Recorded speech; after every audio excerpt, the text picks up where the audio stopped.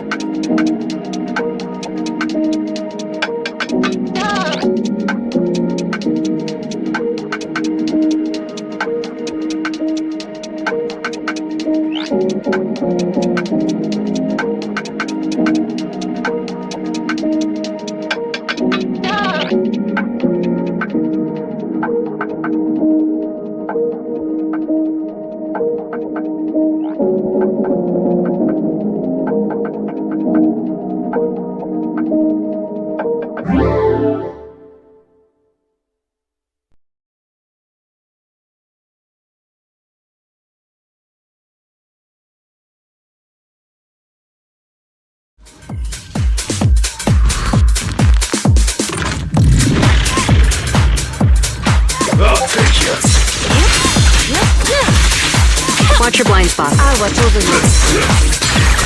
What a nuisance. Sure.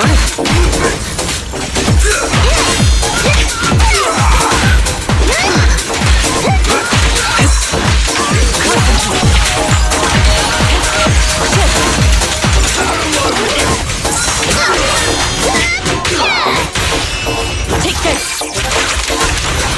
This'll be painless.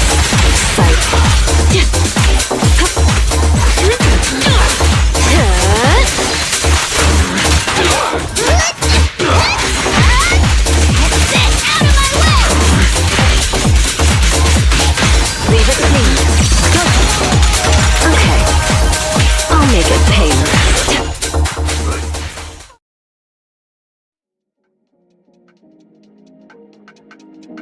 Makini presents Peak Gaming. Press start whenever you're ready.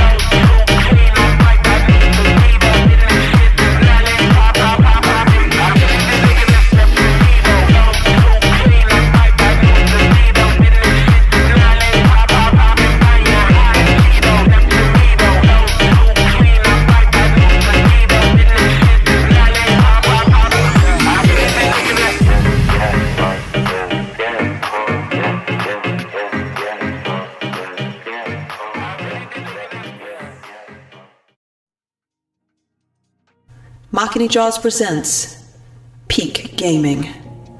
Press start whenever you're ready.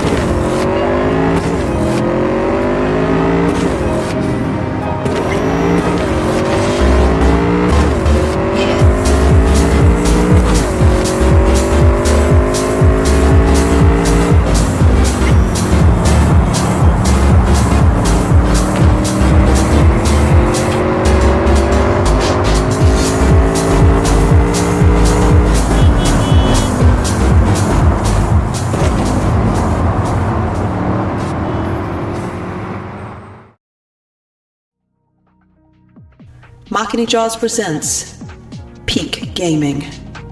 Press start whenever you're ready.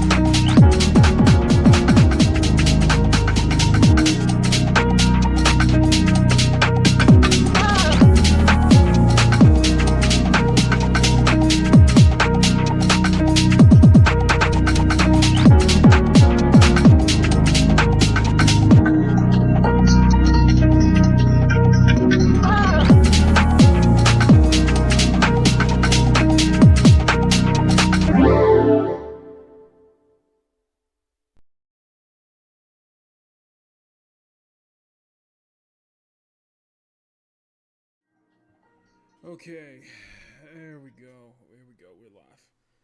We are live. Oh man, we're live. Okay, it has been way too damn long.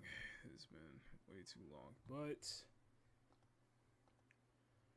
in the better mood.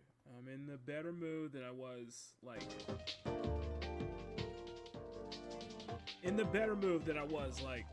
earlier last week. So, anyway, let's get right into it. Good morning, good afternoon, good evening, good night. Game on. My name is Makini, 90 Arts German and Illustrator. I'm back. I am back. Welcome back to episode 21 of Makini Draws Presents Peak Gaming. Yeah, I just did adjust the sound a bit.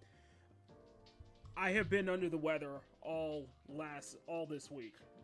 That's what's been happening. I haven't been sore, dry throat, and coughing, and all that stuff. Just, I guess, myself adjusting to the seasonal changes, I guess. I know it probably doesn't sound like my voice is completely back yet, but I am. Sorry, I am feeling better. So I am feeling much better. And I did miss a lot.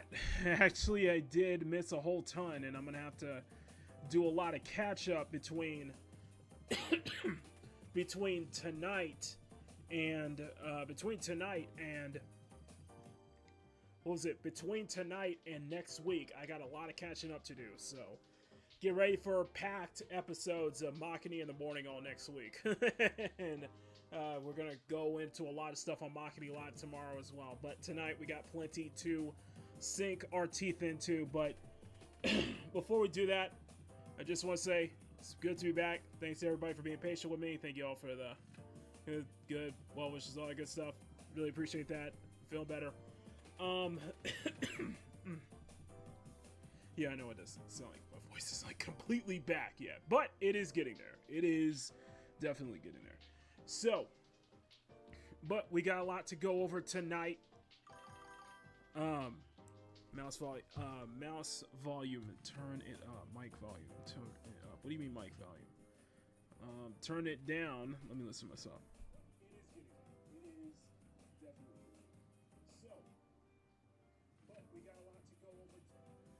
Okay, I just turned my volume up. I don't know how loud I can get, if that solves anything. Just check with me, guys. Check with me. Check. Am I loud and clear? Am I loud and clear? Alright, let me see if I bump that mic up. Okay. There we go. Okay, now I can see that bump that microphone. So from back there, I should be able to take care of that much better. So. Am I loud and clear? Alright, let me see if I bump that mic up. Okay. Okay, it might be a little too loud, but it should be fine. Okay, now. We got a lot to go over. And we have a lot to go over, but before we do that, yeah, thanks again, guys. Thanks for being patient with me.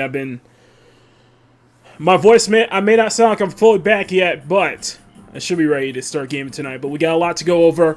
Two big things. We're going to cover the drama behind Hollow Knight Silksong and its absolute success. And it is a success, probably one of the biggest, if not the biggest, successful launch this year.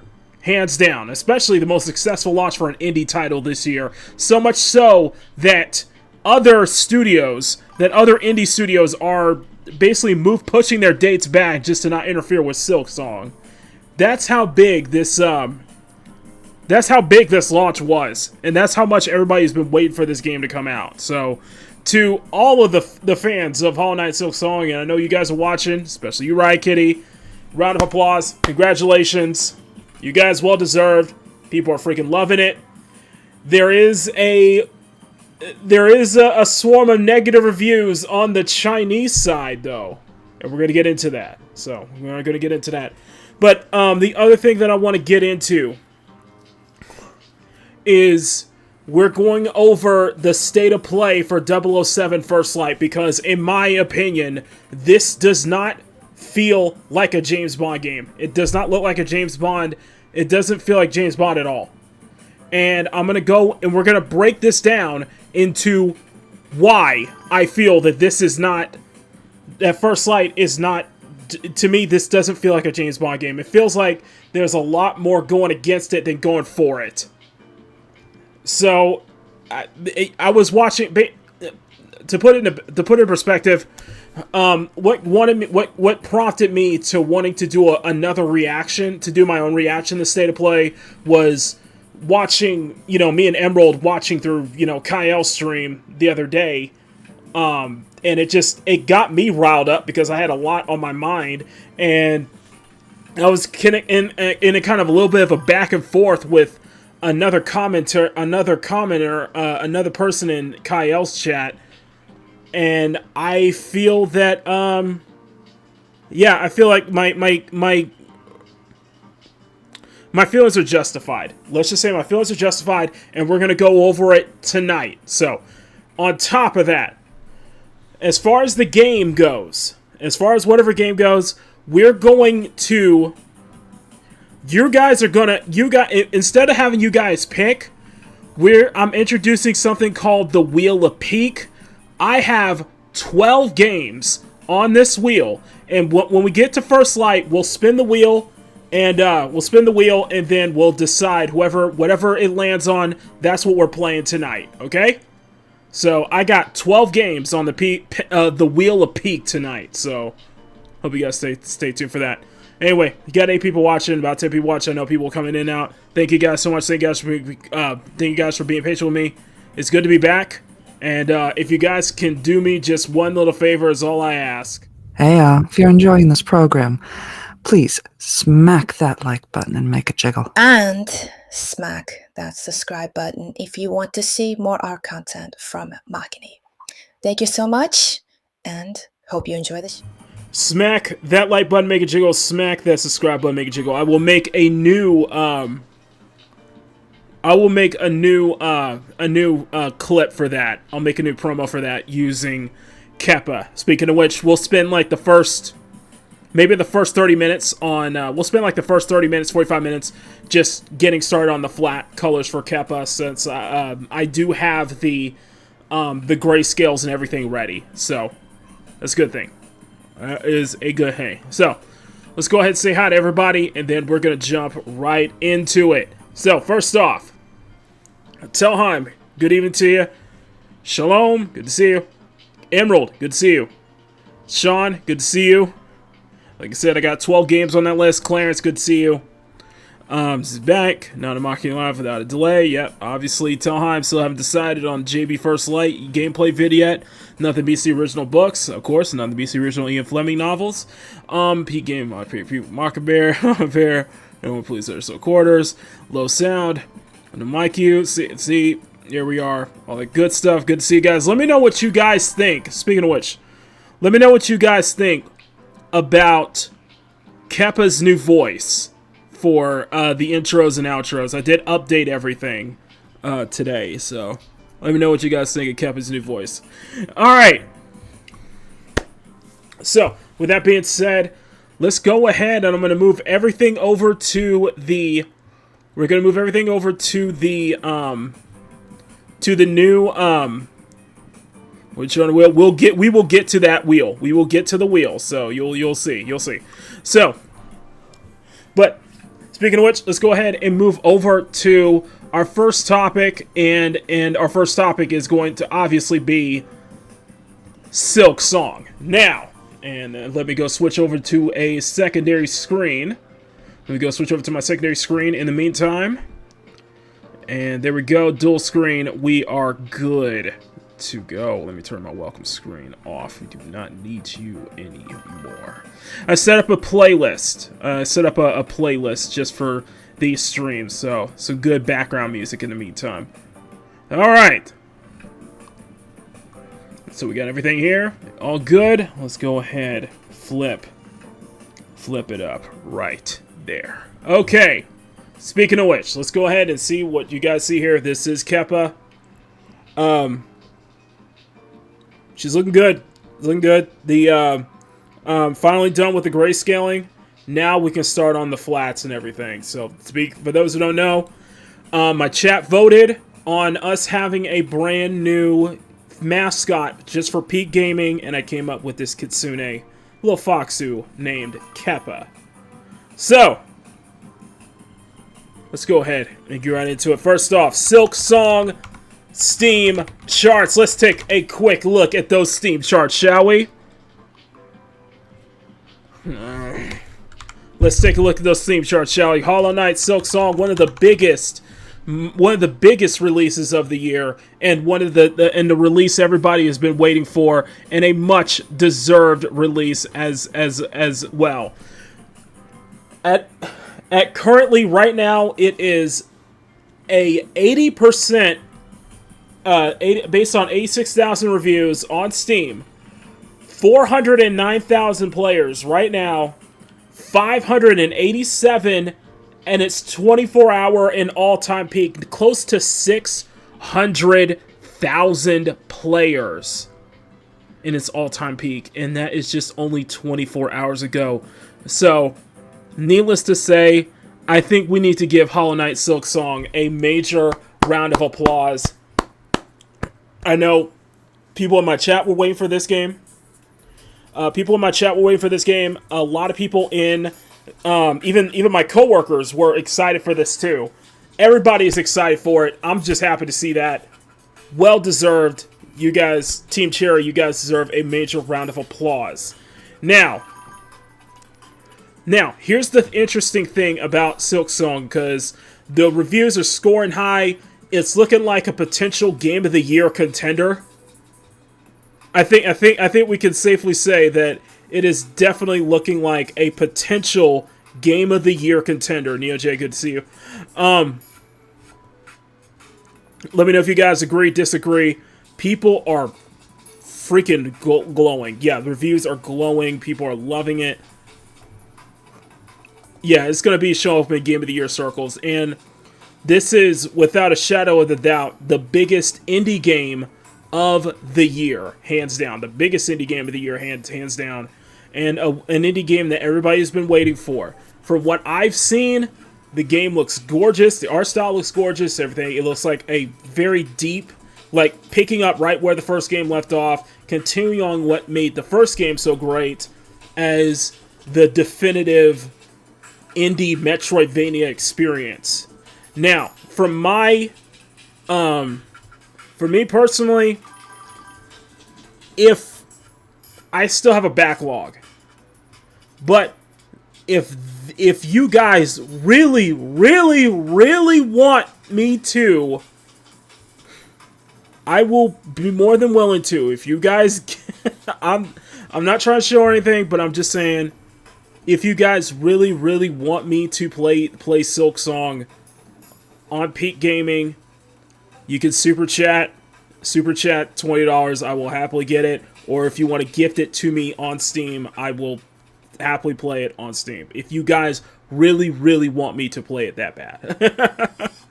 Just to give you a heads up. You guys really want me to play it that bad. But it is doing incredibly well. It is doing incredibly well, and everybody is so happy about this. Everybody is so happy about this. Not entirely, because what happened was that because Silksong became the big game of the year, it became the big indie hit of the year, it has been such a big launch that other indie developers have decided to push the dates back on their titles. Just so they don't want Silksong basically overshadowing them. And we have a couple of posts that were here that really highlight this. And I'm gonna go over a video from Hero Hey. So, who just released it today. So I'll put the link for Hero Hey's video in the chat later. Now, the first one I'm going to bring this up here. This is from Permaband on Twitter. Go ahead and check out Permaband. Give me Bandhammer on Twitter. I feel like ranting about this. You can tell me if I'm wrong about this. Maybe it's just me, but I find it very stupid that. Sorry, I'm just getting my reference. I need to get my references up real quick. Just 1 second. Okay, I find it very. I find it very stupid that so many indie devs and game journalists are attacking Hollow Knight Silksong devs for announcing the game's release 2 weeks in advance instead of longer, charging players for $20. Here's the thing, that's the reason why Hollow Knight Silksong is such a major success. Another reason why Hollow Knight Silksong is such a major success is the fact that the game is being released at only $20 on Steam. On Steam, it is only $20. It is being released at the same price as a PlayStation 2 Greatest Hits title. As a PS2 Greatest Hits title back in the day. If you guys remember the Greatest Hits line for PlayStation 2, they did the same thing where those games were released under $20. Another game that this reminds me so much of another game that was released for $20 and got such a big success was NFL, ESPN, NFL 2K5. So, this one's a little deep cut if you guys don't remember. So, NFL 2K5 was released at $20, while Madden 2005 at the time was released at a full $40, I think, $50. And the thing is, NFL 2K5, game did so incredibly well that EA decided we're just going to buy out the NFL license for the next 20 years. That means that nobody else can make another simulation-style NFL game except for us. That's what it reminds me of. But releasing a game at that, in my humble opinion, I think releasing a game at that price point, especially releasing an indie title at that price point, I think that's a good thing, man.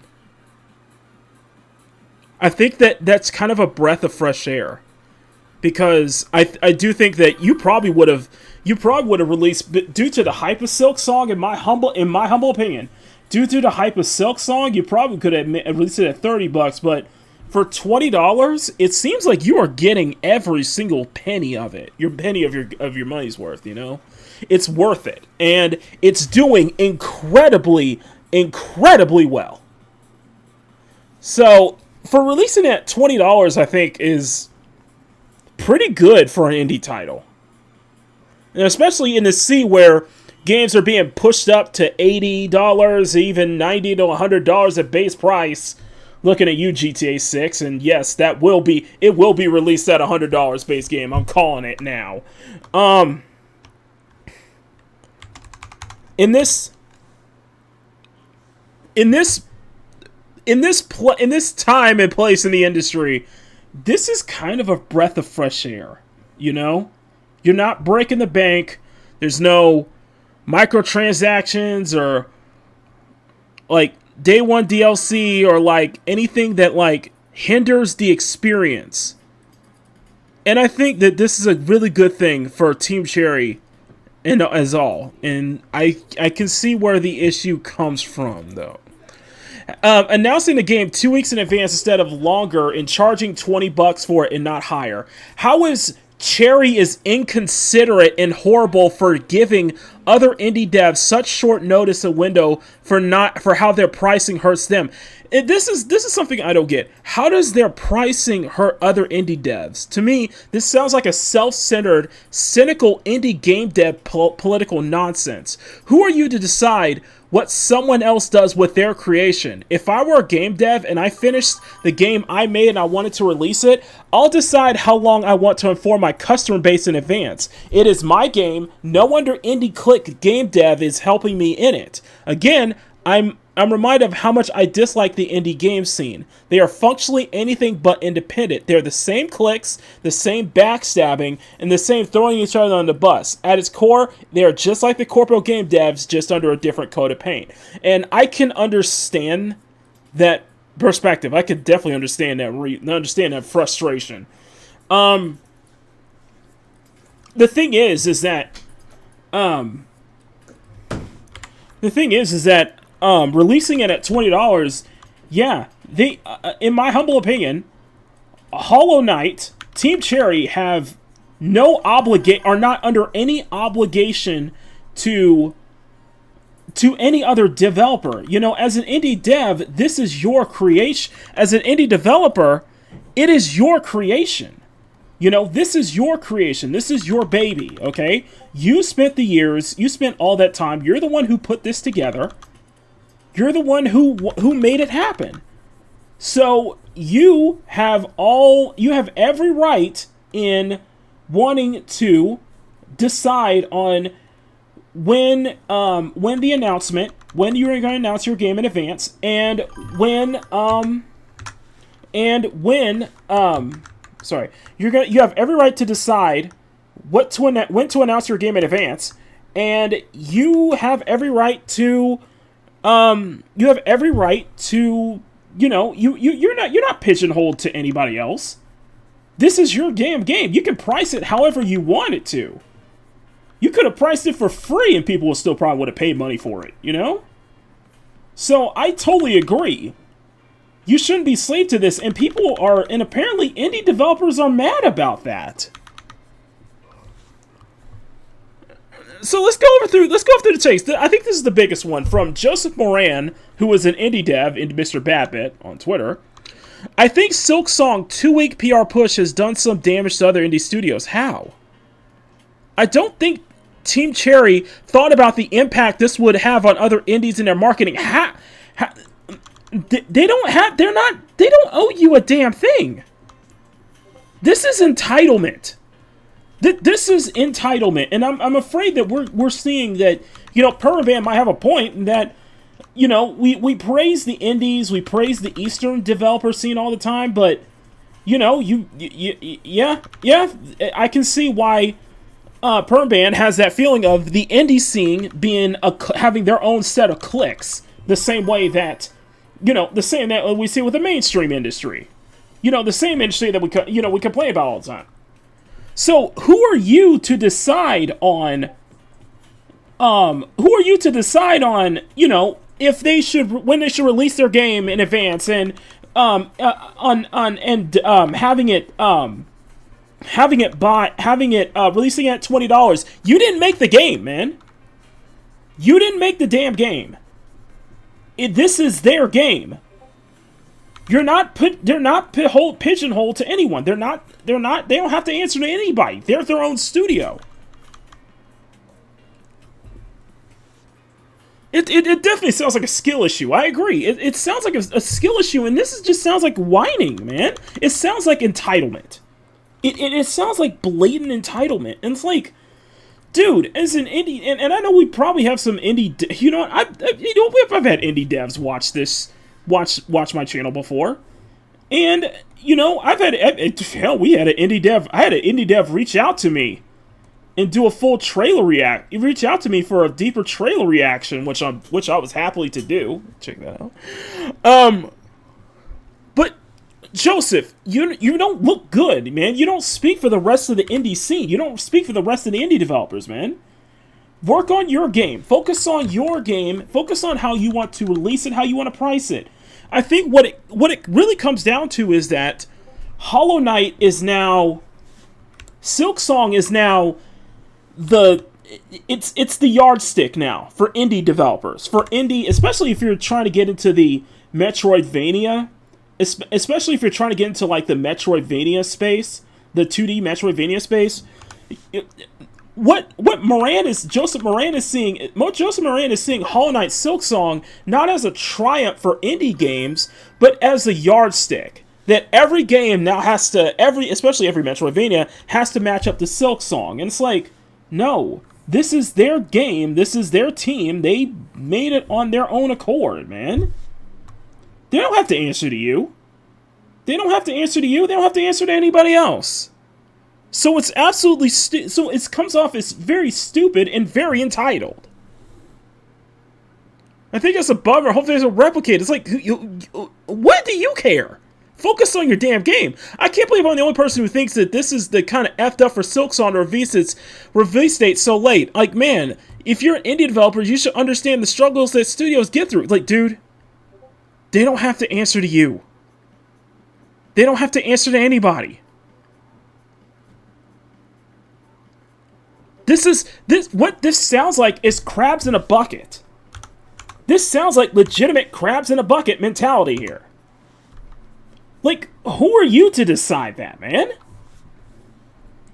It's a bummer for other devs. Like, dude, if I was an indie dev right now, I'd be happy. I would be happy. I would be happy to see Silksong release it in such a big way and get that big success, because everybody has been waiting years for this, man. They built, and the thing is, Silksong, they built that hype. They built that hype on the first game. The first game, they built that hype on their own, you know? Through the success of their game. They let Hollow Knight do the talking. Because Hollow Knight is one of those indie darlings now. It is one of those indie darlings. You can't deny that.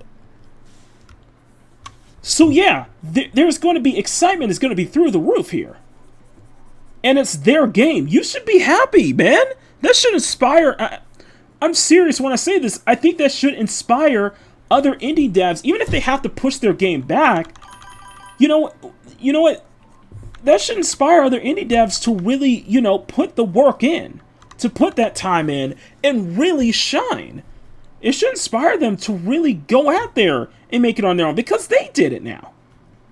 But this sounds like crabs in a bucket. By the way, Team Cherry absolutely had the responsibility. They not giving a heads-up release on Silksong and accommodating, and this is on Blue Sky, of course. Art isn't made in a vacuum. As indie devs, they have absolutely should know how hard it is for other indie devs to be visible. They don't have to answer to anybody. They don't have a responsibility to you. They don't have a responsibility to anybody. This is their game, man. This is their art. They want to make it. Yeah, man, this something sound like a shit. This reminded me too much of like. It's reminded me too much of like what Comicsgate was, Kind of reminds me of that, man. I'm like, dude, this is their game, man. You didn't make the game, so you don't get to say that. You don't get to decide that. It's a clique. It sounds like there's a clique going on in the indie scene.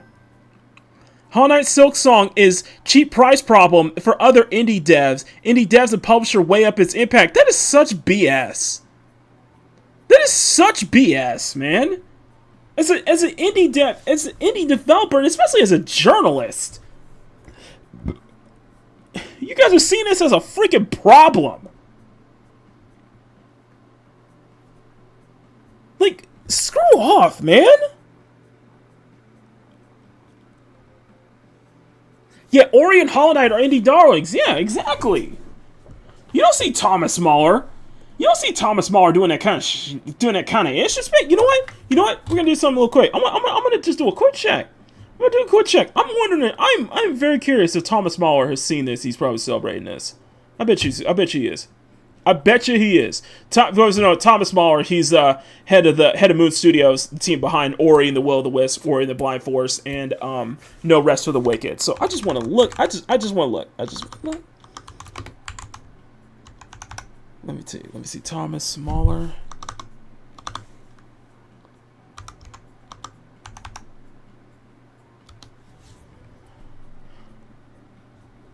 I want to see Thomas Mahler.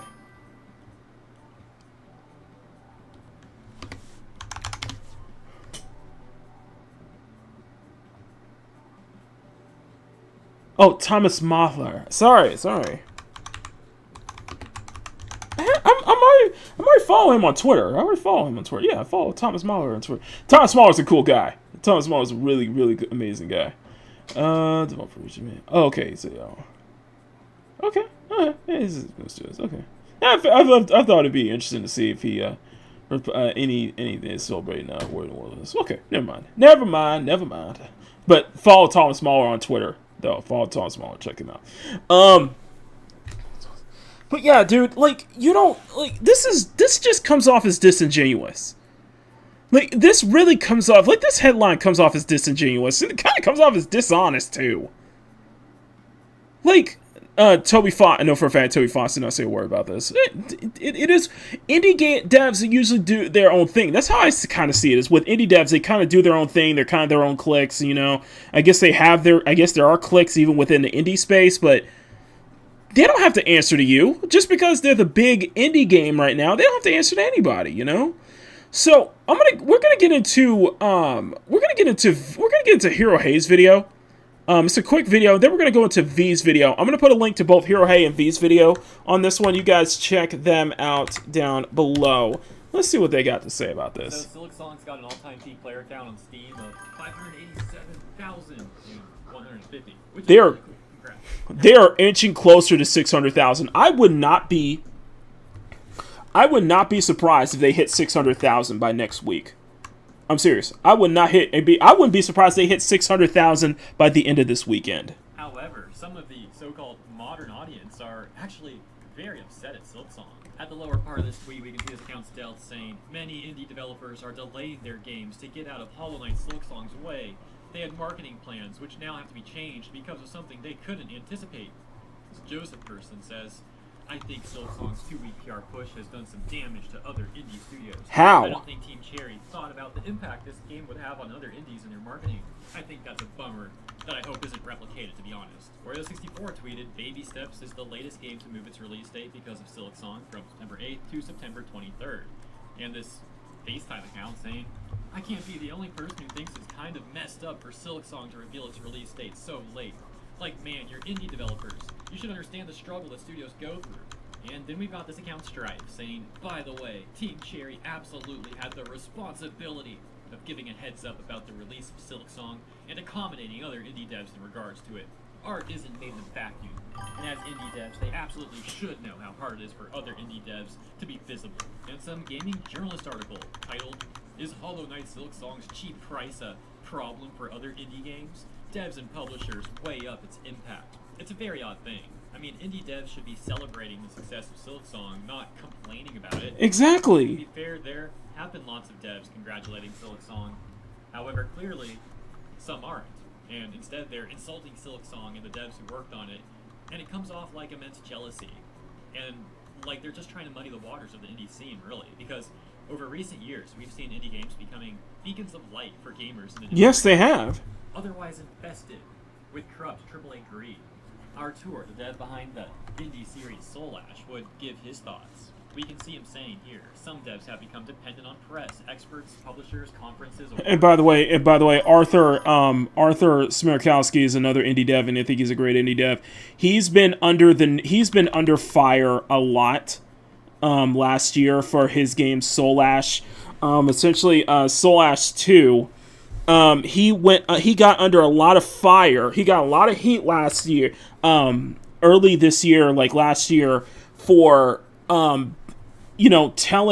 saying that, because I forgot what his game is, Soul Ash 2 is about, but Soul Ash 2 features generational, features generations. You can start a family and you can raise a generation of families. You know what I mean? And he got a lot of under fire for his beliefs in that,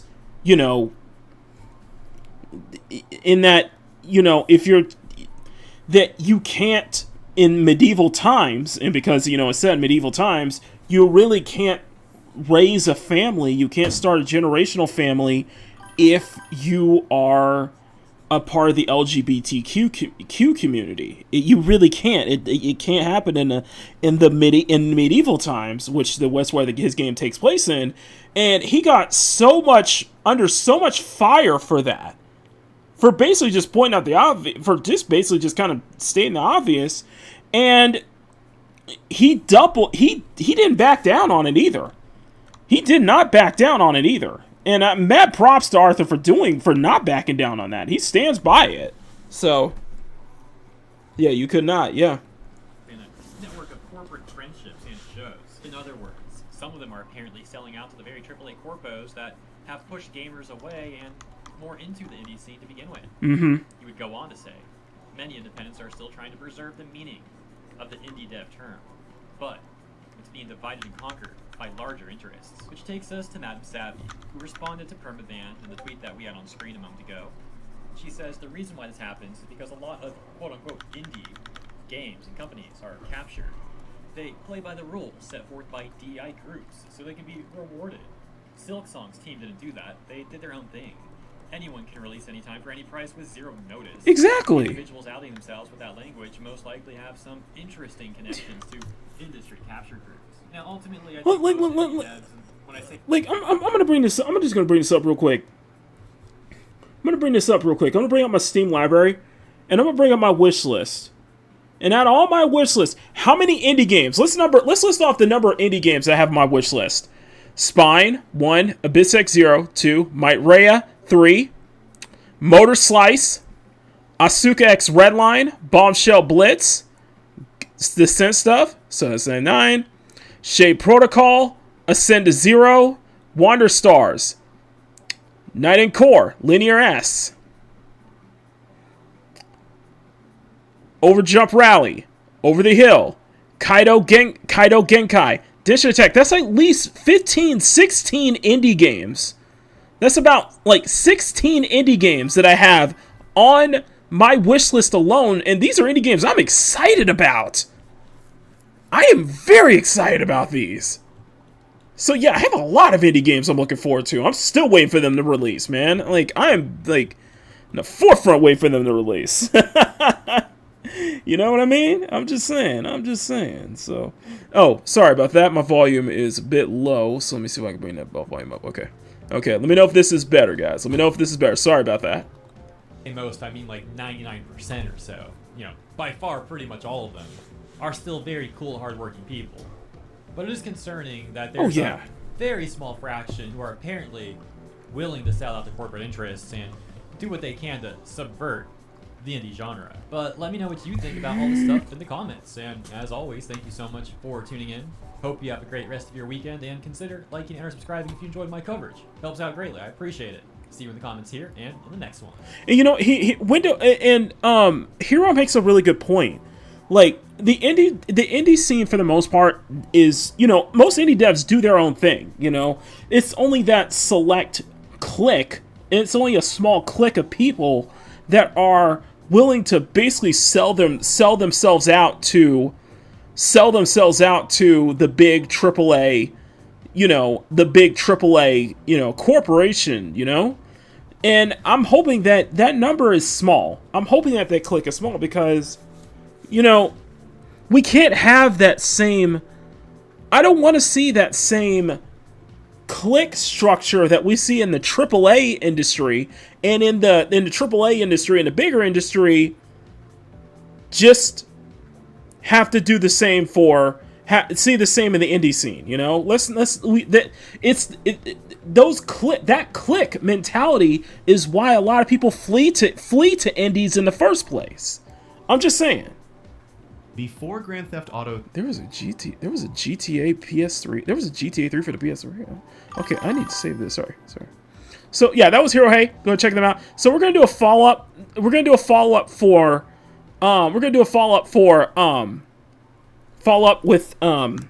with V, Lack of Entertainment. I'm gonna put a link to his chat. I'm just gonna check him out. Check out Lack of Entertainment. Let's go see. Now, if you're unaware, the Game of the Year just dropped. It's called Silk Song, and I'm calling it Game of the Year based on objective observations. Yeah. I think objectively, and especially with the reaction to this, you can look at Silk Song as true Game of the Year material. Like, I think objectively, this is Game of the Year material, straight up. Of people playing it, the amount of people that are happy and enjoying it, except for the Chinese, obviously. My understanding is that they messed up the translation, so that they do. Oh, that's why. But either than that, no. Like, most people are happy, and this game not only almost broke Steam, but it also humiliated not only the AAA industry in the West, but also all the intellectuals, all the mortal people, all the mortal busybodies for the last decade or so have been absolutely humiliated by a side-scrolling game. Yep. And so, like, what do I mean by this? Well, in the West for the last decade, there was a mentality on how good people create video games, and if you didn't follow it, you are a bigot, a disgusting person, right? And so, like, good people have diversity in their company. Good people, they view fellow devs as part of the community. Good people always talk about social justice, inequality, and all the other nonsense on Twitter. Good people, they give their CD keys and pre-rendered copy of the game for the journalists to play and have their thing. Mm-hmm. And so this game does literally the opposite. Apparently, it's made out of 3 white dudes that were chastised by Reddit when the developer, a couple of years ago, pitched his original content on Reddit and asked people, hey, do you think this will sell? He was told that absolutely not. 2D side-scroller garbage. No one will buy it. It's shovelware. Steam is filled with that. Apparently, he did it. Wait, what? Last year, my best friend quit his full-time job to chase his dream. Fully-fledged video game, and it looks beyond amazing. I'm sure it's a fine game, but the market is saturated with side-scrolling platformers. Unless we get help. Another indie 2D side-scroller, because we don't have enough of those. More cartoony, 2D platformer. Okay. Take that advice and decided to create this game company anyway. First game sold pretty well. This game is a killer. He's working with 2 other white dudes, right? Like, no diversity. Already, this is a sin. It has been ingrained into the mind of the public that it's somehow... That's one of my... That's one of Kyle's favorite tweets too. If you look at the top left corner, that's from Kotaku's Jason Schreier, or Bloomberg's Jason Schreier. That's from Jason Schreier, who did make that point where, you know, it's pretty wild that in 2021 that a new game studio looks like this and it's a team full of white guys.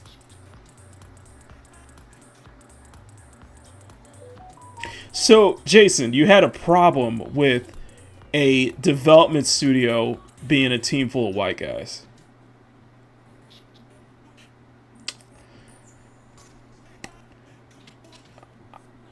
I'm not gonna call you a racist, but that does sound kind of racist. But also, since we're bringing up the topic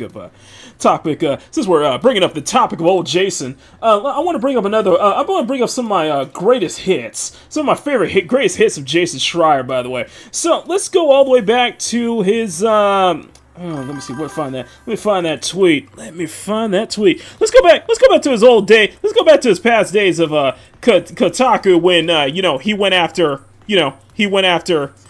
Dragon's Crown back in the day, but he's also pleased with the art direction of this. Yeah, that Jason Schreier. Also, here's another one of my personal favorite ones from Jason. Back when Dragon Age the Veilguard happened last year. Let me say this. Get woke, go bro, top of the charts. There's no way you genuinely like this turd. I don't like the game very much. I just like seeing you chuds get dunked on. Hey, Jason. Question. Jason, just go question. Why did you delete the tweet? I just want to ask an honest question. Why did you delete that tweet?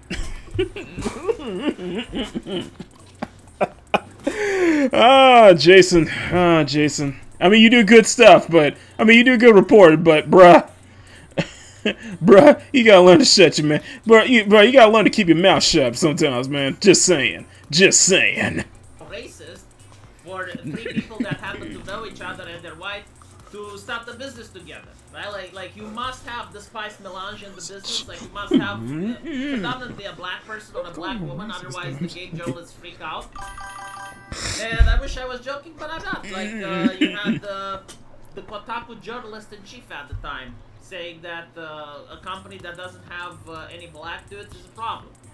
It's problematic, with companies that have only black dudes or companies that only have Asians or anything like that. That's fine. No. Jason's totally fine with that. Jason had a problem with the. Jason had a problem with the whole. Jason had a problem with the whole. A studio full of white dads. But when it's the other way around, say I don't know. I don't know. Say something like a Danny Lalonde here. Oh, he would totally be fine with this, though. He would totally be fine with this, though.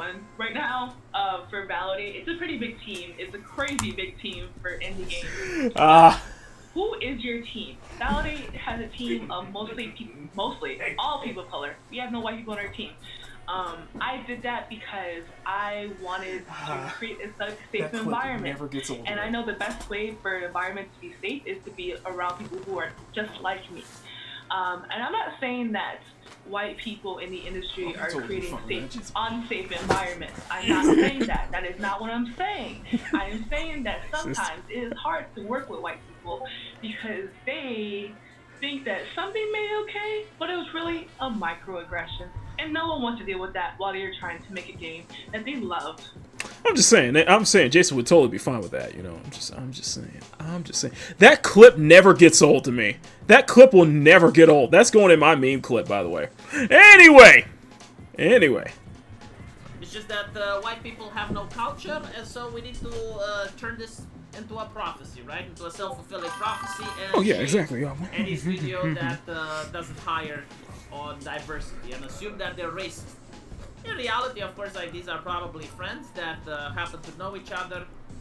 Yeah. Started the gaming company, absolutely nothing. That's how wrong Click with that. started, you know. That's how. That's how. There's no reason, like there's no plus or minus to it. No, it's just a group of friends. Most That's how I see it. people wouldn't have even noticed if the journalist wouldn't have brought it up. But again, going back to the original sins, right? So they don't have diversity.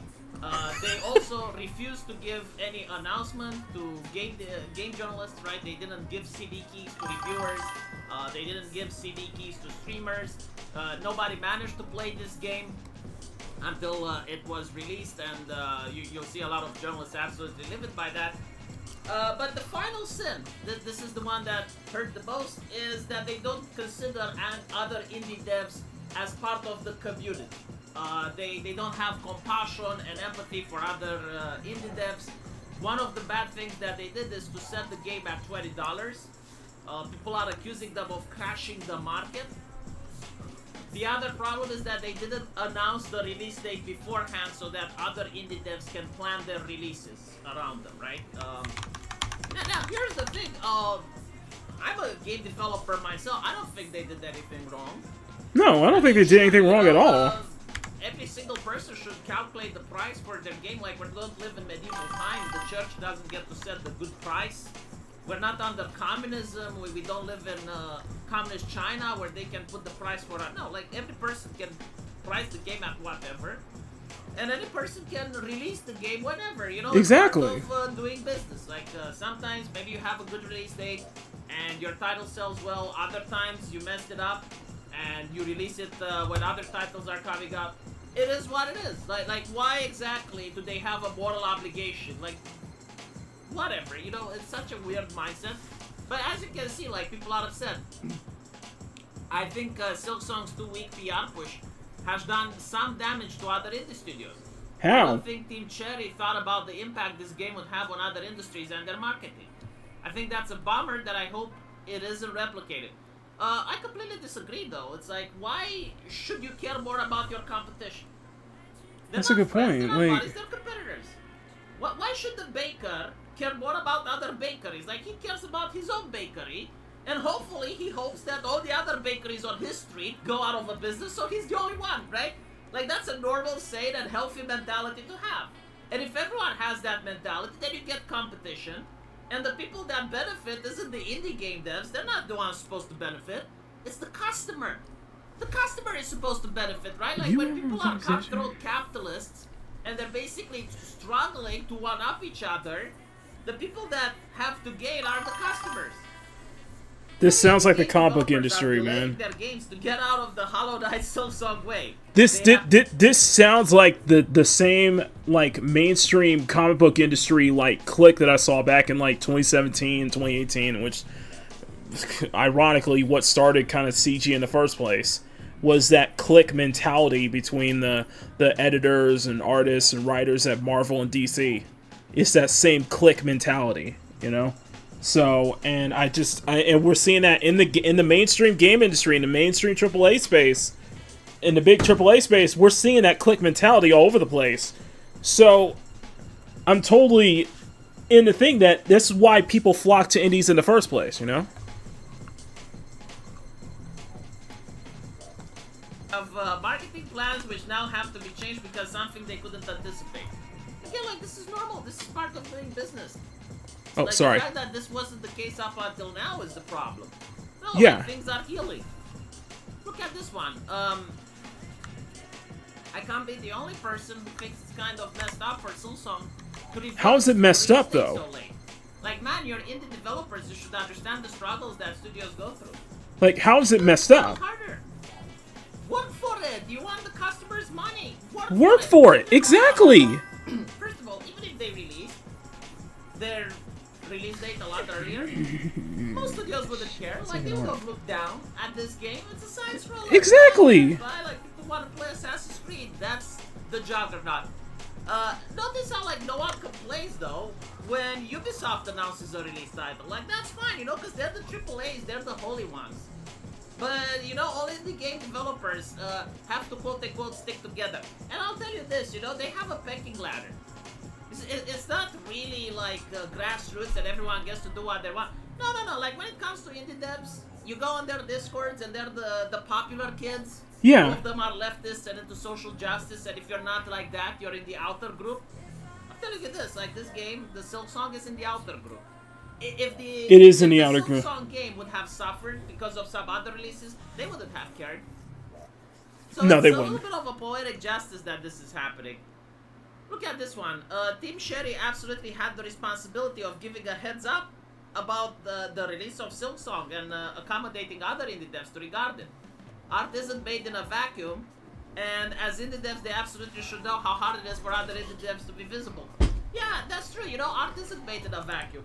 Customers benefit from competition. Now, if you're unaware, the game of the made in-house. Customers benefit from competition.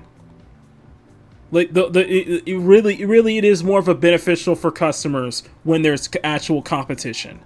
The misery of his soul into his art. So, if anything, Silksong is doing us all a favor. Hollow Knight Silksong's cheap price, a problem for other indie game devs and publishers, weighed up its impact. Well, I'll tell you why it's a problem. If you want the rich, vibrant diversity, you need to hire the plump HR lady. Unfortunately, the plump HR lady eats a lot. And in order for her to fulfill her lifestyle, she requires a lot of cash from the company. And you can't sell the game with $20 when you have the plump HR lady. And then you need to have like proofreaders, and you need to have like expensive voice actors, and you need to get like all these people into the production. And that's the bloat. That's why video games cost $120 in an era where you can make a game like a side-scroller that's popular and sells. Seriously though, the more I think about it, the more I realize that video games that came up 15 years ago were much better than the games we have today. They had a lot more passion in them. And they also had I guess a time period where you couldn't really buy things pre-made. Like, everything was made in-house. The engine was made in-house. All of the assets were made with the studio. Nowadays, you can literally just buy stuff in bulk, right? Like, you can use the Unity engine, you can use the Unreal engine, so like your company doesn't need to develop an engine if you want to make a game. And secondly, you can actually go and buy assets and then have an artist tinker with them a little bit, and voila. So it should be cheaper now to make a game. You should actually have less people to make a game. And yet, for some reason, video games go all the way up to $120. Like, they hire an army of people, and maybe the expression that too many chefs ruin the dish can definitely apply here. Anyway, right, let me know what you guys think. And I think that's a good Enjoy the point. And hopefully enjoy the game as well. Thank you. I think that's a good point. Like, with the indie scene, with technology kind of like advancing so far ahead, you know, and everybody's being able to make a game now. Everybody's able to make a game now. You know, why not make you know, what I'm saying is, we're at a time now where it's like literally anybody can now be a game developer with the right tools, with the right knowledge. You can learn that, but yet everything is getting more expensive. And yet games are getting more expensive, budgets are getting higher, and such like that. It's a weird thing where more and more I see myself advocating for for that mindset that we saw back in the 6th gen, the 6th and 7th gen, where, yeah, there was no universal engine to work with back during like the PS2 and during the PS2, Xbox, and GameCube era. You know, there really was no universal, and Wii era, there was no like universal, universal engine. There is not, universal engine that people could just grab in. People had to make their own engines, at some point, But now that everybody's, running in Unreal Engine 5, Unity, all that stuff, and technology seems to be much more easier to where everybody can be able to be a game if they have the dedication, and it requires a lot of dedication. You can go out there and strike out on your own and try to be a dev. But now it's just like we're seeing this, like, cliques are being, hopefully this is no more cliques like this, but yeah, cliques are being formed.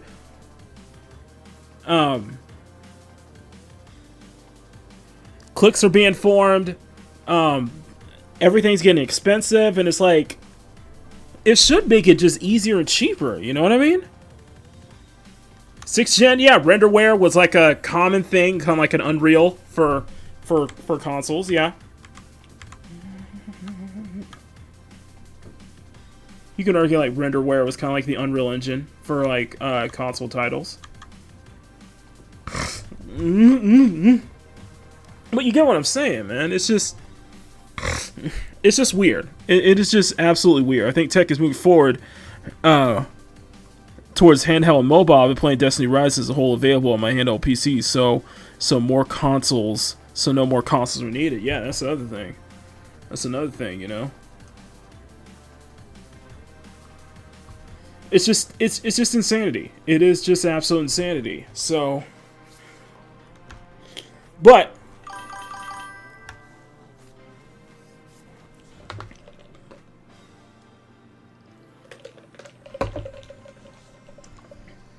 the thing is now, what we're looking at right now with the, misrender is like, yeah, it's just what we're looking at right now. It's just so weird. And I think like, wait a minute. You guys should be, everybody should be celebrating. Indie, this is a big win. Like, Hollow Knight Silk Songs, this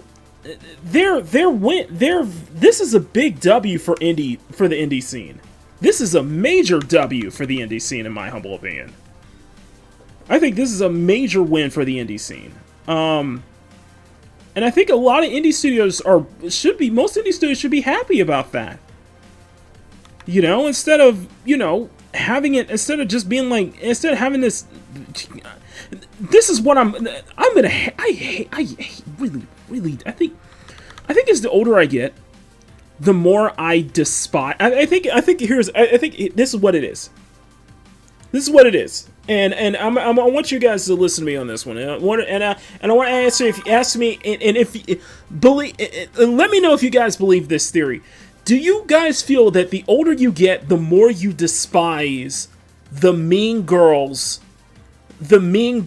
kind of clique, and the indie, the AAA scene, the mainstream AAA scene is already a sort of a pseudo Mean Girls like clique going on, sort of like a Mean Girls clique. I'd hate to be at the indie scene ends up being the same kind of thing where you can't, where it's like now they have to dictate, people have to dictate on what game gets allowed to be made, especially in the indie side. I despise that Mean Girls. I despise it. And I think a lot of people do despise it as time goes on. I'm like, dude, competition. Understand that competition. And I think this is something the industry needs to understand. And I think it is something that everybody needs to understand. It is beneficial for, and I mean this, I think it's beneficial for customers. And I think it's beneficial in the long run when we have competition. I think it's beneficial for everybody in the long run. You get something to fight, you get something to strive for, honestly. And I feel like, and I know most devs are probably looking at this and just very celebrated, very happy about the success of Hollow Knight Silk Song. But I'm just saying, to the cliques who are just like, oh, this is hurting, this is having a negative effect on indie devs, having these lower prices and such like that. You need to understand that this should light a fire. The success of Hollow Knight Silk Song, to these specific people who are complaining about Silk Song's success, this should light a fire under you, man. This should light a fire under you to be like, man, I want to make, now I'm more passionate about the game I want to make. And I'm so happy for these guys. And you know what? I want to do the same. I'm going to do the same. We're going to, with this game I'm working on, we're going to be in the lab, and we're going to make sure everything, we get it right. Make sure it's something that everybody loves. And you know what? Have that competition. See, that's competition. That pushes you. The competition pushes each other. Okay? Competitions pushes each other's, and everybody gets benefit. Everybody benefits in the process. That's how I see it. Okay, that's how I see it. The industry becomes stagnant. The industry becomes stale. You lose that creativity when you don't have that competition. When you let developers, let people make the stuff they want to make. You know, I'm kind of seeing parallels to what's going on with censorship, with what's going on with like Collective Shout and all the Steam and itch.io. And by the way, now adult games on Steam and itch.io, they can't go early access. So if you're making an adult game on Steam, you can't release it early access now. It's crazy, man. It is absolutely crazy right now. I don't know, man. I don't know. Maybe I'm just naive in my old ways, you know? Maybe I'm just naive in CSS Studios. James by himself, I know. Maybe I'm just naive in my old ways. I don't know. But, come on, man. Y'all should be happy. Y'all should be inspired. Gay Studios. Good God, man. Jesus Christ. Sorry, I went off on a little tangent there, but come on now.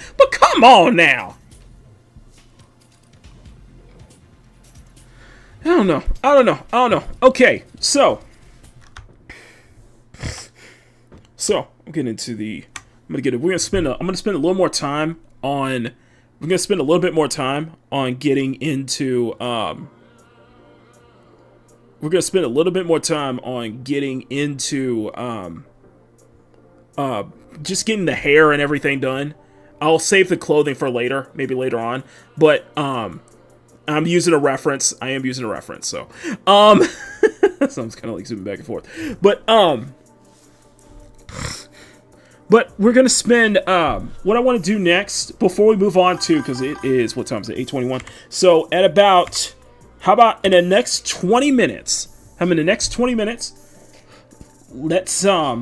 in the next 20 minutes, we'll get into 007, and then we'll decide what the wheel of our wheel of gaming should be. You know, the wheel of our wheel of the wheel of peak. You know, what should we be for our game tonight? I do want to go over a quick topic on Crystal Dynamics. They have lost. They did suffer a round of layoffs. And of course, we're going to get into this tomorrow on Makini Live with the Phoebe Waller-Bridge having what's her name, Sophie Turner, take over as Lara Croft in her live action Tomb Raider series. Crystal Dynamics has been. I can't trust Crystal Dynamics, man. I don't think anybody can.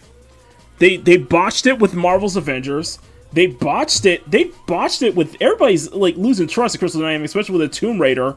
Especially with, you know, with their playing Tomb Raider, and people are scared shitless regarding Tomb Raider fans are scared shitless over what the next iteration of Tomb Raider is going to be. And well, let's not forget, you know, Crystal Dynamics worked with the Coalition on Perfect Dark, which, by the way, they tried to revive. They tried to eternally revive the Perfect Dark, the Coalition's Perfect Dark reboot, and yeah, that got shut down by Microsoft. Listen, I'm gonna put it this way, and I'm gonna go off on a rant here when it comes to Perfect Dark. You had a vertical slice, and you know what I'm gonna do? You know what we're gonna play the trailer. I'm gonna play that old Perfect Dark trailer. We're gonna play the old Perfect Dark trailer. This was a vertical slice. And I say that as a vertical slice because that's what it ended up being the whole time. It was a vertical slice that you find out later amidst the layoffs and the shutdown of not only this studio, but the Coalition, but not only the Coalition, but the Perfect Dark reboot. What you find out is that in terms of what we saw at the Xbox Team Showcase last year, that was only 98% of that trailer was fake. 98% of that trailer was fake. Okay? Only 2% was actual real, like, it was a vertical slice. And I've said my piece on Perfect Dark. I've said a piece again. And they were trying to revive it. No. Not with that face. Okay? Not with that face. And to find that this was a disaster behind the scenes, it's just like, yeah, it's not surprising, man. Pie Flinger, most things are left in the past. Yeah, I saw a video how Crystal Dynamics screwed over Core Design, which Core made a faithful recreation of Tomb Raider 1. They had a history of being pretty against Core Design. They've been against the freaking reboot. They were not the reboot. They were against the remasters, man. So, I guess you could say my sympathy with Crystal Dynamics ensuring these layoffs, it's like, some of this feels self-inflicted. I'm going to be honest with you. Some of it feels very self-inflicted. It really, really does. And especially considering their freaking track history. Considering this is not the same Crystal Dynamics. And I suspect that the whatever their next kind of iteration of Tomb Raider is going to fall flat on their ass.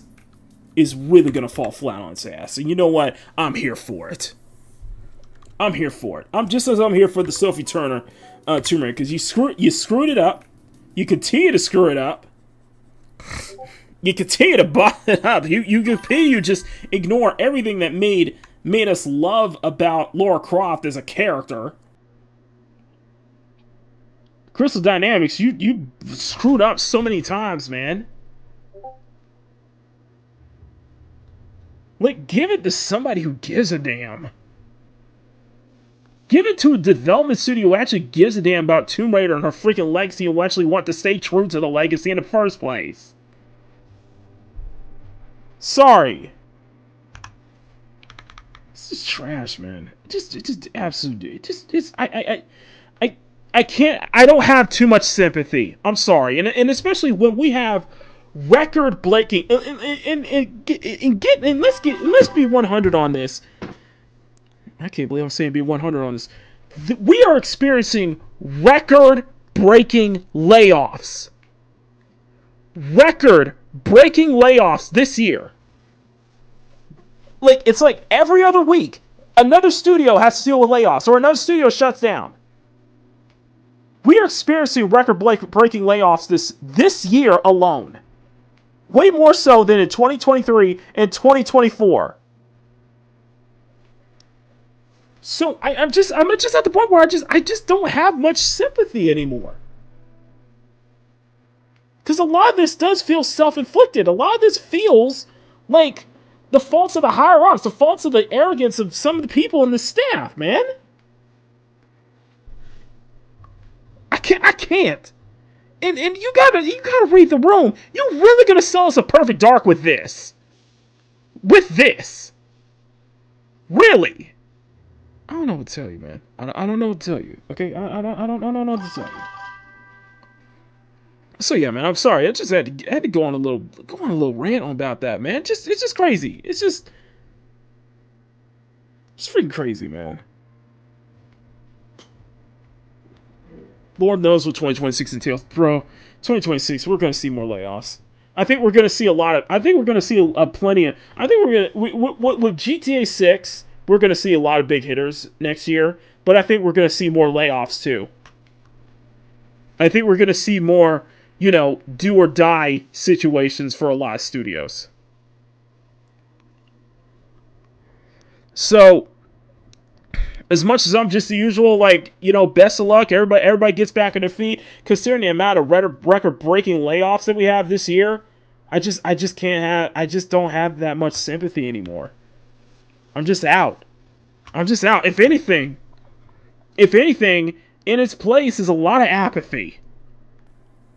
I'm being honest with you. In its place is definitely some apathy. You know, you can't have empathy in the age of apathy, man. I'm just saying.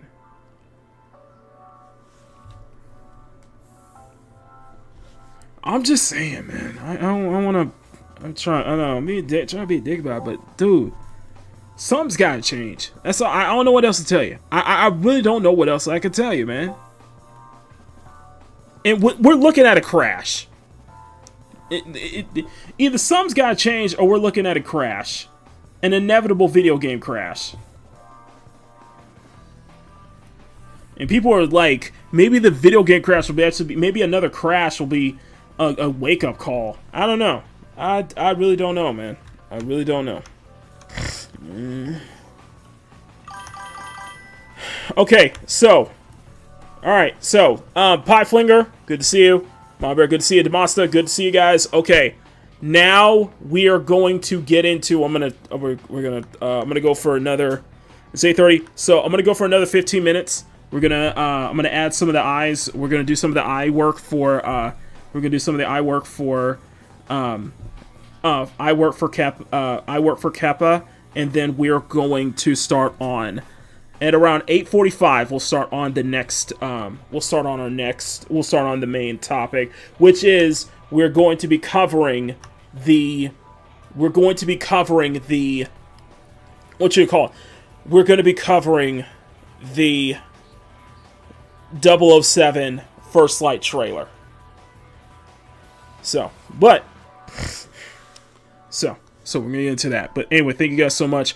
Riot Kitty, good to see you. Riot Kitty, let me know if you guys have played Silk Song, by the way. If you guys have already played Hollow Knight Silk Song, let me know your thoughts on it. For those who are just jumping in, we just covered the Hollow Knight Silk Song hoopla.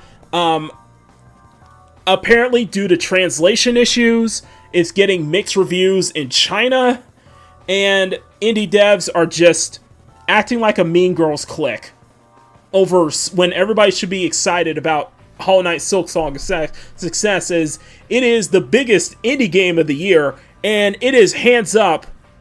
Sick and strong guitar, no problem. And it is game of the year material. It is hands down game of the year material. So, but to give you guys a heads up, the reviews are rave reviews, very positive, especially on Steam. Steam player count is close to 600,000. And like I said, I wouldn't be surprised if it breaks 600,000 before the end of this weekend.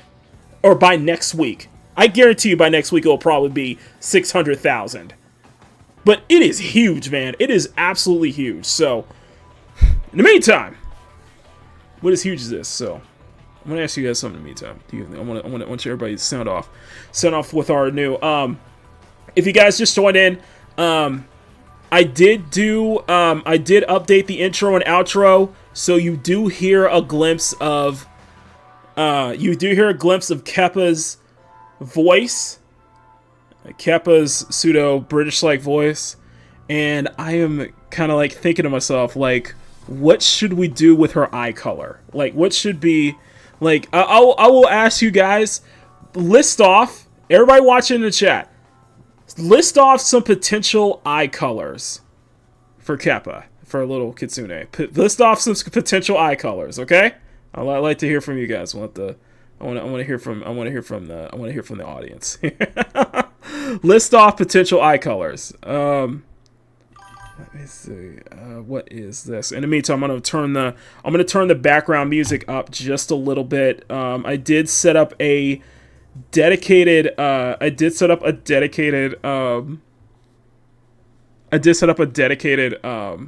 playlist just for Peak Gaming. So really cool stuff. Let me turn on just a little bit. So red. Awesome One's like so rad. That is I totally agree. That is definitely a so rad kind of thing. In fact, I'm amazing. And my stuff is not loading. 1 second. There we go. Gold. Ooh, I like gold. I like gold. I like the gold. I like gold. I like the idea of gold though. That's a good one. Like her hair is supposed to be strawberry blonde. Like I think we all kind of agreed that her hair is supposed to be more of a like a strawberry blonde. So blonde.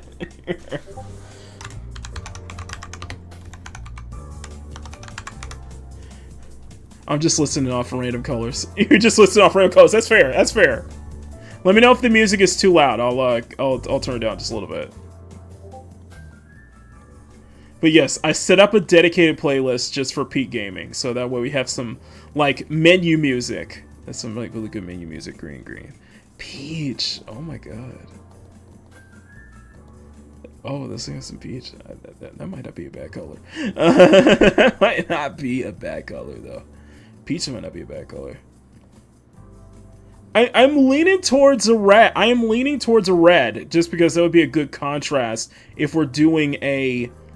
I'm kind of leaning towards red because that would be a good contrast to the peach / like strawberry blonde that we all kind of wanted to go for.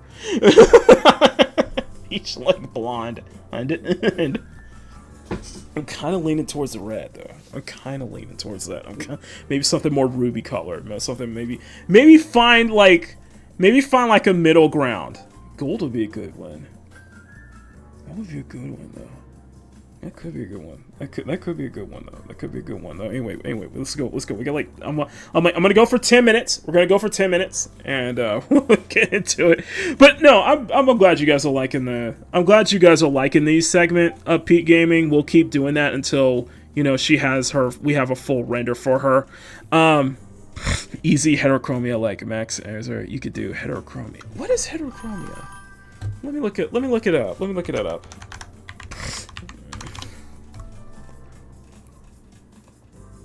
Oh, two eye. Oh, you mean two eye colors, basically.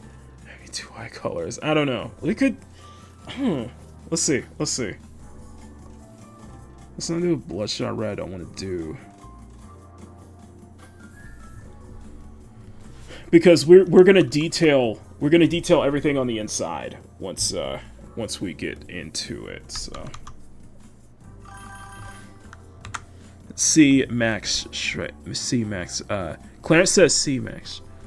Shredder. Okay, let me look that. I'm looking that up right now.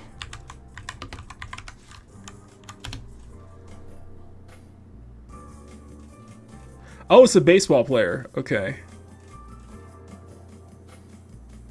Oh, he has two eye colors. Oh. That's crazy. That's like so rare though. Isn't that rare for somebody to end up having like two eye colors? That is so rare. I don't know. That is so freaking rare. That is really cool though. That's crazy. It's like, dude, you freaking grew up with two eye colors, man. Two eye colors. That has to be rare. It's such a rare occurrence for that to happen though. I'm serious. That's got to be a rare thing.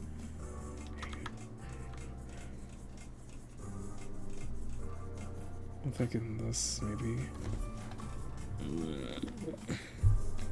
Any two eye colors is fun.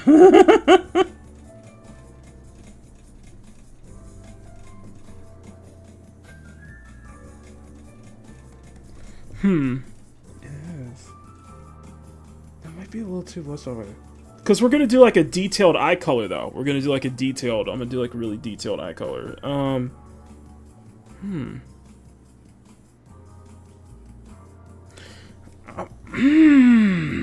You know what?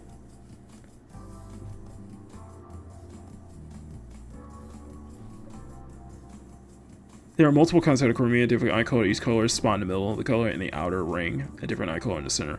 Oh yeah, we could do like a multiple tints. We could do like a multiple tint, like a detailed, have very detailed, like what you see with Rupee's eye here. But I didn't even think about that because I don't do green. I don't do green as much. And green is... you know what? You know what? This might be me simping. It might be me, like, you know, simping. I'm just saying, green is a very pretty eye color. Green is a very pretty eye color. I'm just saying. I'm just saying. That's just me. That's just me.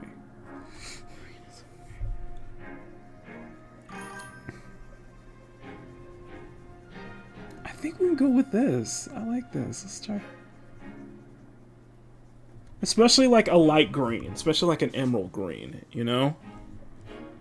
I'm just saying. I'm just saying. You could do gold to green. Green with a goldish tint. That could work. That could totally work.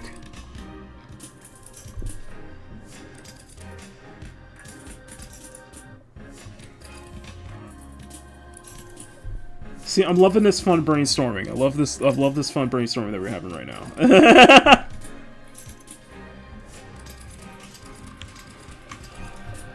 Okay.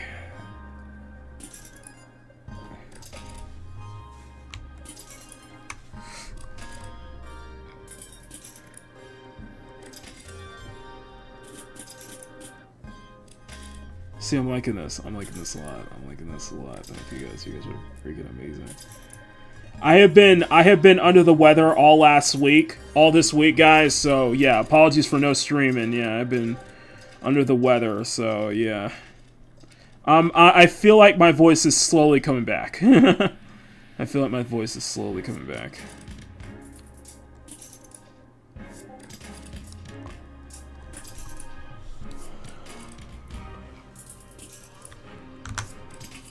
Okay, so we gotta do that. We gotta do that peach eye color though. I want to get that peach.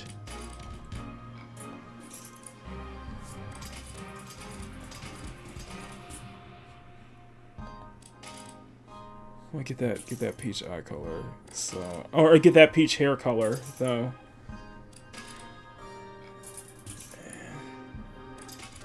So let's turn off the shading. Let's turn off the shading.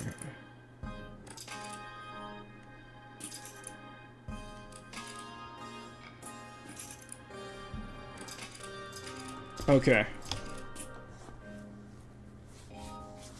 Let's focus on getting here. Okay. Alright, so I wanna grab, there's a hair color I want. It's a, I know we want to go for more strawberry, but I want to get this.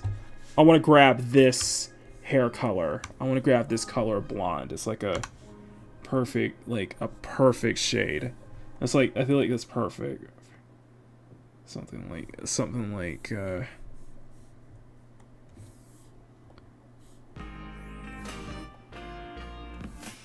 that, you know. Okay. So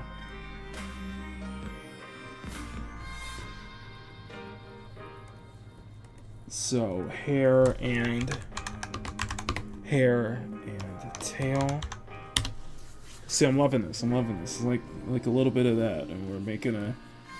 So for those who are just joining in, for those who know what I'm doing here, is I asked my chat 2 weeks ago, and they voted on me making a new mascot just for Peak Gaming. So this is Kepa, which is Kepa, which is an obvious anagram for Peak. So on the word Peak, it's an obvious play on the word Peak. So Kepa, which is.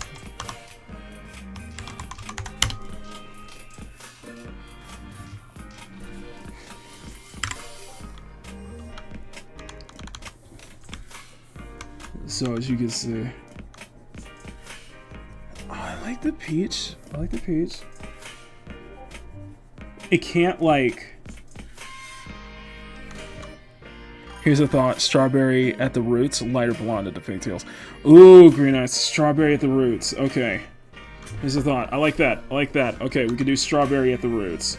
Maybe, maybe some kind of like strawberry gradient. But as far as the outfit goes, man, I'm thinking about this, but I don't even... But I think the thing is like, I haven't even decided, like, what is a color scheme? Like, do we have a definitive color scheme for Peak Gaming? Does Peak Gaming have a definitive color scheme? I'm just wondering. That's a good, you know, that is a good question. Does Peak Gaming have a definitive color scheme? I think it's just kind of the use of the... I guess you could argue the use of red, blues, and oranges that you guys see in the graphics that I use all the time. Because that's actually a strobing light effect. I guess I could work with that kind of... Kepa does sound British. I usually free fall most of my color schemes. Yes! Kepa does sound British. It's an English sounding Kitsune. You know what's funny? You know what's funny? It's like, it's funny. I was thinking about, because I just thought about Stellar Blade. I just love the fact that the Airborne Squadron, despite having blatantly obvious Korean features, like you can't deny that you can't deny that Eve Taki and Raven have some distinctive, obvious Korean influences, their features. They have British accents. I'm like, you know what? I don't know why. I like the idea of Kitsune. I don't know. I guess it's just my little, like, my mind of, like, the idea of the Kitsune with a British accent. It's just like, it would throw people off, and yet somehow it'd work. I have an issue with my bias with cool colors. No, it's totally fine. I love cool colors. I love cool colors, basically. Like, when I run Cyberpunk, the LUT that I use is actually a cooler shade. It's actually a cooler tone, so... Tones.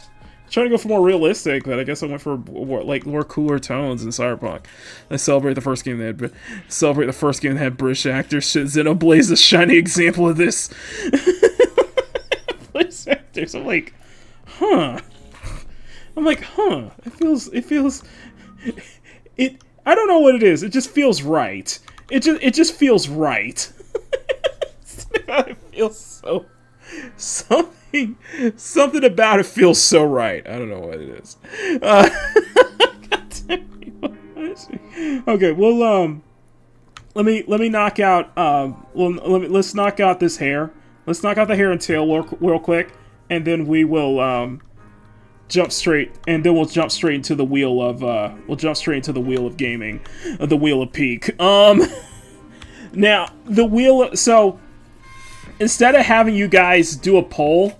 Instead of having you guys, like, do a poll like we usually do on what game would you like for me to play tonight, we instead decide to just put it in a wheel of peak. So I have about 12 games on the wheel, and we'll spin to see which game we're playing tonight. So it'll be a fun little thing, because I got a little bit of everything, so I try to put in a little bit of everything, so...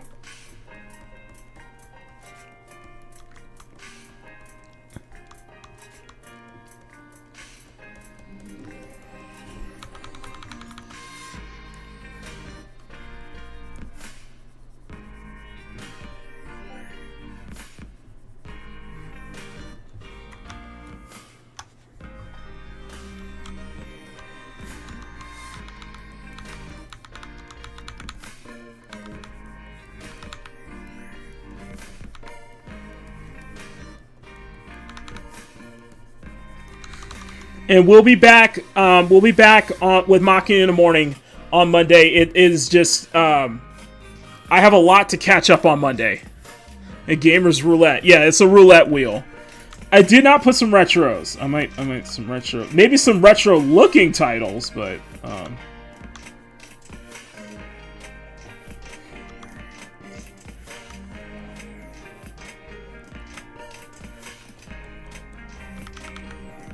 So I'll tell you in about 10 minutes. How about in about 10 minutes we'll get into the gaming spot. And then what as we're gaming, we're gonna do a live reaction of 007 First Light, and I'm gonna break down exactly why I feel this doesn't feel like a Bond game. It doesn't feel like James Bond at all. And I got into and like I said, the reason why is because watching Kyle stream about this on Tuesday, and then I got into a little bit of a back and forth with a commenter on in the chat about about my worries with this game, and I do have some. It doesn't feel like a James Bond title. It just doesn't. It doesn't feel like James Bond. I think that even as an origin story, it doesn't feel like Bond to me. And I have some worry, and I do worry that he is going to get the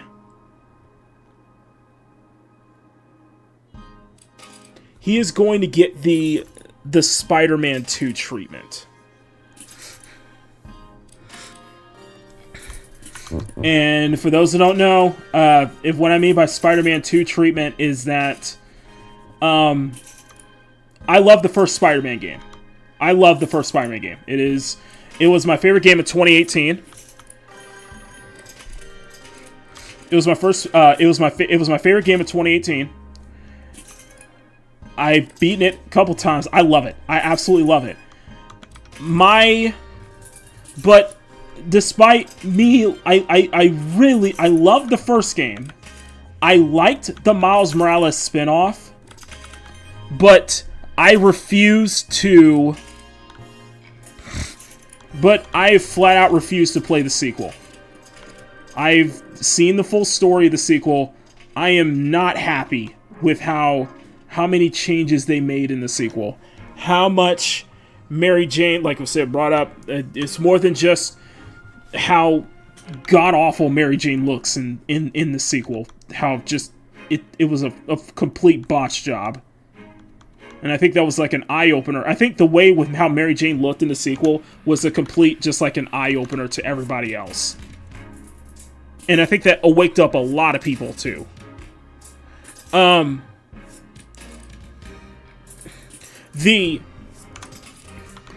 I didn't like it felt...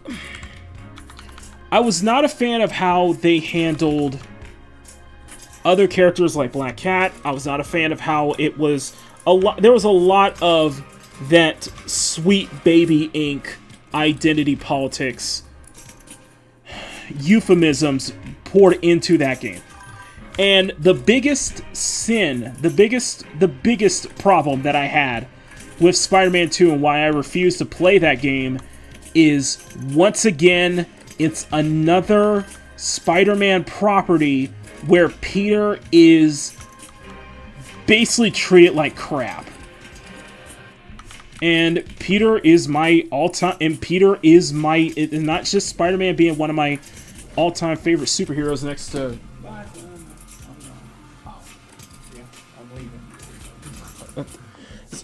Spider-Man being one of my all-time favorite superheroes next to Batman.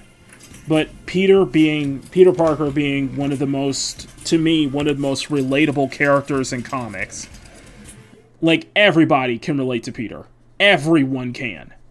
And to see him get... To see another property where Peter just gets shitted on. He gets crapped on once again. Gets basically pushed over to the side. Where, the magical touch of a black man. Miles being put front and center like that. That really threw me off.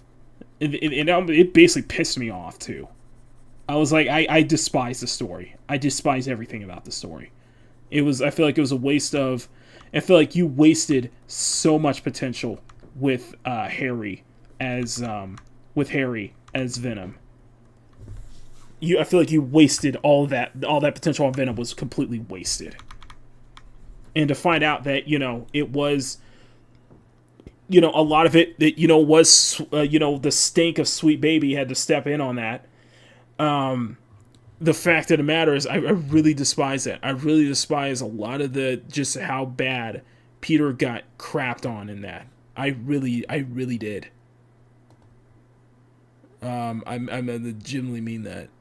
So that's why I was like, I was like, fuck off. I was legitimately like, fuck off. I understand the point is not supposed to be, I understand the point is not, he can't catch a break, but the thing I despise is when you treat Peter like shit. When you actively, purposely treat Peter like crap. And that whole boss fight with Mary Jane as Screamer, where throughout the entire boss fight, she berates Peter. She completely berates Peter. Pissed me off. I was like, fuck this. I was like, fuck this game. I'm like, dude, we're here to play as Spider-Man and Miles, okay? Why do you have to add in more Mary Jane missions? Why did you have to just completely dedicate an entire side mission to playing as Miles' deaf girlfriend Haley, spraying graffiti all over the place? What was the point of that? What was the point of Miles doing one side mission of Miles setting up a gay couple for prom? It's like, no, dude, I'm out. I'm like, no. And it's just like, it did feel like a bait and switch. It did feel like a bait and switch, because you remember what, what the head guy of Insomniac said, give people what they want, and then, kind of like trickle in give people what they think they want, basically. I was like, yeah, screw you. And honestly, the upcoming Wolverine title, what we heard from Vera Dark is that there's supposed to be an announcement on the Wolverine title from Insomniac later this year, and I'm like, dude, dude, have you seen Jean Grey? Have you seen Jean Grey in that? And I feel like it's going to be the same thing. And by the way, Sweet Baby Inc. is also involved in the Wolverine game. So I'm like, screw off. I'm out.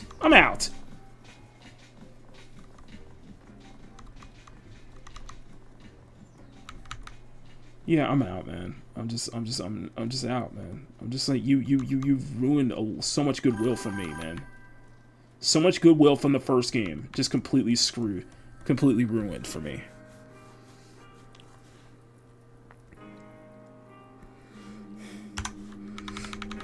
Yeah, so it's like, yeah, with Insomniac, get the hell out. And the reason I'm bringing this back to James Bond is because I am afraid that we're going to see a young James Bond get emasculated.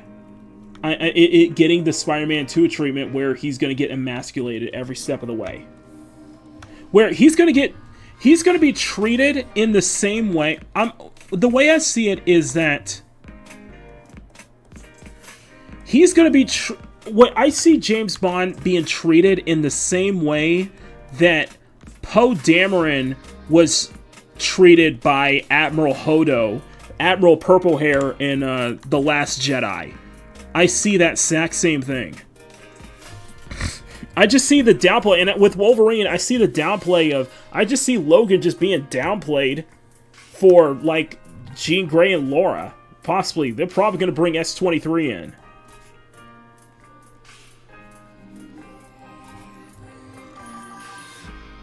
I love the first game. Like I said, I love the first game. I love it. I love it so much. But nah, man, this ain't it.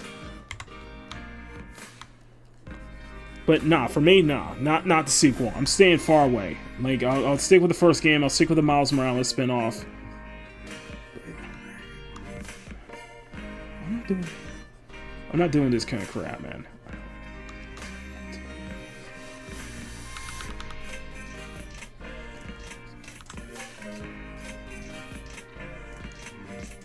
And I still think the Miles Morales spinoff feels more like a DLC to the first game than an actual standalone.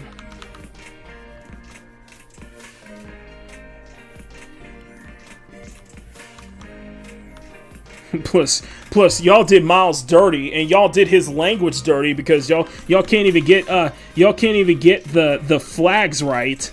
Insomniac couldn't even get the damn flags right, let alone the Spanish-speaking nature of Miles.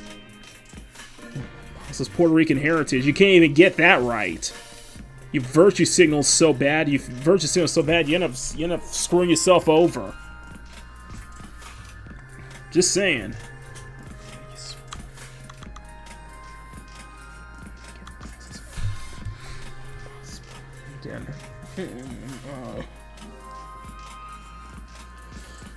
Yeah, there you go. That's my rant.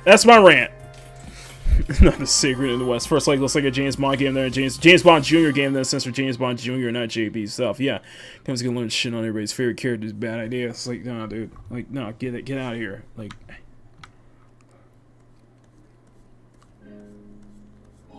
this. From what I've been hearing in the comics lately, like, I think everybody is so tired of this. Well, not just superhero fatigue, but people are genuinely tired of this hero deconstruction. I think people are genuinely sick of the hero deconstruction. Like, no, fucking here. I was like, people need their heroes to be aspirational. We need aspirational heroes again. Okay, I think I'm done. I've been done with the deconstructionism of superheroes since like the all different Marvel, like 2017. I'm done with the deconstruction, like, dude. There's a good video from there was kind of a good video. There was a good video from Wes of Thinking Critical, going into that too. Sorry, I know I'm getting into comic books, but yeah, there's a good video from Wes from Thinking Critical going into that, and it's like, yeah, it's like culture war, like kind of like this, how culture war tops kind of ruined the comic book industry, and it's like one of the big things that ruined the comic book industry was this deconstruction of heroes, you know. Hence why we got the freaking what was it, the all new, all different Marvel, the swaps and everything and like that, and just how much you shit on the original heroes in the process. Nobody's into that. That's not smart. That's not funny. That's not aspirational. That doesn't make good stories, man.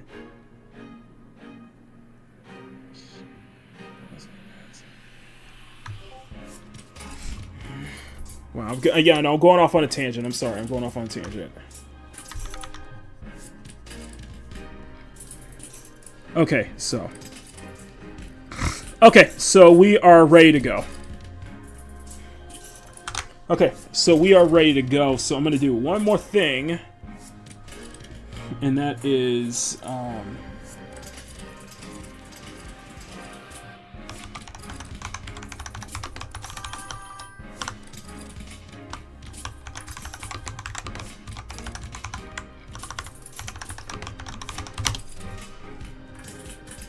okay. Let's do ears and strawberry roots. First off, I'm gonna do the ears first.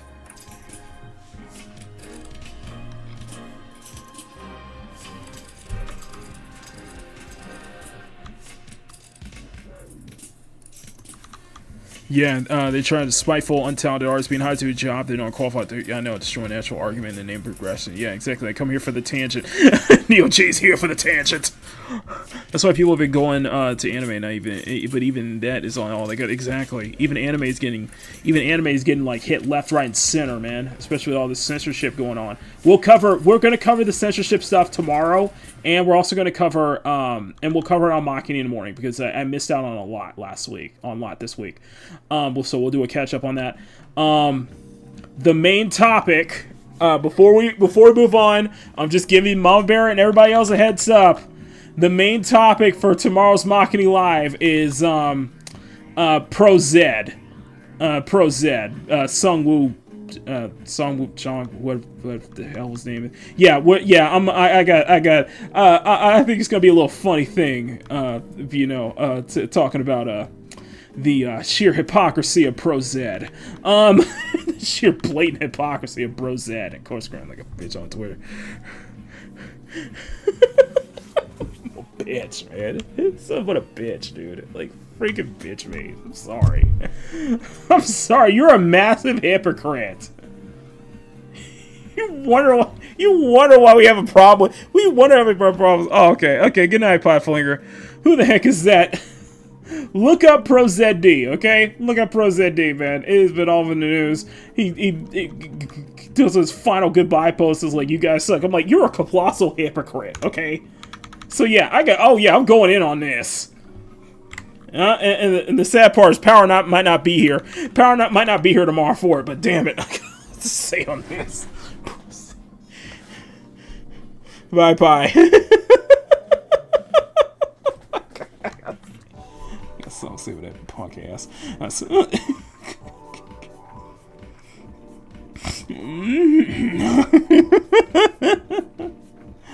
Pro ZD. Okay, Pro ZD.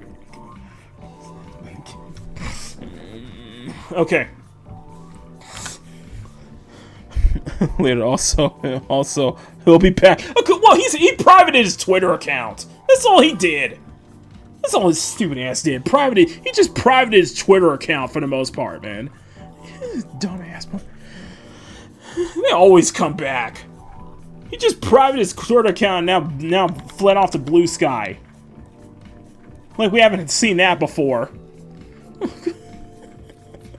Hey Ronnie, I miss you guys. Sorry I haven't been on the late show for the past 2 weeks. I'm under the weather this week, so. Alright, so we can do strawberry for the roots, something like that. Just like a subtle strawberry for the roots. My guess is she's probably not even, well, she's a kitsune, so. Well, Pekka's a kitsune, so she's probably an AI. I keep thinking of her as an AI, to be honest.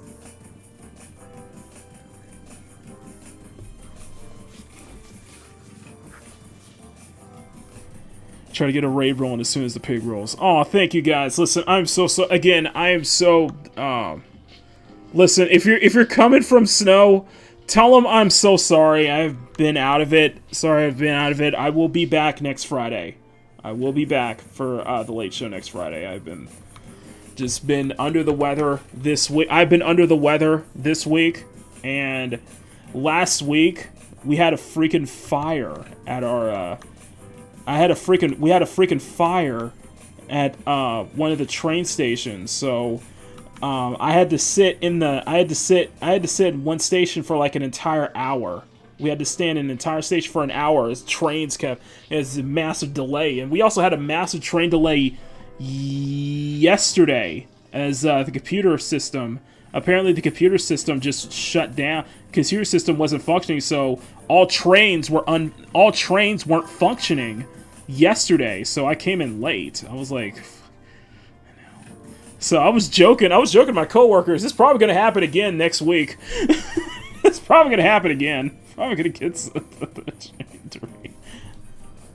probably another computer malfunction where trains are just gonna like, it's probably gonna happen.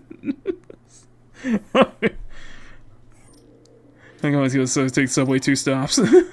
Oh my god, I'm sure it's a fee for the people that I'll say is they keep up the good work. Thank you guys. Hey guys, I've been good to be back. It feels good to be back. It feels like my voice is back. Okay, it feels like my voice is back. Slowly coming back.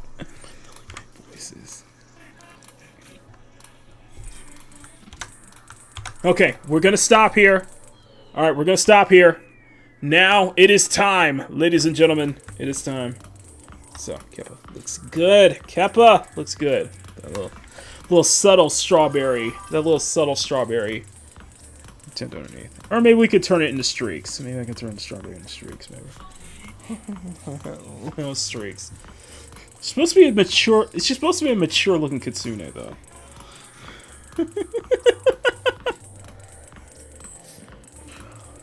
Your house should always come first before I. Oh. You're right. And before we move on, I need to get some water real quick. I'll be right back. Just everyone get some water. Get up and stretch. Get some water.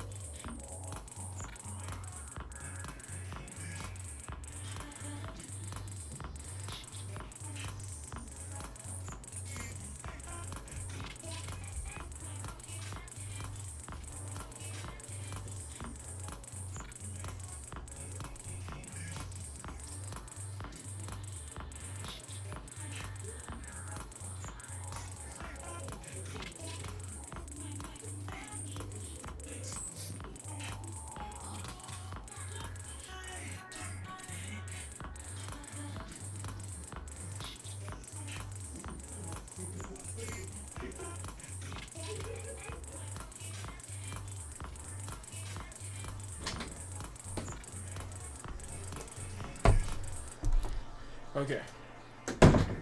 Okay, I'm back. I'm back. Okay, I'm back.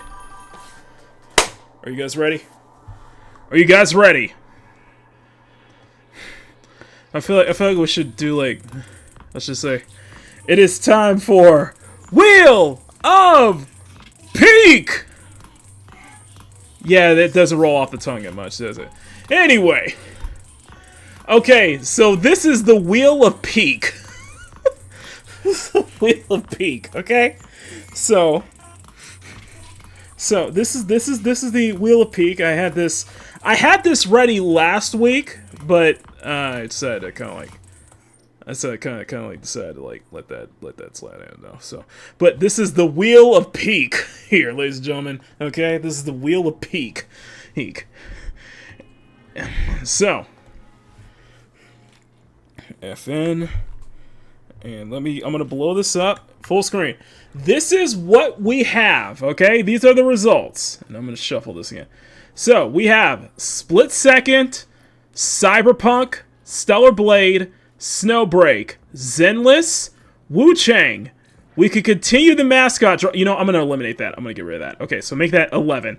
So we have Split Second, Cyberpunk, Stellar Blade, Snowbreak, Zenless, Wu Chang, Nikke, Bayonetta, Kark Street, River City Girls 2, Inertial Drift.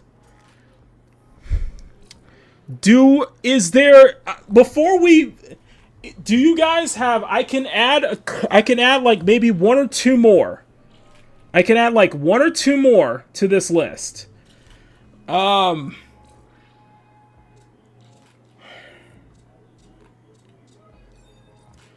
me add.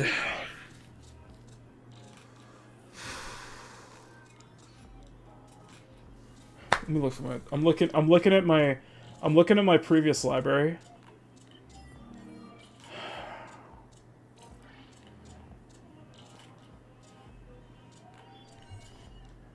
Let me add here. I will add. Let's add Spider-Man PS4. We'll add Spider-Man PS4. I don't think we should add. No, let's not. I don't have. Shut up. There's like a whole freaking documentary on Concord apparently, or some kind of stupid shit like that. Make a break on the game. Let's add.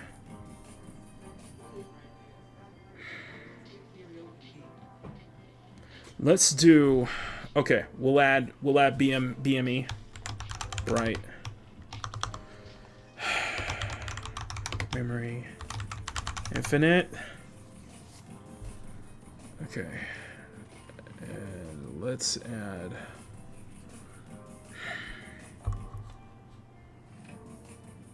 We got the main ones.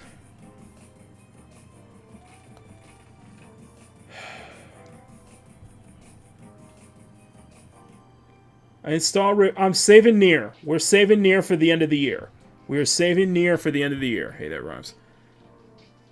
We are saving near Automata for the end of the year.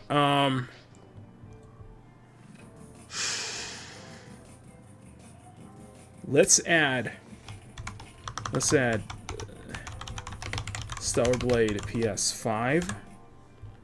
We can add Stellar Blade PS5.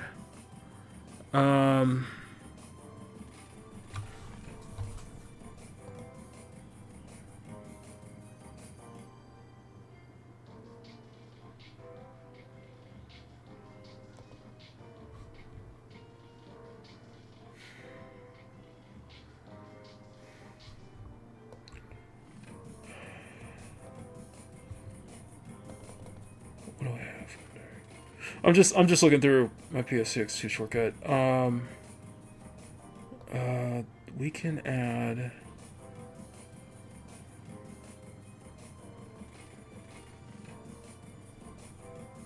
I'll add a PS2 entry.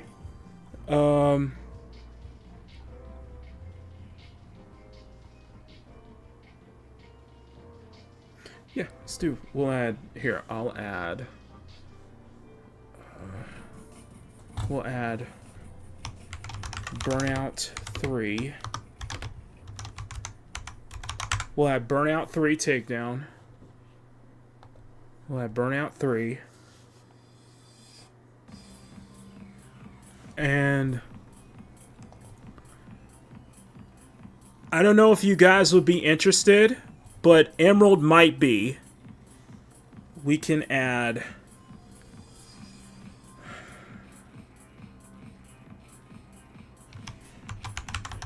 Senran Kagura, Peach, Beach, Splash. Okay, so we got like 1, 2, 3, 4, 5, 6, 7, 8, 9, 10, 11, 12, 13, 14, 15, 16 entries. We got 16, okay? We got 16, okay? We got 16. This is gonna be a large entry. Oh god. Okay. That's only get 16. I don't have Def Jam. I don't have any of my Need for Speeds installed on PC aside from like Underground 2, the modded Underground 2. Hot Wheels, because like I think the last time I booted up my Xbox. Jesus Christ. I could probably add Drive Club. I have too many racing games, okay? That was my thing. Okay, so this is what we have. Split Second, Cyberpunk, Stellar Blade, Snowbreak, Zenless, Wu Chang, Nikke, Bayonetta, Car Street, River City Girls 2, Inertial Drift, Spider-Man PS4, Bright Memory Infinite, PS5 Stellar Blade, Burnout 3, and Senran Kagura Peach Beach Splash. Let's go. I am not... Net is not coming back, Awesome One. I am not going back to Dustborn, okay? I am putting my foot down right now. Okay. Okay. No. Hold on. I was like, I need to address Awesome One here. Okay. Awesome One. I am not going back to Dustborn. Okay. Do you really want me to get? You really want to piss me off? If you really want to piss me off, we're not going back to Dustborn. Okay. We are not doing that. Okay. Okay, Awesome One, do you understand? Dustborn is not coming back. And I'll have you know I'm still scarred by that, by the way. Oh my god. Okay, let me say this one more time. Let me say, because I know Sean is listening right now. The 0 players. I am not going to be the 1 player that still plays Dustborn, okay? I am not going to be that one. Dustborn has 0 players, by the way. Just so a heads up, Dustborn has 0. I repeat, 0 players. In fact, let's look at the Steam DB charts.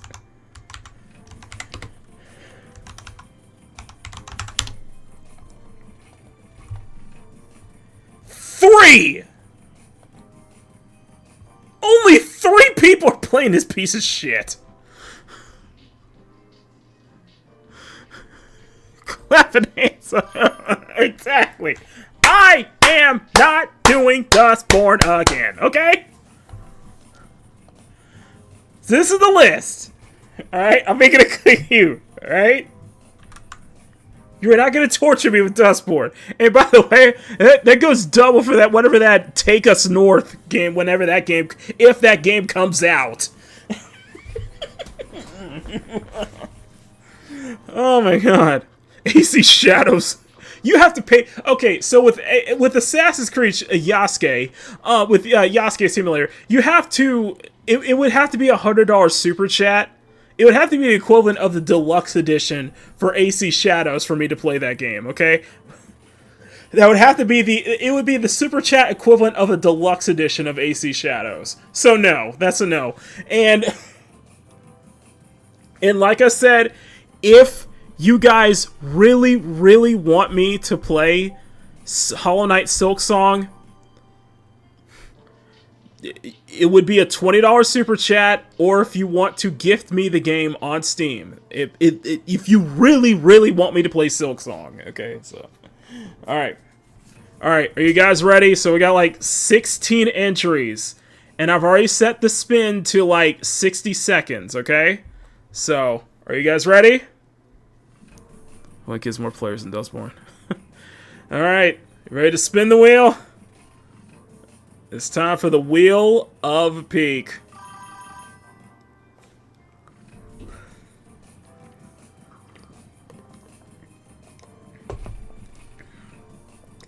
Alright, you guys ready? Let's do this. Alright.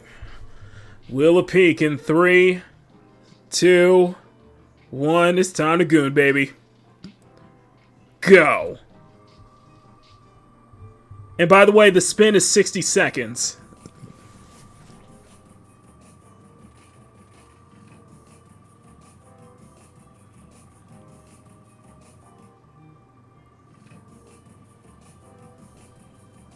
And I'm only doing one spin. Oh, shit. Oh, shit. Slow down. Uh-oh.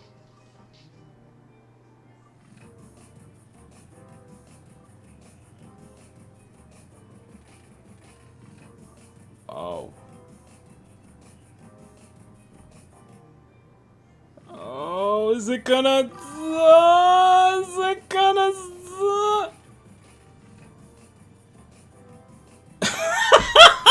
We're on Stellar Blade again!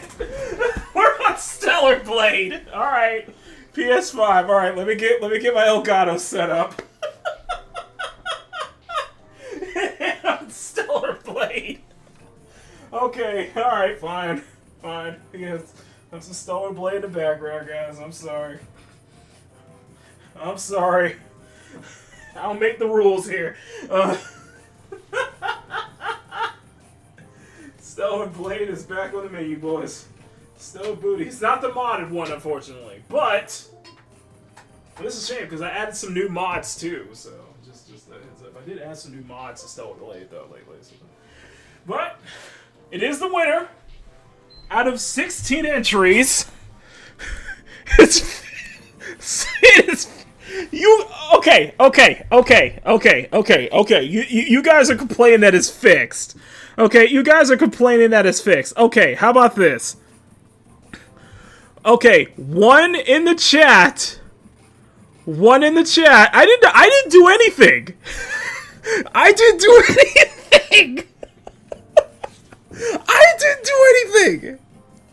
I did not do anything.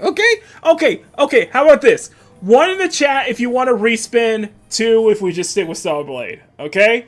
I will do one more respin if you guys want another respin to say it's totally fixed. Okay? I set it to 60 seconds. Okay? Look at her eyes. It's a horse here. What can you do is do you fucking rotate the Stellar Blade? I did not fix it! I didn't fix it! Okay, you guys want another roll. Okay, you guys want a second roll. Okay? I feel like we're rolling for gotcha. I feel like I'm pulling for gotchas right now. Okay? So, Emerald says 2. Emerald says stick with Stellar Blade. Neo says stick with Stellar Blade. Mars, Pie Flinger, and Awesome One wants another roll. Okay. You guys are all saying it's rigged. Mama Bear's like, it's rigged, it's fixed, it's totally fixed. Those conclusions, it's totally fixed. I will roll again, okay? We'll roll again. You guys are like, complain that it's fixed here. Your DLC kids, dude. It's fixed here. Okay. Fine. You know what? Okay. How about this? We'll take. Okay. You know what? Stellar Blade shouldn't count for 2 spaces. Okay. Let's go back. I'll go back to Stellar Blade. Let's go back to Stellar Blade, and we'll do. Where is it? Mod Stellar Blade. We'll stay Stellar Blade, PC or PS5. Okay? Okay. Let's do that. PC or PS5. Faith is only the decider. The hog is Russian. Fuck you, right. Okay. You guys were claiming that it's rigged. Okay, I put it in one slot. Fine. Let's spin again. Okay? So it's 15 entries. Let's spin again. Are you guys ready? You can't call it rigged the next time over, okay? You cannot call this rigged the next time over. Just saying. Alright. 3, 2, 1.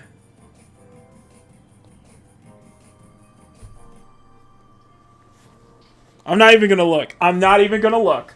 I'm not even gonna look. I'm not even gonna look. I'm not gonna look.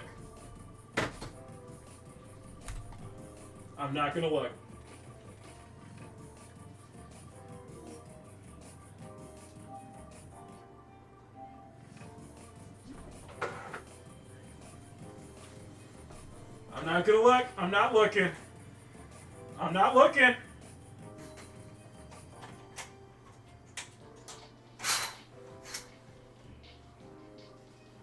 I'm not looking.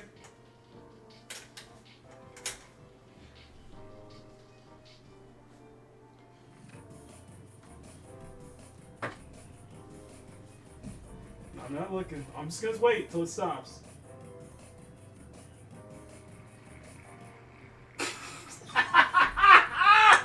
Okay, Card Street it is. Alright, Card Street it is. Still might just to fuck you. Yay! It's like, this game is... I love it, Starblade! It's like, this game is rigged! This is rigged! Okay. Okay, Eve could take the night off.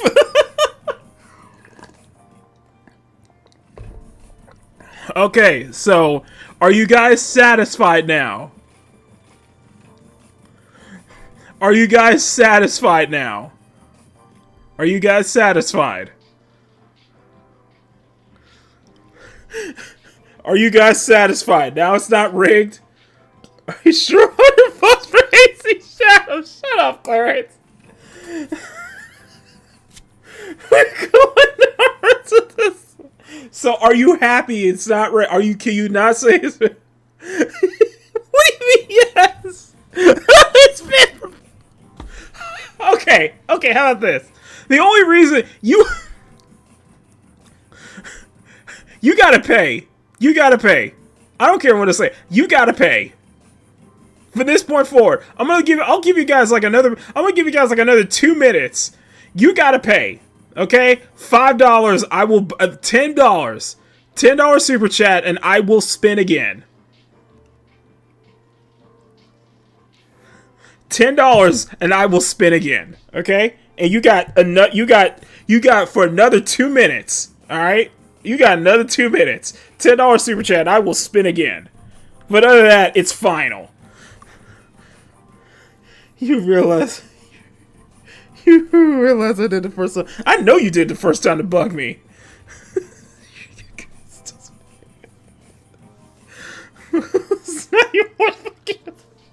I'll give y'all 2 minutes. In the meantime, let me look up how much AC Shadows is for the deluxe edition, okay?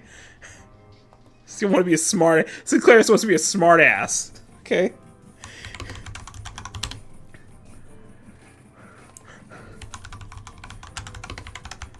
Alright, how much is the deluxe edition for Assassin's Creed Shadows? $89.90.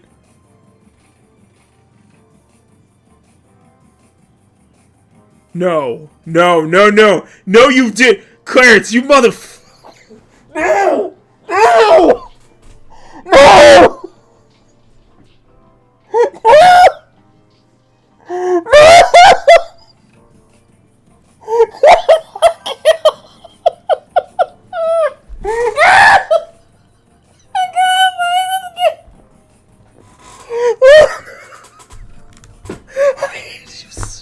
Clarence, I hate you so much.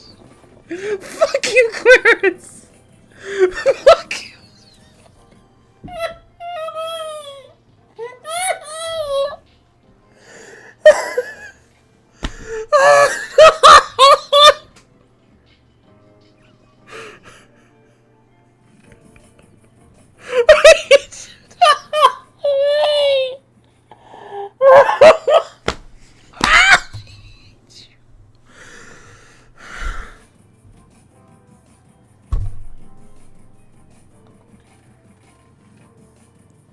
I hate you, Clarence. Clarence, I hate you so much right now. I hate you so much, Clarence. I can't tell you right now how much I hate you. I should have never said that. I hate you right now. I hate you right now.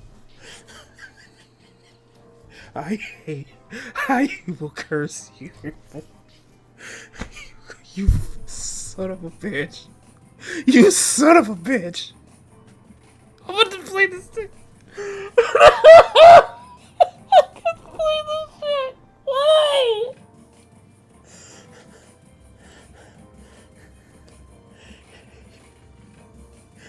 Oh god.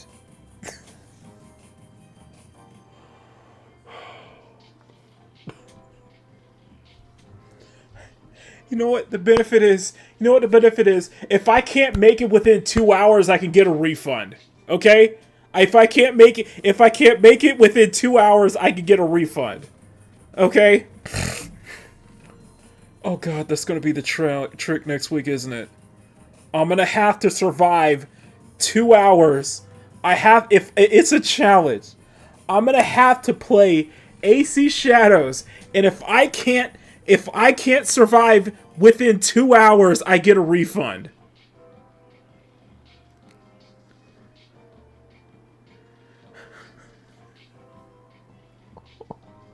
Whoa. Hey, Mars! Freaking thank you for the super chat. You dicks. You dicks. What did I do to deserve this? Too close. Hey, you know what? Just for that, you get another spin, okay? You get another spin, Clarence. You get another spin. I hate you so much, you son of a bitch. I should never have said that. I should never have said that. Oh, God. You play a dangerous game, you challenge your audience. That's how I end up with Dustboard. Why did I think of... You know what? Fine. We'll spin. Spin. Just spin. You know what? It's fine. We'll spin one more time.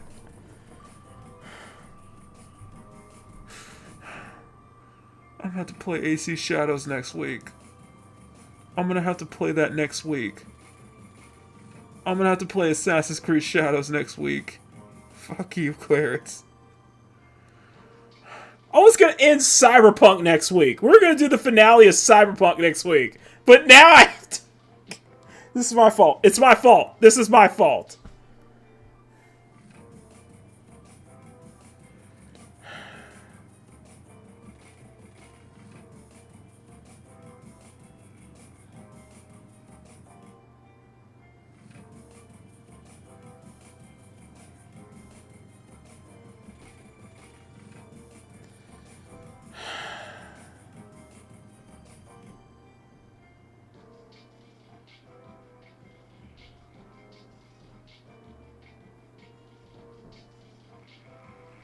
Alright, you know what? I'll play Nikke. Fine. I'll play Nikke. We'll play some Nikke.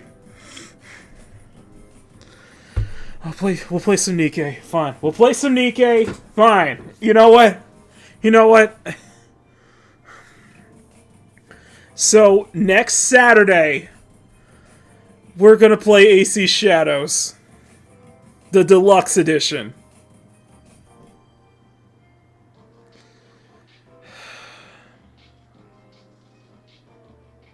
I can't refund this to Clarence either. And you know what? It is going to be a challenge. I have to survive. And the thing is, I bought it and I can still refund it. So the challenge is, can I make it past 2 hours without quitting? I'm going to need somebody to be with me on this one. Okay? I'm gonna have to be somebody. I need somebody to be with me on this one when I do this next Saturday, okay? So I need somebody to I need somebody to referee, because here's the thing: Steam's policy is that as long as you don't have it under 2 hours, you can get a refund, okay?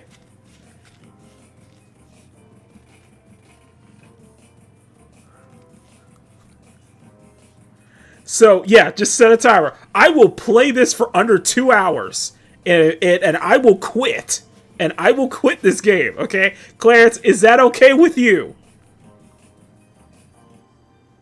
Because Steam's 2 hour policy, I can get a refund. So I need to set a timer for like an hour 50 to see how far I can last for an hour 50. And I am getting my refund afterwards, okay? Okay? That's as far as I'm going to get to it, Clarence, okay? So, I will have a timer for like an hour 50. And after that, I am quitting the game and I'm getting my refund. Okay? I accept those terms. Alright. Because I am not keeping that. I am not keeping that game. That game is not going in my library. That game is not staying in my library. Okay? Hour 45. Okay, I will set the timer to an hour 45 for next Saturday.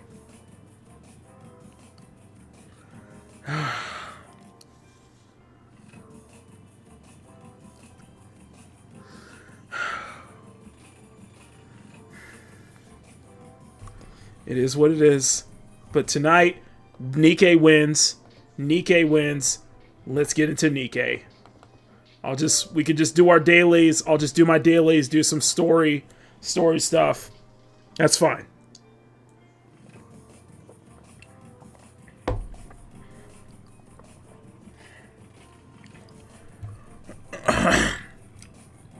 That's fine. That's fine. You know what? I got all the characters. I got the characters I want yesterday. Okay? I got the characters I want. I got Bunny. I got Bunny, what's her name? I got Bunny. I got Bunny Ade. I have enough tickets to finally get Vesti. And I got, Helm's alternate as part of the, I got the alternate Helm skin. End up getting the alternate Helm, okay? So you know what? That's a consolation prize. These freaking pull systems. You know, in the meantime, I'm gonna do a little ranting. I'm gonna do a little ranting here about Nikkei because it's been in hot water right now. The game's in hot water right now for its costume gacha. Okay, so here. So if you allow me to rant just for a little bit here. Oh, Sean's good. 9 minutes of AC, but also have to watch Meteor Man strictly for business review. Fuck you, Clarence. I'm not going there. No, we're not. Okay? So, Nikkei has been in a bit of a hoopla, okay? Nikkei's in a bit of a hot water lately, and it's for his costume gacha, okay? So...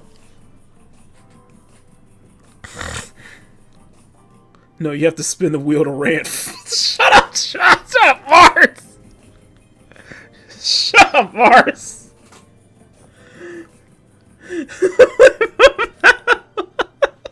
Shut up, Mars! You have to spin this one around. Listen, okay? Let me tell you something. I'm about to lose my voice again. Thanks to you. Thanks to Clarence, I'm about to lose my voice again.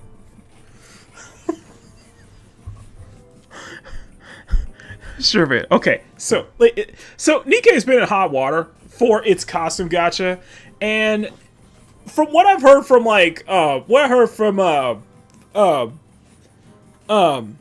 Guitar Rock Gaming, it's like people are.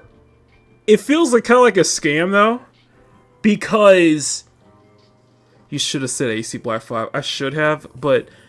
Understand, Emerald, that I am a dumbass. Okay, understand that I am a dumbass. Okay, that would have been the smart thing to say, but I'm not that smart. Okay, I just have to hate to tell you guys I'm not that smart. Hell, Unity would have been better. Is there even mods for Shadows? Oh God, there probably isn't. It's not worth it. It's not worth it. It's not worth the mods. Okay? It's not worth the mod. Oh God, you know, I'm gonna look that up. Oh, for freak's sake. You know what? I'm gonna look that up. Nexus mods. Yes, shut up, Ma Bear.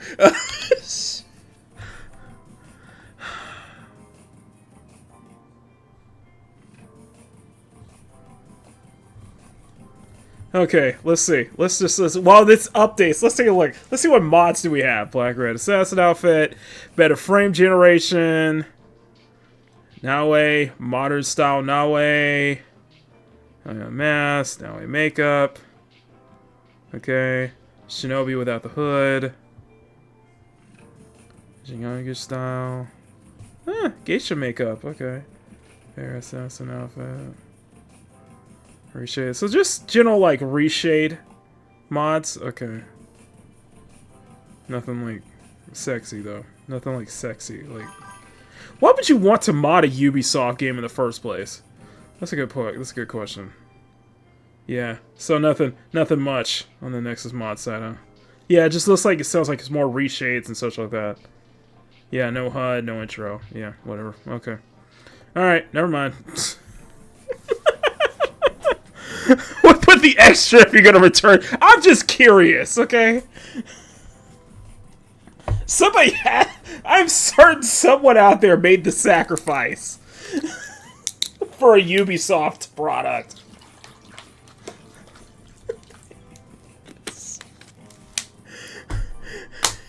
Any mods will try to be fan of you. This is too tough. Leave his pain. Listen, if I'm gonna suffer for this for an hour and a half, I can at least make it interesting for me, okay? This way, we can make it at least something that could make Makini at least enjoy it in some way, okay? Sean is not gonna let me hear the— oh god, Sean. Oh no, Sean's gonna hear about this. Sean and Dante are gonna hear about this.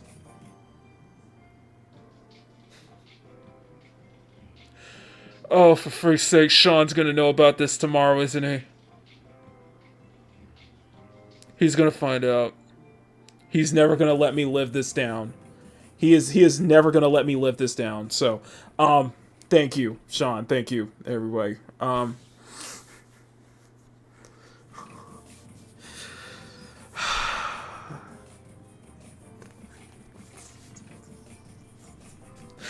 Oh god, Mama Bear's gonna tell them.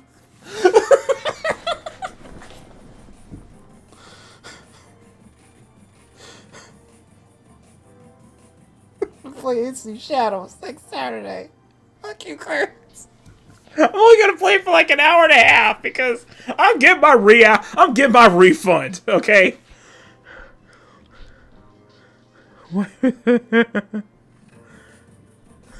Give me all the night outfits for Yasuke.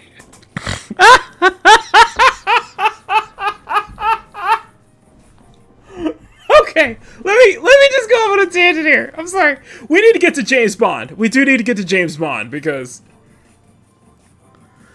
okay, we do need to get to James Bond though. Okay, first off, let me just show you. Let me just get into a little rant here. So, they have new bunny skins. So they have the new bunny outfits for all the bunny outfits for the characters. And let me just show you what's in the. Let me just show you what's in the list now. So, Ade I actually got Ade on one pull. So I have the Ade Agent Bunny. Vesti's on her way out. There is a select recruitment. I ended up getting Helm, Aquamarine Helm. Let me check this one. Okay. Okay, I got Aquamarine Helm. They brought the bunny outfits for. If you go to the cash shop here. They brought the bunny outfits back for basically most of the girls here. Well, this is the Battle Pass bunny outfit. This is for, what's her name? I can forget what is her name, the gamer one. Mary, Folkwang, Rupees, which I really like. And Vipers. So they brought them back. They brought the bunny skins back. And there's another bunny pass for this is for Bay and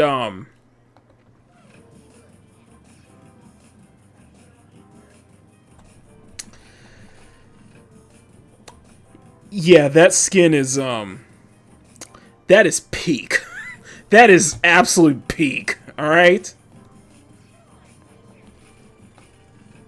Yeah. That's peak. That is peak. That is peak.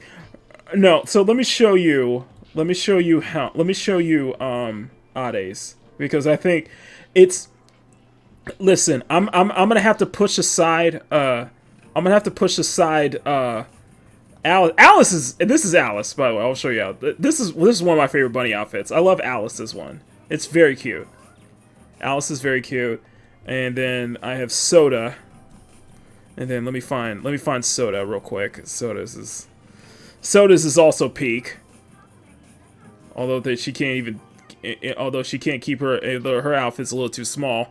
And then of course we got the mother of all bunny outfits. Of course, our queen, which is where is she? Where is she? Where is she? Where is she? This one right here. Chocolate bunny. I mean, D approved. I mean, Emerald's profile picture.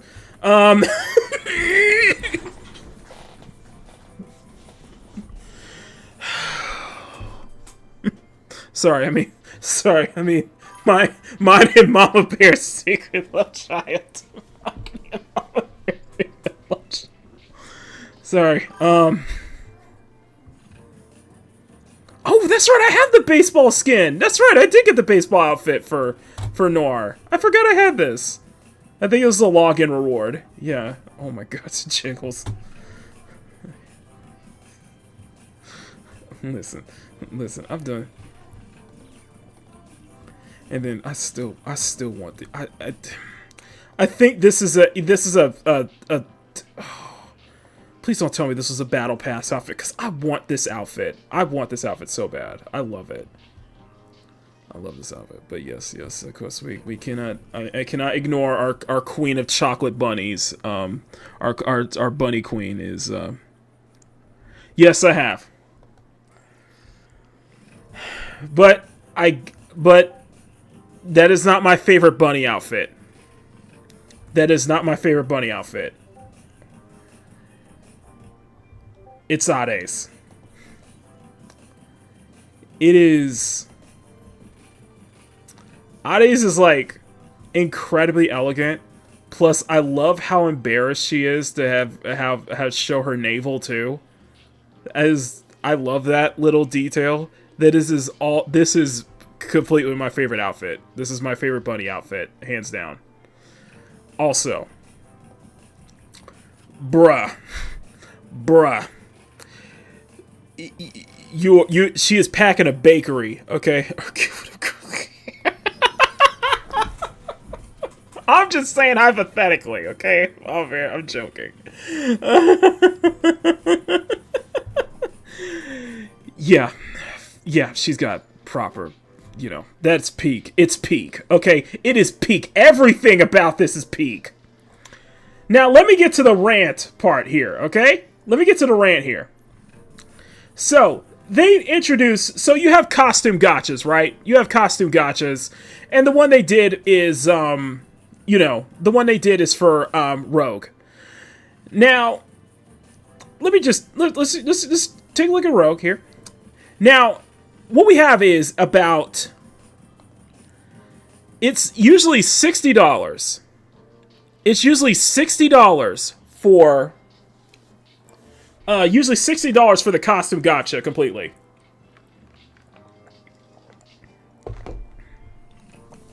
$60 in total. Here's the problem, though. Let's take a look. So that's Rogue. And what she has on is basically the reverse bunny outfit. It's a reverse bunny. It's the inside out, where the corset is where take the bunny outfit and basically flip it in reverse. So where she has leggings, she's sleeved up, and she's wearing pasties in the center. The thing that kind of ruins it is the jacket. And I can see why people are complaining, because if you look at Bay's, let's get back to the costume gotcha here. Let's get back to the costume gotcha. Let's get back to the cash shot. Let's get to the costumes here. Now, if you look at Bay's outfit, and I can understand why people are complaining, because if you look at, like, even she's more revealing. I keep forgetting what her name is. I keep forgetting her name. Fuck, what's her name? Exia is revealing. Bay is actually arguably more revealing than Rogue's outfit. But Bay Bunny's outfit is only a $20 battle pass skin. It's a $20 battle pass skin, whereas Rogue's is $60 as a costume gacha. The problem is I see here is that this is $60, but yet you have more revealing skins, more revealing bunny outfits that cost even less. Let's be honest here. More revealing that cost even less here. If you're going to do the 60, if you're going to do the 60 one, I'll show you the base cheeks, okay? Yeah. If you're going to do the $60 one, here's the thing. You should have at least, if you're going to spend $60 for the costume gacha for this one, it's through the gacha system.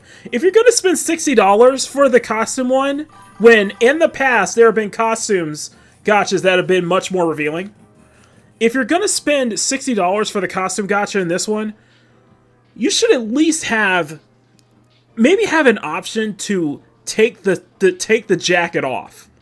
Actually, there are some people made like fan renders without the jacket, because it kind of ruins the whole thing. And here's my thing with Shift Up, okay? Shift Up, I don't care if you're listening. You're probably not listening to me. Listen, you are all about fan service, okay? You are all about the fan service, okay? This game is oozes in fan service. You make a killing off of fan service here. If you're gonna do a reverse bunny outfit, you gotta commit to the bit, man. Come on, Shift Up. If you're gonna do the reverse bunny outfit, you gotta commit. Especially if people are gonna be charging $60 for this, man. I'm just saying, commit to the bit.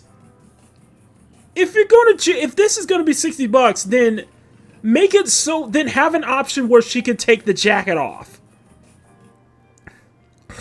I'm just saying. To remove Makima's jacket, exactly.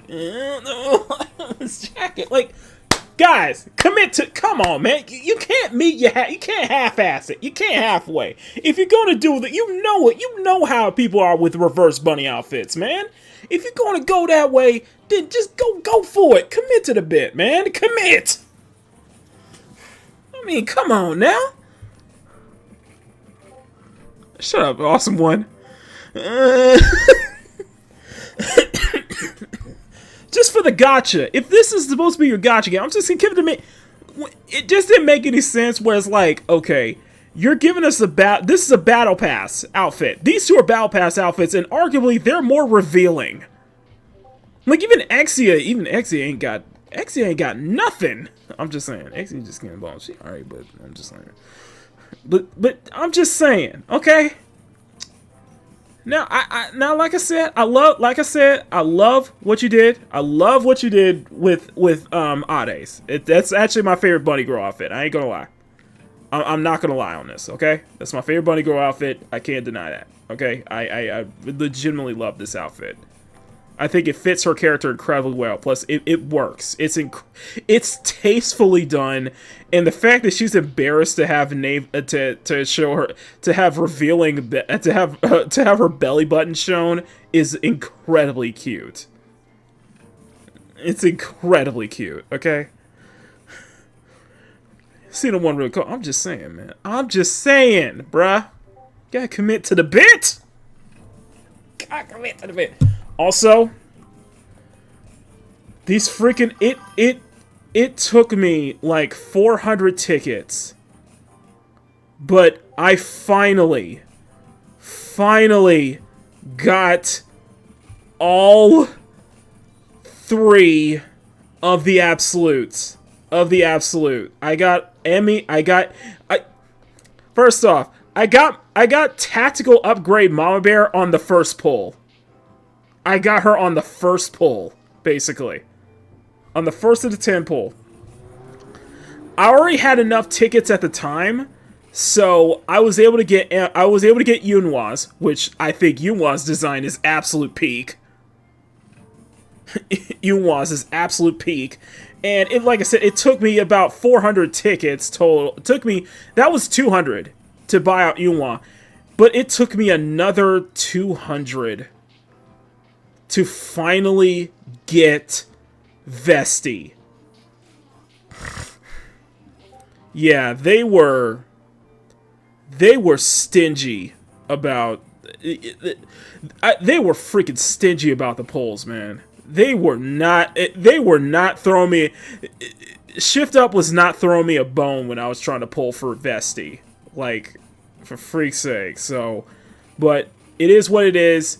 Vesti is worth it. The reason I wanted to get all three because, like I said, Absolute is my favorite squad in Nikkei, and I have the original three, as, like, they're a part of my top team. Original Vesti, Yunhwa, and Emma is my second strongest healer. I have both versions of Emma as my strongest supports. Is she holding a hairdryer? No. What? With Vesti? Let's see. So, original Vesti has a rocket launcher. Tactical upgrade Vesti has... Tactical upgrade Vesti's got like a missile... What is it? Yeah, this is like a freaking missile launcher. She has a full-on missile launcher. Yeah, it's a full-on missile launcher, yeah. That's crazy. That's crazy. I like that she's cloaked up, too. I like that. Like I said, Absolute is my favorite, team.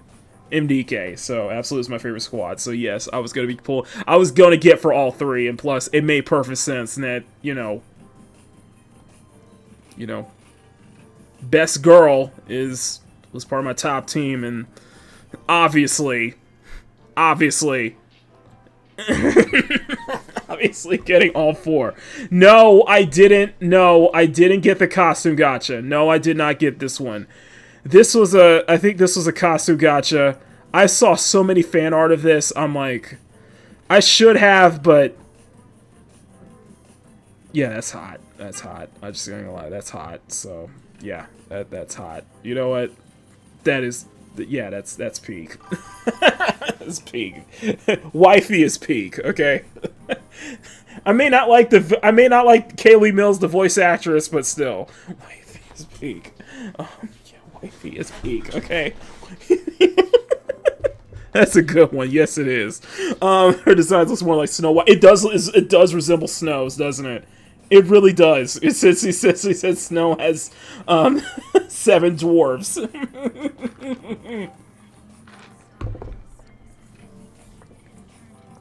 Yeah, it does resemble Snow's. That's a good point. Thanks for bringing that up. Okay, I'm done. I'm done ranting. Let's continue some more ranting. We're going into... So, we're going to play Nikkei, but in the meantime, let's go over the James Bond, or what I feel isn't James Bond, personally. That's just me, okay? That's just me. I just don't think that's James Bond, in my opinion, okay? Now, if I could find my...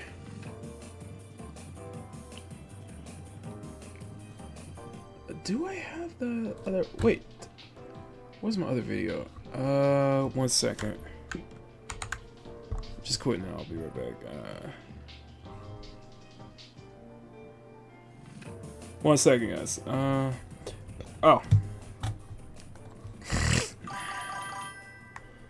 Okay, here we go. Alright, I'm gonna go ahead and, I'm gonna go pause this. Okay, so... I lost DK again.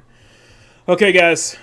So, this is going to be... We're going to do a full reaction, and I'm going to explain in detail why I feel this 007 First Light just... It doesn't feel like 007, so let's go and get right into it.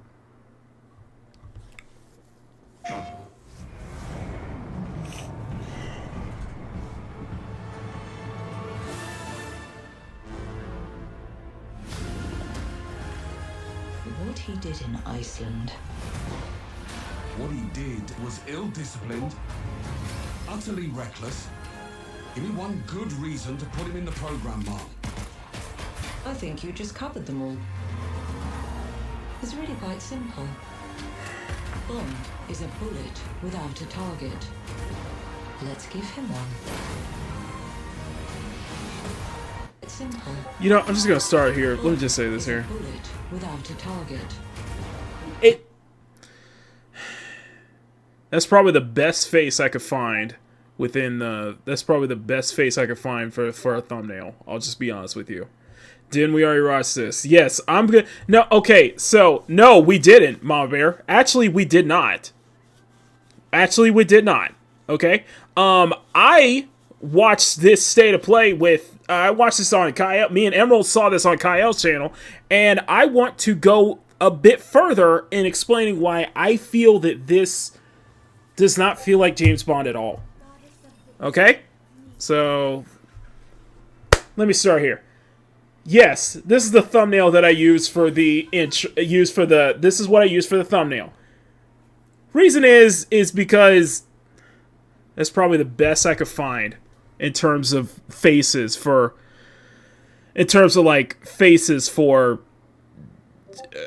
for this game, and the faces aren't that good, honestly. The female characters don't look that good here, honestly. One of them looks like Amber Heard,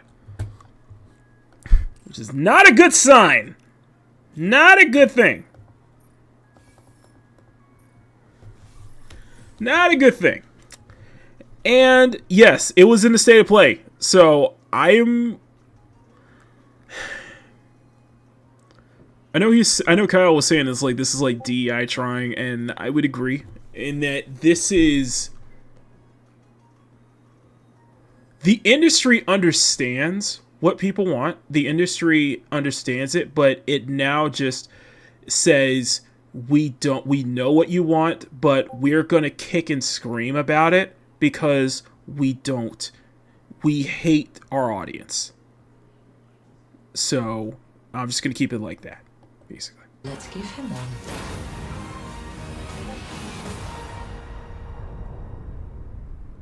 So hi, I'm Hakan Abrak, game director on 007 Plus Light. I know everyone has been waiting patiently to finally see our game, and that's exactly why we. No, Clarence, one of the Bond girls closely kind of resembles Amber Heard. Kind of looks like Amber Heard a bit. Like, I'll show you the where's the Pirate Nation? Was it Pirate Nation? Pirate Nation had a tweet on that. If I could find it, it was away from a couple of days ago. We shared it a couple of days ago. Whoa, what's this?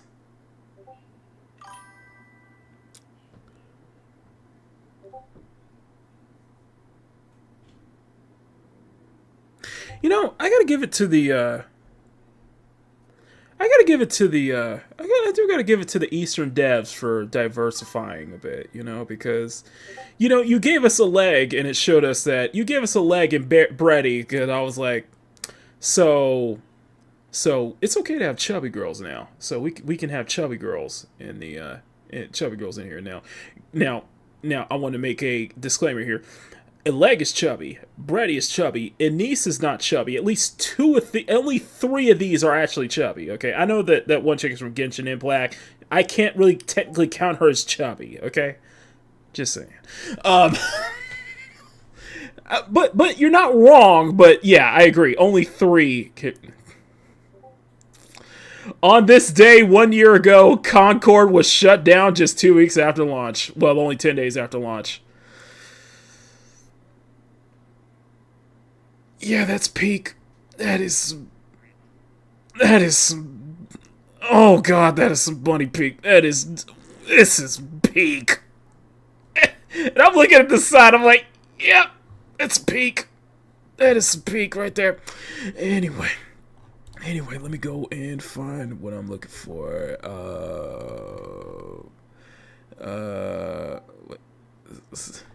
You know what? I gotta stop. I gotta stop it. There's a Lester's thing. Stop it. Stop it, Pirate Nation. You get so many tweets I can go over. Oh, God, Pirate Nation. I love Pirate Nation. I absolutely love it. Okay, so here. It's just this one on the bottom left kind of looks like Amber Heard. That's what I was trying to mention.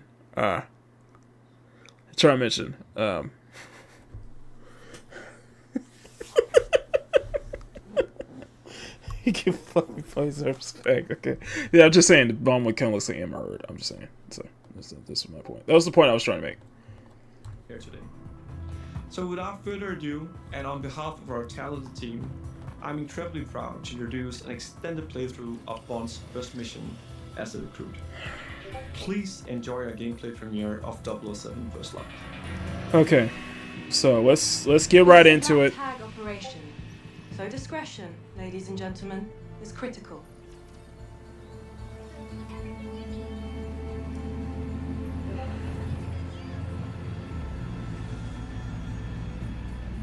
Okay, I'm gonna let this entire scene play out, and I'm gonna explain what my first problem is with this scene. Get used to this. Don't act too impressed, dearest. We'll blow our cover. And James, do quit your pouting. I'm a glorified hood ornament. What could I possibly have to pout about? Sorry if the assignment doesn't live up to your grand expectations. Someone must watch the perimeter. If 009 slips through our fingers, you're the last line of defense. Exhilarating. Greenway's testing you, mate. That's all. Don't give him an excuse. The cap looks good on you, though. Really brings out your cheekbones.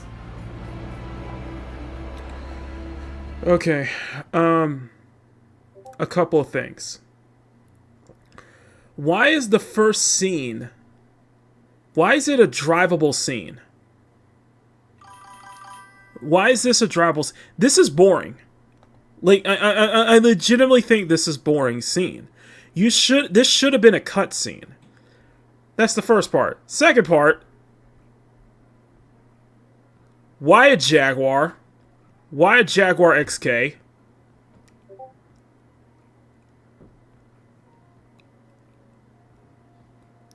Why a Jaguar XK? And I'm just saying, I would have gone for an older Aston Martin. I would have gone for at least an 80s or... I would have gone for an 80s or a less conspicuous Aston Martin. That's just me. I would have said DB7. I would have either said DB7... DB7 first gen Vanquish or first generation Vantage. That's just me. But it looks boring. This scene is entirely boring to me. And this should be a cutscene instead of you having to drive slowly to the destination. And let's be honest here. And I know that the argument would be, oh, but graphically it looks good. Listen. Look me dead in the eye and tell me that this is supposed to be impressive graphics. We're at the point, we're in the 9th gen console at this point. We've seen it all.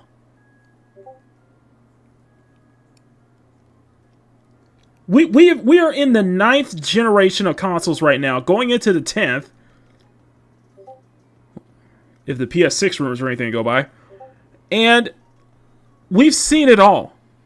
This isn't impressive. This isn't stunning. This is boring. Take a left up ahead, James. Also, maybe it's just me, but I feel like James is I feel like whoever's voicing the young James Bond, it feels phoned in. It feels phoned in. It feels like the voice acting work feels phoned in, especially for young James. Taxi driver. What's that, darling? Just a frog in my throat.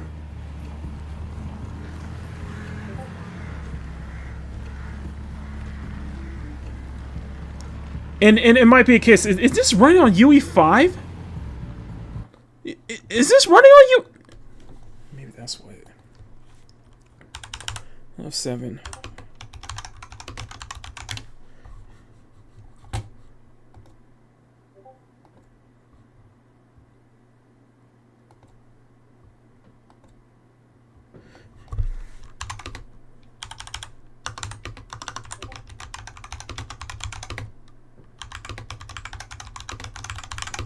Hold on, I'm gonna check this. It does not use... It uses a bespoke custom Glacia engine by IO Interactive. While the game features engine and offers impressive physics, Hitman 3 says store it doesn't have any racing trait features in UE5. So it's not on UE5, it's their internal engine. I'm sorry. For this internal engine, it's just not impressive to me. Let me close out these other tabs real quick. Let me keep this. It's not impressive.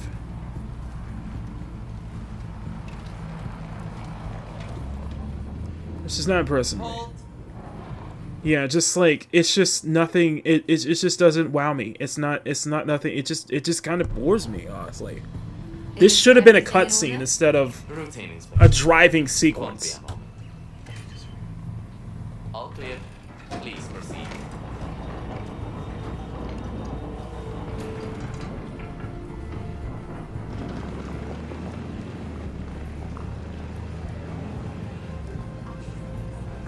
You think if I sold a kidney, I could afford to stay for a night? I think I have. Stayed here, I mean. A wedding back in 22. Doesn't sound like something you'd forget. Well, the hair was in Cannes, so we flew in by private jet. It's dark and we've been drinking, so... Well, can't. And honestly, you can't argue. I'm not saying the game looks bad, but you can't even argue that it's YouTube's compression rate. What I'm trying to say is, it's just not interesting. It just doesn't wow me. If you're supposed to wow me with this engine, it doesn't. What? Nothing. Darling, nothing at all. What do you make of 009? He was the best in his day. That was a long time ago. My guess is he's tired of running. I know things were being played. And since when do you trust Greenway? I never said I did. They knew each other, though. That much is clear. Something to do with an operation called Nightfall. That begs the question. Did 009 pick Greenway out of good faith? This is really boring. Well, and it makes me wonder, and it's making me wonder why they haven't why this shouldn't have been a cutscene. Maybe should have done this as an interior box view. You know what I mean? Make this an interior view, or is it that maybe they can't do an interior view because the face models just aren't up to par? I don't know. It's just this should not. If you can't do this as a driving scene, and especially if you're driving that slow. As somebody who's played a lot of racing games before, it's boring. Okay, it's boring, and the dialogue just doesn't grab you. If this is supposed to be your first impression, it's not impressing me.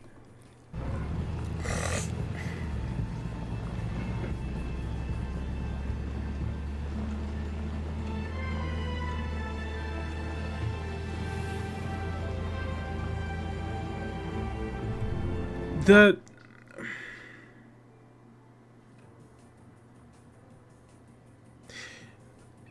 understand this is the same developers as Hitman and the same developers as, say, Hitman and with IO Interactive. I feel there should be... It feels lifeless.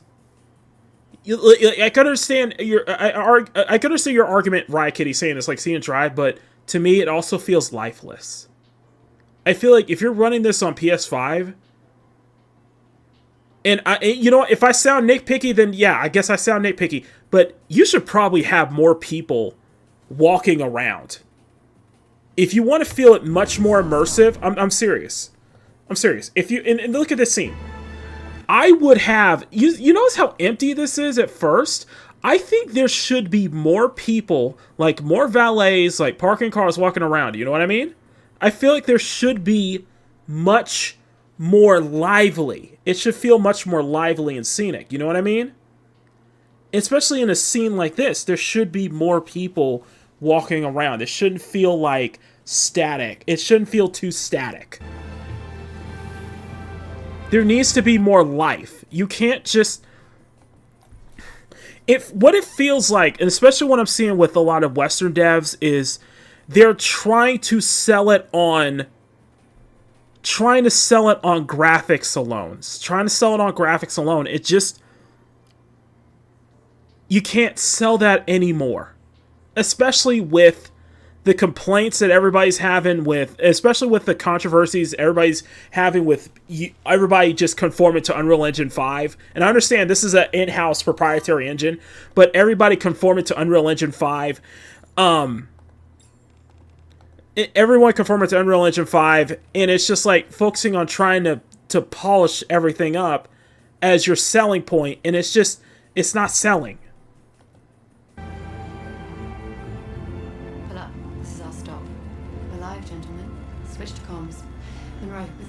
It's just something about I understand it's from a different distance, and I'm being nitpicky about this, but it feels like the NPC. It feels like there's too much of a static.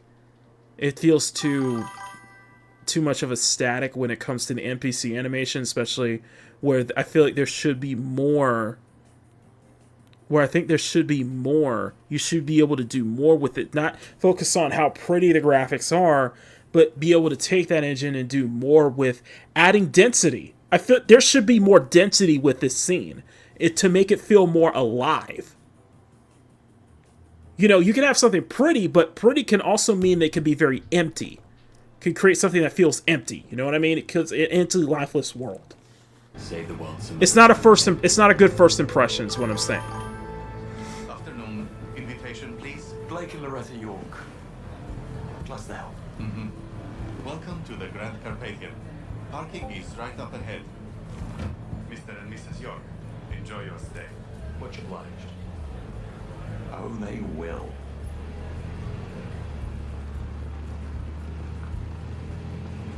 Right. We're entering the premises. Team status? Nash, deliver the area. In position. Sing.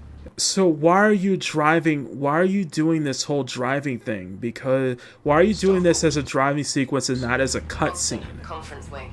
Kingsley. That's what I'm trying to get at. Why is this not a cutscene instead of having to do this as a driving sequence? Because it's boring. It's just boring. First floor suites. Bond. Parking lot. In position. Greenway, Grand Hall. Switching off comms as instructed. Keep a low profile and don't let your guards down. 009 most certainly won't. Out.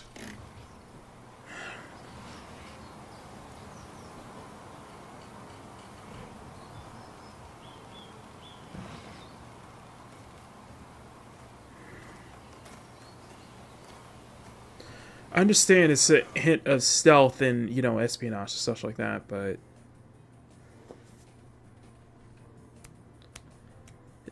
it feels like there needs to be some more. Maybe it's the camera angles. Maybe it's the cameras you chose. Maybe it's just I think the word that I'm going to be using a lot is lazy. It just feels lazy.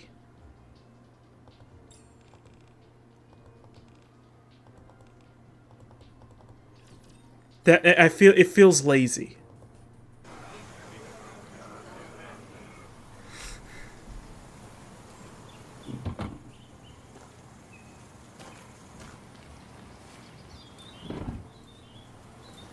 It almost feels like you're trying to. It almost feels like you're trying to. I've seen scenes like this. Okay, and the way it's set up, it reminds me of the quieter scenes in it. Okay, have you guys ever seen the 2013 film called Drive? It starred Ryan Gosling and Carey Mulligan. Ryan Gosling, Carey Mulligan, Christina Hendricks. I forgot a couple others there, but it's one of my favorite films with Ryan Gosling. But it has those quiet moments where, because he plays a driver. He's a driver. He is a no-name character. He's a driver. But he does in the opening scene. in the opening scene, he has to do. He's a getaway driver in the opening scene, where he has to get these get these robbers doing a rob job, and yeah, like Baby Driver. But the thing is that in the opening scene of Drive, there is it's like this, where it's very quiet. It's very quiet, but yet it feels tense. Yet there's a feeling of tension with the way the camera, with not only which is how they utilize kind of the atmosphere, utilizing the atmosphere, utilizing the music. It wasn't just not even having tense music. You had very quiet music that could build up. It created a feeling, the camera angles, the color palette, the way everything kind of like put together. It did a quiet scene like this before the big chase, but it was done with a lot of tension. But you had that feeling of tension. You had that feeling of you're not sure what's going to happen next. You're interested in what's going to happen next. Something's going to get crazy with it. I highly advise everybody who's watching, if you have not seen Drive with Ryan Gosling, please do so. It is one of my favorite movies with him, and it's definitely one of my all-time favorite movies. Baby Driver is another good example, by the way. Thank you for bringing up Awesome One. It does that kind of the same thing.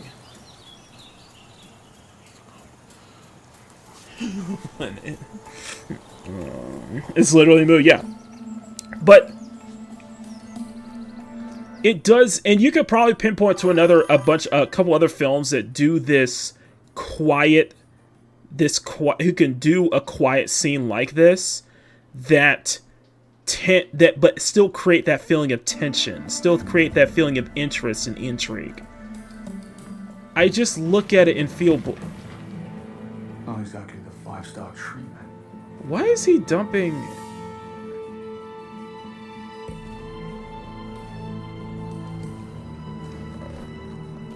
Yeah, that's weird. Stretching my legs. Bond, reporting suspicious behavior. 009? No, one of the hotel staff. Strangest looking bellhop. I think the other issue is that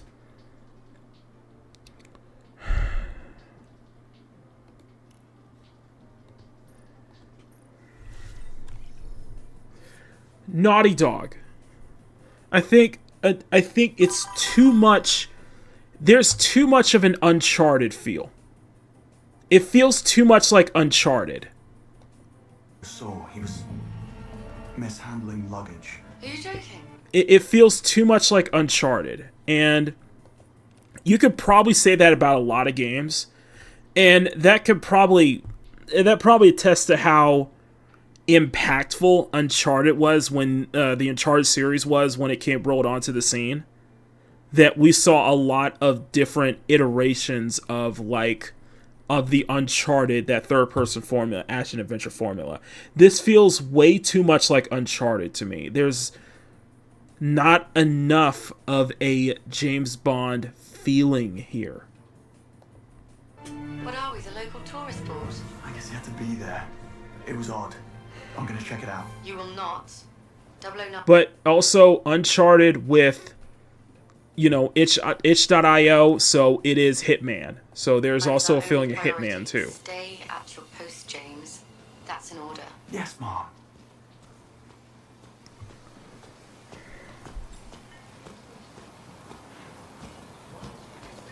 They had poor taste, if you ask me, and got what they deserved. Pardon me? Need to see a man about a bag. It's feeling like Hitman. It feels like Hitman.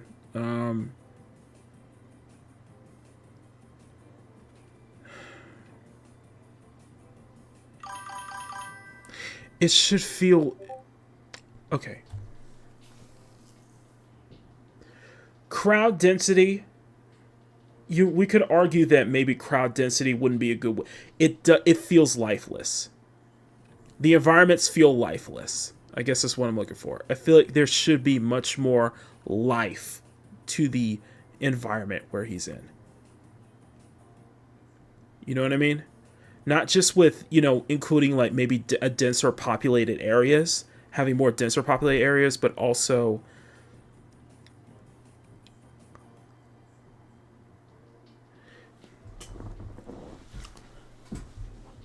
Okay.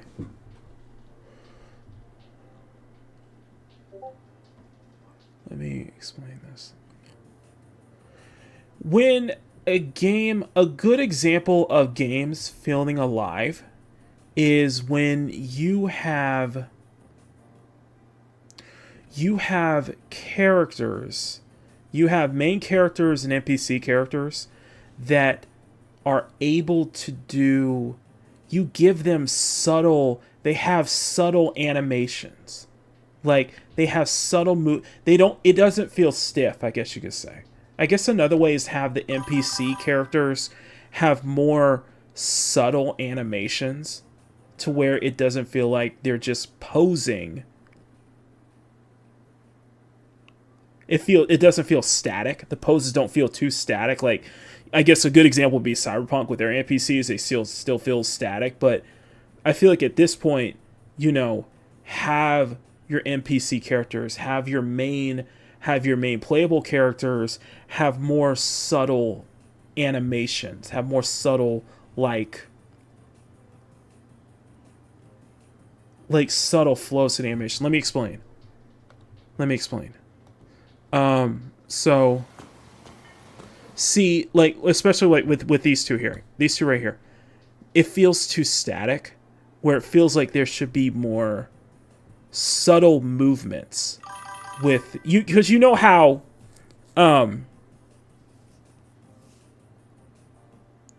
we are, especially when you're standing in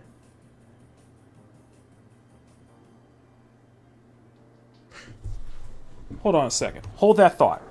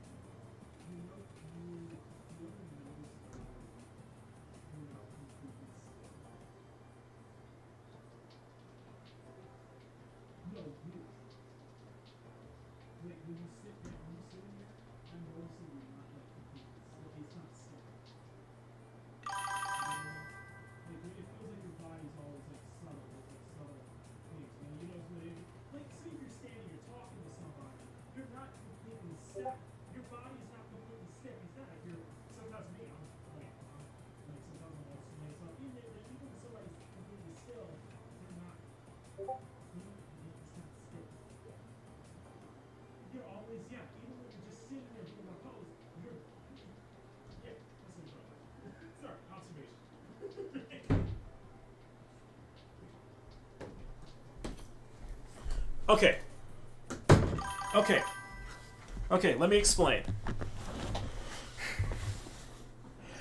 me explain.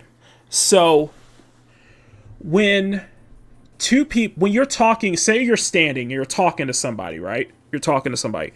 You notice your body's never stiff. You're never completely stiff. You're never completely static, staying just in that one place, like frozen. You're always like, there's always subtle things that you're doing. You're like moving left and right, something like that. Look at, here, I'll show you this. I'll show you this. You can depict through subtle movements, you can make, through subtle animations, through subtle like idle animations, you can make a character, you can make an environment feel much more livelier. That's the word I'm looking for. You can make an environment feel much more livelier when, and I think it's just having more NPCs, having more like subtle animations, have more subtle like body movements and stuff like that. It just, everything about it just feels stiff. The word I'm looking for, it just feels stiff. And I feel like there should be more. You should do more than just stiff poses. Maybe that's the engine limitations. It doesn't feel as lively as it feels like it's, with this scene, it needs to feel like there's more life to it. And even denser, even having a denser like populated area doesn't mean it's going to be completely lively. It feels like you can depict through subtlety to have more livelier things going on. Like you look around, okay, like I'm nitpicking here. I'm nitpicking here. The trees, like you notice the trees and foliage, there should be like a subtle sway. Like if you squint just a little bit, there's like a subtle sway. Like subtle animations, like subtle movements here can make a scene feel more alive. It can feel like there's some life to it. You know what I mean? Afternoon, sir. Staff and press only. It just looks a lot like what I see in other games. Done in other better like third-person action adventure games where it feels like there's much more livelier scenes. You know what I mean? Forgot my press badge. I know I'm nitpicking here, but it's just I'm trying to put my thoughts together. It just doesn't feel. It feels like on a technical level, it feels like it feels lifeless. Can I duck through? I need to catch up with that bell. Thanks, Clarence. Show me your ID, and all is good. Better go and get my ID then, if you want to catch your bellhop. Fair point.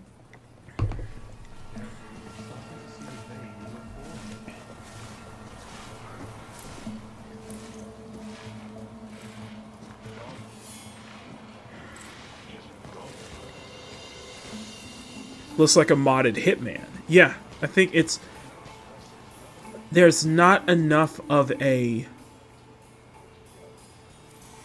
And I'm not knocking it because it's like, okay, it's Hitman, it's from IO Interactive, and let's be honest here, a lot of third-person action games have those same kind of things. You see that with Ubisoft titles all the time. Having scanning everything, having waypoints, having markers on the screen. That's common. That's very common. And then, having a marker tell you where you need to go. So I'm wondering you can interact with the environment a bit more. Okay, you can interact with the environment. It just feels like it feels like an animation cycle. It feels like an animation. It feels like NPCs are making an animation cycle instead of, having more natural, having much more livelier feel to it.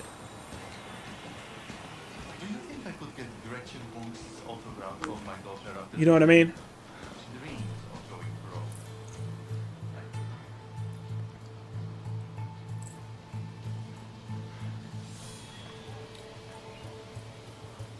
And I do think that with some of the things here, it might be asking yourself where you have to where NPCs may take notice, be much more aware of having be much more aware of their surroundings. Maybe have NPCs kind of like take notice, even if you're just standing idly by. You know what I mean? I'm just saying. I understand distractions. This is Hitman. I'm just saying this is.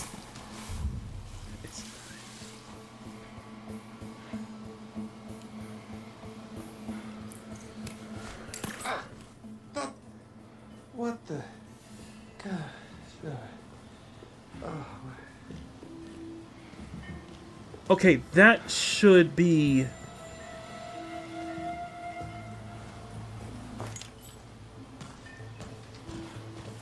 So,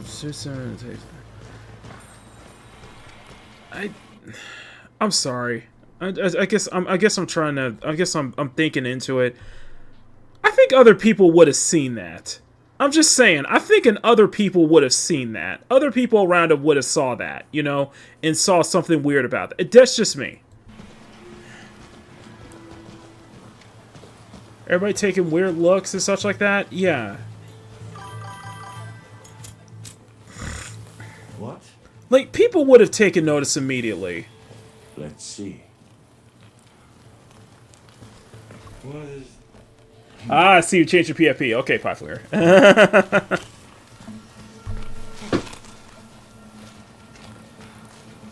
I don't know. It's just weird.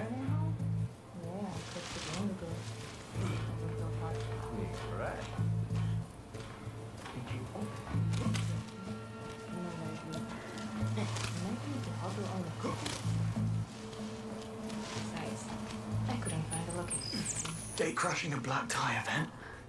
Haven't done that since final year. I don't know. It just something about this doesn't feel like. Ken Banks, penetration tester. I need to have a stern word with your manager. Good to have you on the team. Okay. I've lifted the Okay. This guy better be worth it.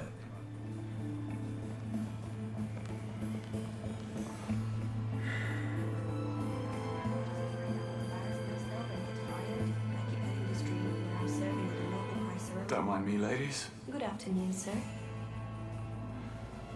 Which room is he in? Don't know. But he's getting an extra minute on his pillow. There. Okay.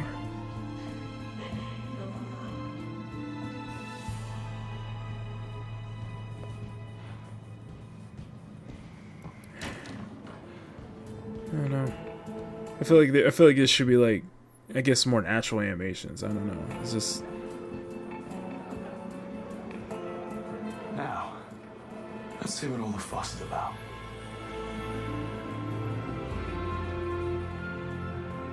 And I'm noticing they're doing this camera like. They're doing this like one take third person camera that we saw with the. That you know how both the God of War, both God of War titles, the first one in Ragnarok, they did it they did the entire cut, they did everything in one camera, and it's all done from a third person camera. They'll just zoom it, pan out in other ways like that. And I'm noticing they're kind of doing the same thing here a little bit. Hopefully I'm the last thing I Similar to kind of camera trick in my humble opinion, I guess you could say. What are you here for?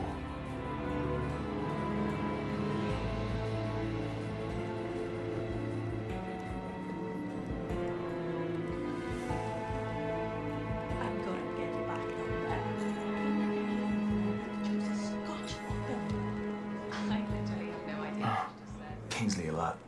Best not get spotted just yet. Need to build a case first.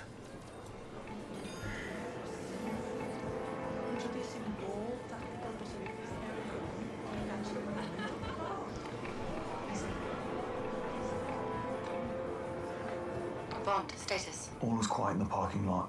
No sign of 009. Over.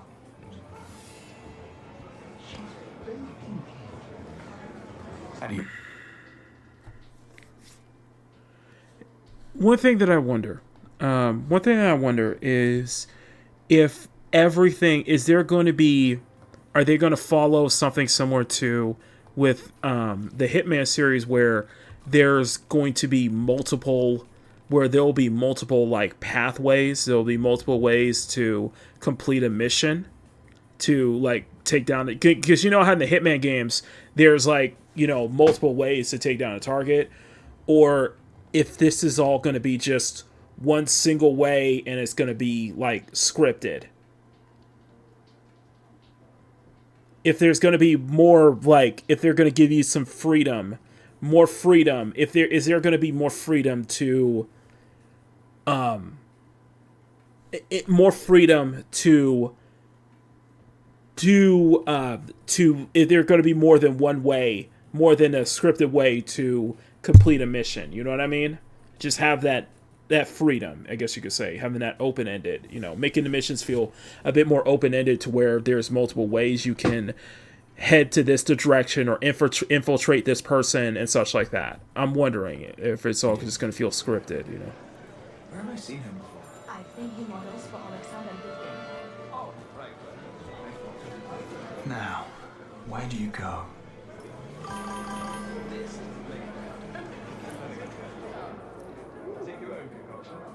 I can't take it, I'm afraid. The hotel owner has a huge collection of mixology books from the 20s. Book collector, look. Now this is pride and joy. I just feel that there should, I think ultimately, I guess the point I'm trying to make in here is that I feel like there's not enough immersion. There needs to be more immersion for a property like this. Of antique books on display about the castle and local history. Wonder if you could help me. I'll certainly try, sir. Did you notice the blonde bellhop who just passed through here? There's a faded pickard in the lineup. Probably one of the pimps. He was asking for the directions to the backstage area. A chess fiend.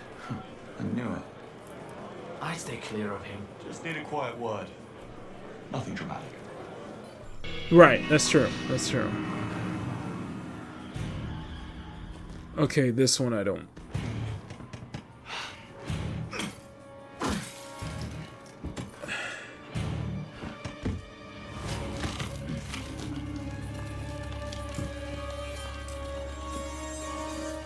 Looking for these? Okay. This was my first notice of this, and it worries me. Okay? I'm worried that, and this was the part where I feel, this is one of the parts where it doesn't feel too much like James Bond to me, and this is where I said the Spider-Man 2 effect might come into play. I am worried that James, throughout this whole game, is going to get emasculated, I guess you could say. Going to get talked down to. Going to get the Peter treatment, I guess you could say.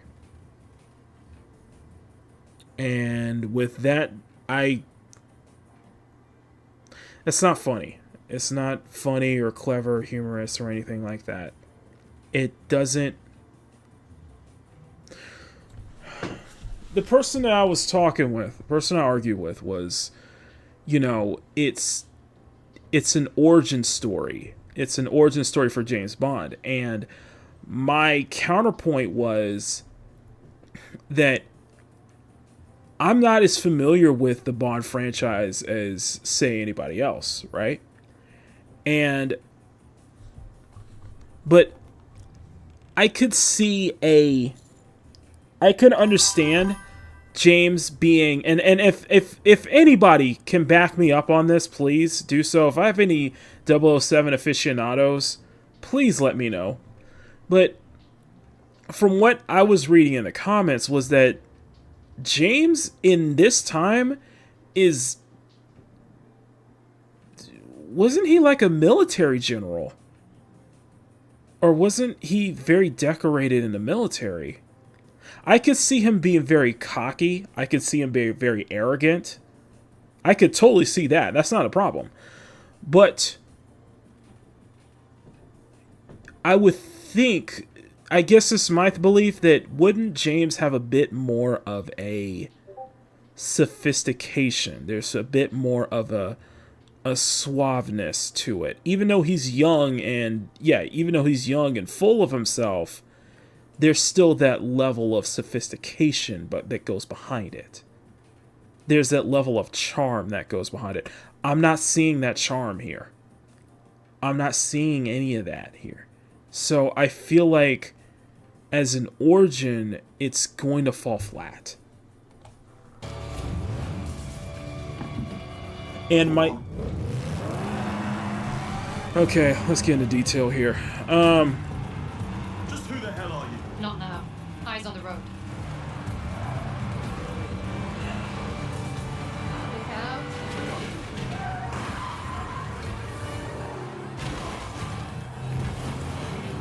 Okay.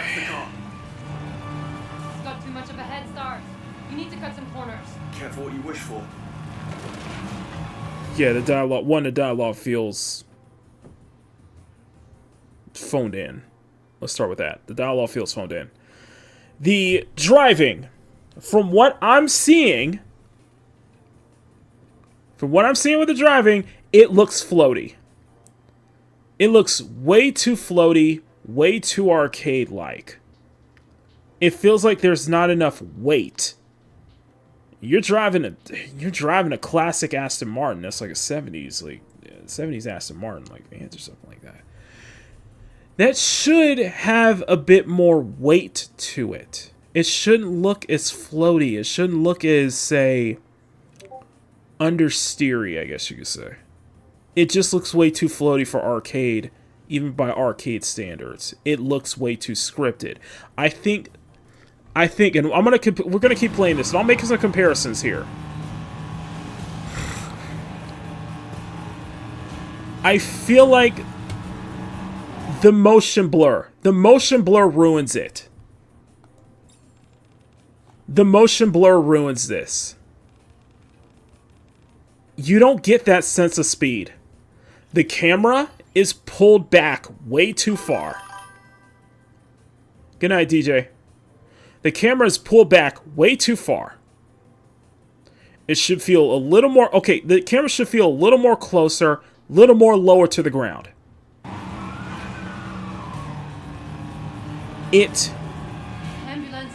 The motion blur ruins it. It doesn't feel fast. It just doesn't. It feels floaty. The handling feels way too floaty. I feel like this should be more like Horizon. Feel more like the Horizon games. Or it doesn't feel exciting. I think this the part. It feels way too scripted. But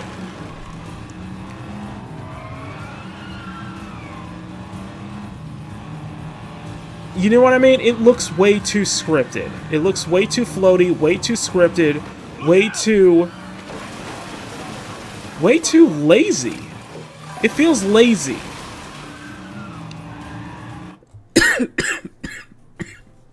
It's not exciting. Like, you go through this chase, it's like... It feel like you're on rails. Even with the car sliding... Even with that back tail stepping out, it feels like it's on rails the whole time. It feels like it's on rails way too much. And it feels like a scripted, you have to go to this point. You can't break away. You can't break away from this direct path. And is she supposed to be a rally driver or something like that? It just doesn't, this doesn't work.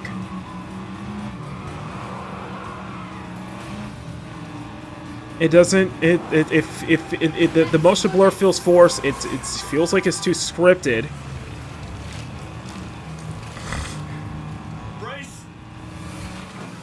Yeah, even the jump physics do not look good to me. The physics, it does not look good to me. Okay,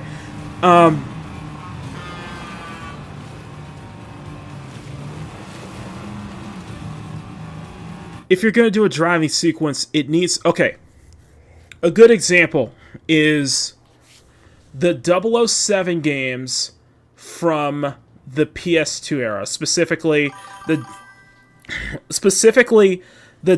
007.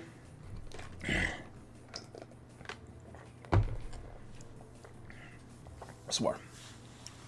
The 007 movie tie-in titles, specifically the ones developed by EA. Those had better driving sequences than what we're seeing here. It probably helps that the 007 games that were made by EA, they had Black Box co-develop the driving scenes. And we're talking about Black Box at the peak. Like Underground, Hot Pursuit 2, Underground 2, Most Wanted, Carbon, Pro Street. Yeah, it was the driving scenes, if I'm correct, were developed by Black Box. And it has that, you can sense that, you could tell that it's a Black Box game. You could tell that this is the devs of Need for Speed Underground. Because they knew how to get this driving fixes just right. Just that arcadey Simcade feel. This feels way too arcadey. It feels way too floaty and way too on rails. I think it feels boring. I think a good example that they should have followed. I'm gonna give you just one example. They should have followed more on the lines of Driver San Francisco. This should have been, and I'm going to show you a bit of gameplay of Driver San Francisco real quick. Let me show you Driver San Francisco. I think it's one of the best driving games ever made, hands down. I think there should be much more, like, you can see how intense it is with Driver San Francisco here. And I still have this game on PS3, by the way. But you can tell that it's not floaty. The handling doesn't feel floaty. The car feels like it has a lot more weight to it. The physics feel much more reactive. It feels much more responsive. You know what I mean? This feels much more intense. I think they should have followed something more on the lines of Driver San Francisco, or had have the driving sequences outsourced to having the drive sequences outsourced to a good maybe something like a Ubisoft Ivory Tower, maybe something like a good racing game developer who can do something like that. You know what I mean? Because this feels much more intense. It's much more simcade. And I think that take this and bring it into take something like this and bring it into it's night and day. Take something like this and bring it into that. That would feel much. Okay, long story short, it needs more weight. The cars feel way too floaty. It feels a little too scripted as well. There needs to be much more weight. It feels like, especially with a 70s car like that, there needs to be a little bit more weight transfer. The handling needs to feel more simcady. His handling needs to feel a little more simcady, and it doesn't need to feel as much scripted. It feels like even the driving sequences need to feel a little open-ended. Like, yes, it's in this set path, but there are multiple pathways. There are multiple ways to stop the driver or follow the driver. You know what I mean? I think a good one, another good example. You want a really good example? I think what they should have followed was another black box title that I do feel is underrated. This should feel like Need for Speed: The Run. I'm gonna show you a glimpse of the trailer. I'll show you a video right here. Let me show you. This is Need for Speed: The Run, okay? And this is them in San Francisco. I'll show you. This is San Francisco here. We're up. Get to Knob Hill or you'll miss the race start.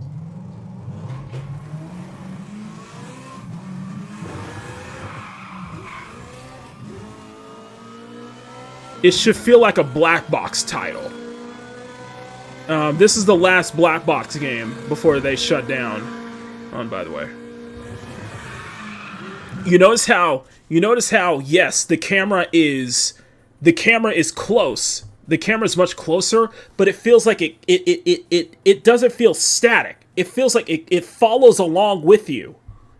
You know what I mean? The camera feels like it follows along with you. It's like kind of you're kind of feeling that sense of motion here. You know, it's not using motion blur, especially when the car's braking. You can see the camera's kind of swaying like that. That is much more exciting.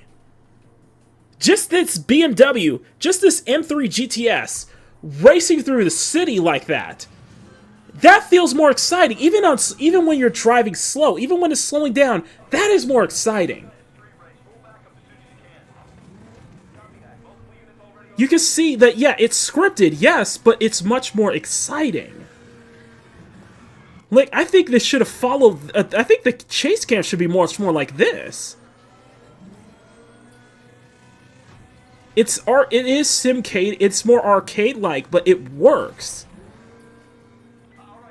But for an action game, something like this, having like this would be very exciting. Even when there's no traffic, but here's the thing, it has a great sense of speed because even when there's no traffic, you feel you're going fast. When you're slamming on the brakes, you notice how the car should like, the car is tail behind it, sway, but this is very interesting though.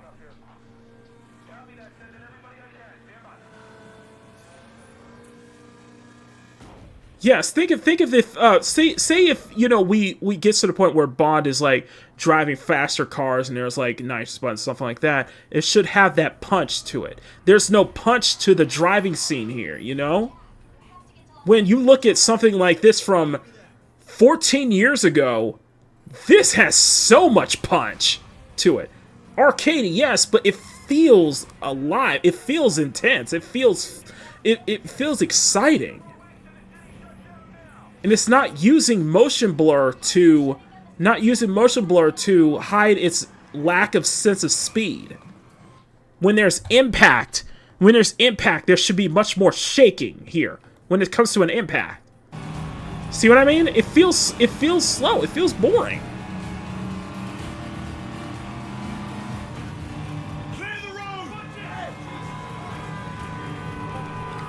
Mount the camera lower. Just like what you saw with Need for Speed the Run. Yes, but you can outsource that. You can have competent. We've seen action games that have great driving sequences that clearly the developers outsourced to a racing game developer, or they knew how to make a driving scene look exciting, feel intense, have the camera mounted lower and closely positioned behind the car. Have that shake when... Have that a stronger shake to it. Like, look at that jump. Look at that jump. Look how slow that jump was.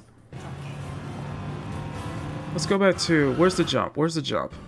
There he is. Go back to the jump. Agent Charlotte Ross. Tight.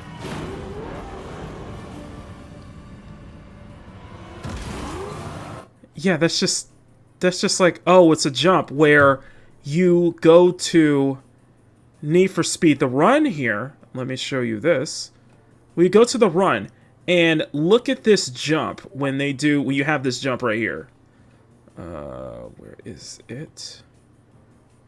When they're racing down California Street, by the way. I'll show you that. Yeah, this is California. Look at this jump. When they do this jump right here. It's not a main part of the game, but it shouldn't feel as boring as this, though. It shouldn't feel as boring and wonky ridges as this. Look at this jump right here. Copy that. You see how that jump is like right? It's like right close to the camera, and it switches out just like that. That's what this jump should have been.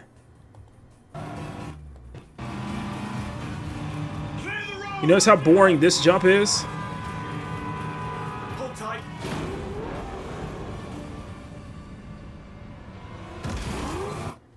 Whereas you look at this jump right here. Jack, you have to get to Las Vegas in the top 150. Copy that.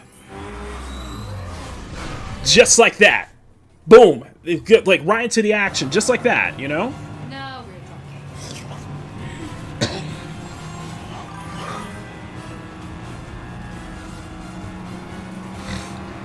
It doesn't feel exciting. Camera mounts to the closer to the car. I'm nitpicking here, but you know what? As somebody who's played racing games for most of his life, I can tell how a driving scene, what can make a driving scene feel intense and exciting. This isn't. Even scripted driving scenes can still feel exciting.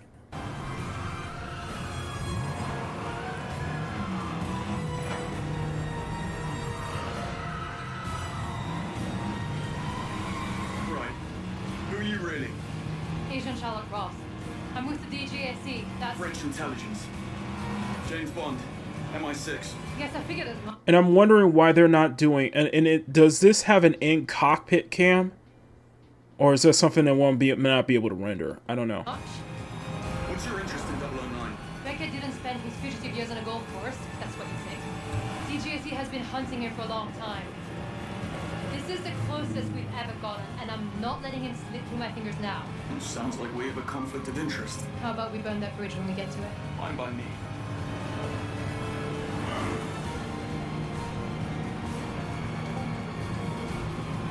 Yeah, man, just... There.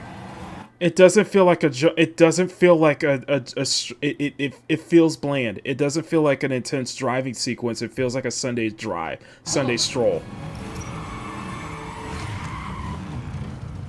No sign of 009. Plenty of his friends, though. I'm not loving the odds. I've had worse. In that case. Get down there, draw their fire. I'll flank them. We need to keep that plane on the ground. Well, what are we waiting for? It's too fixed. I agree, right? It's too There's fixed. that English sang-froid. Bonne chance, James.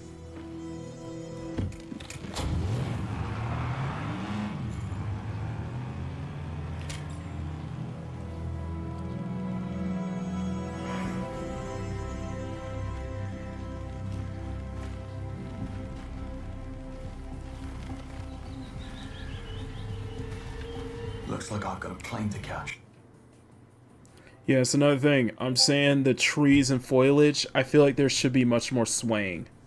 I'm serious. I feel like there should be, like, subtle sways. I'm serious. The trees feel a little too static.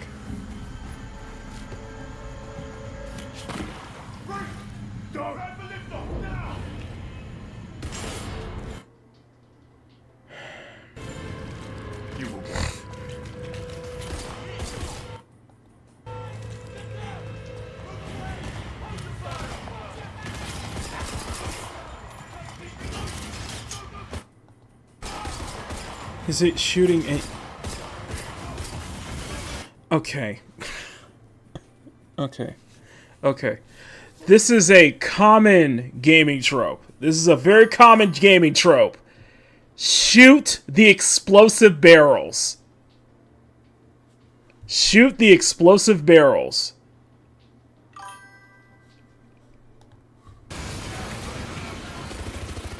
Like... I get that there's destructible environments. I guess you want to have destructible environments, but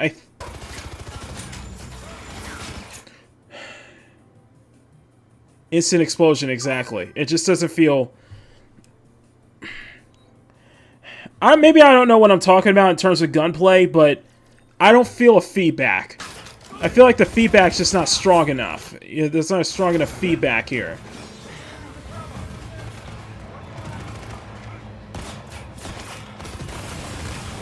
Yeah, like is shooting the explosive barrels to set the entire set piece it going up in flames, and I'm wondering. I think I probably would have made the entire environments destructible. I would have made like maybe have the platforms where if you shoot it, it can pieces start falling over, the support beams, such as like the support beams start losing that support, they start falling over, and that would be an interesting way, instead of just let's just shoot the exploding barrel, because, and they always highlight this is a common thing you see in third-person shooters, shoot the exploding barrel. There's always exploding barrels, even in Cyberpunk there's always exploding barrels. Now, words about heavy machinery. You don't have exploding barrels like that. Yeah, they always place that. Just like with yellow paint.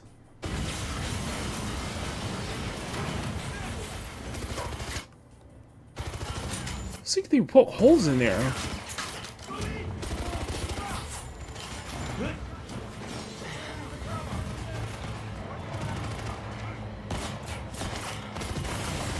Yeah, just shoot the exploding barrels like everything else. Yeah, even the... What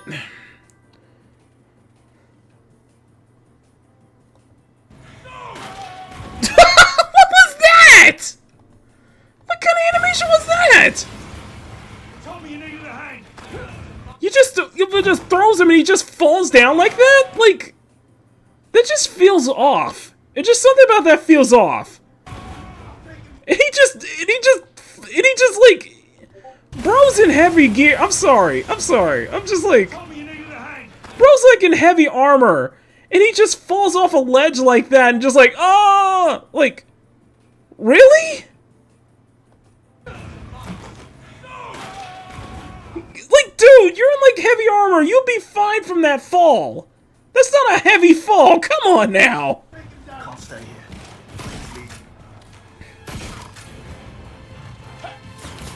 I don't mind doing, and I like limb damage. I actually like that in Cyberpunk. You can shoot the limbs and such like that, and I'm wondering if you can do the same thing here, if it really does affect an NPC how they shoot, if you hit the limbs, you hit certain limbs, or if you can blow off limbs or something like that to where they can't shoot anymore or something like that. I don't know. He's doing it. So it's something about that animation. Something about that animation just feels stiff. It just feels stiff, you know? Like, go back. Like, go back to this takedown animation right here. See? Grab him and he just like... Yeah, see, I don't know. It's just like a force grab like that. It's just...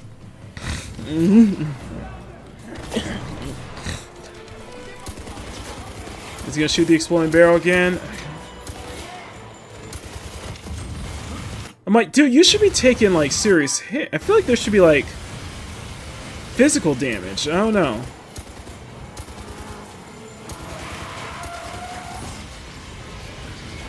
Okay, you can blow up the cars here. You just threw... You're gonna punch somebody with a freaking... Okay. You know what? It's James Bond. I can excuse it. It's just... Freak, what the hell? Let me look back. Let me go back.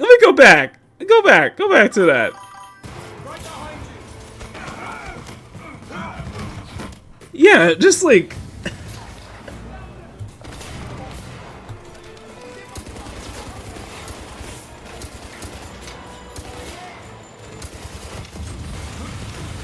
Okay, yeah, hit the exploding barrel. Is this area is gonna...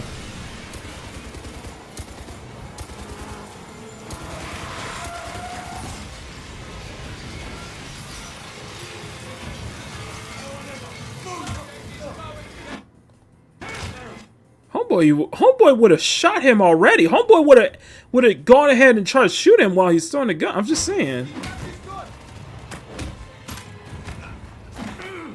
It's just some of these takedown animations just... It doesn't feel natural, I guess you could say. Especially some of these throws. Oh, of course, he's going to shoot the barrels again.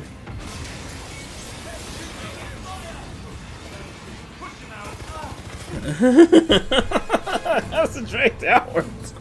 Like...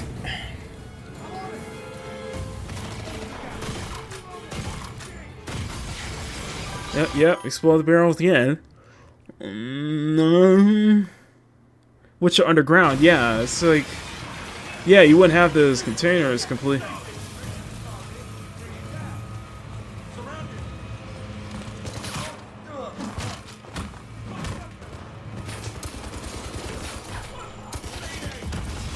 And I'm afraid that, like, the takedown animations are like... You have that invincibility where you have to wait for the animation to complete. You know what I mean? That the animation like complete.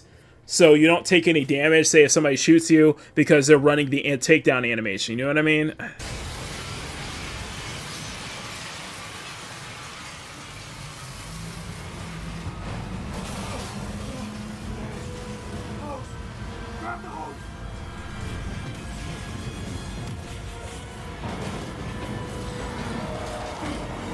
Hey.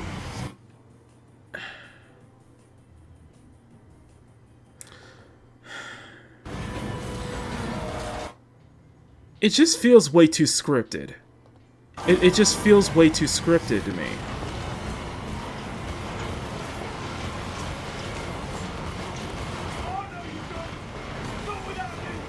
What the fuck? Whoa, whoa, whoa, whoa, whoa, whoa, whoa, whoa, whoa, whoa.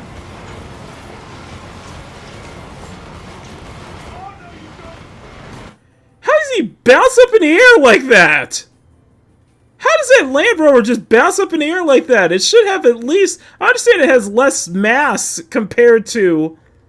mass compared to the truck, but come on now. It just bounces up in the air and just... falls over. It's weird. Okay, so it just looked like it phased through the helicopter.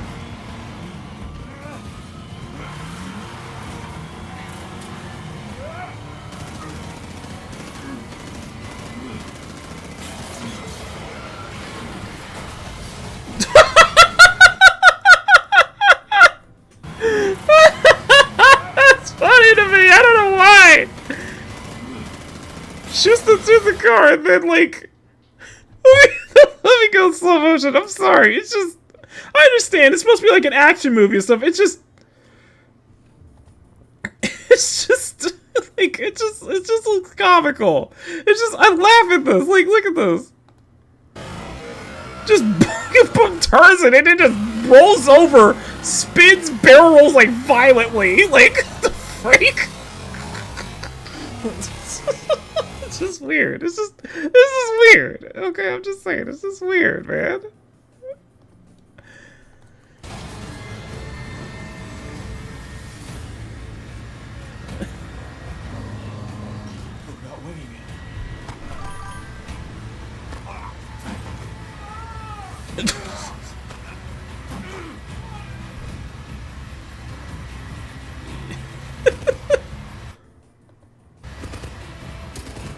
Concentrated blizzard.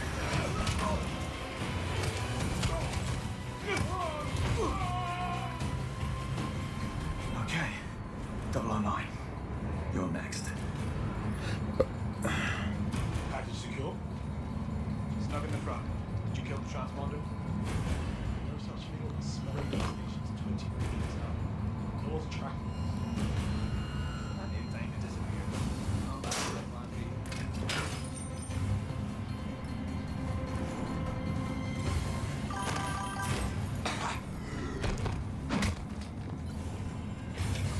Flying dark.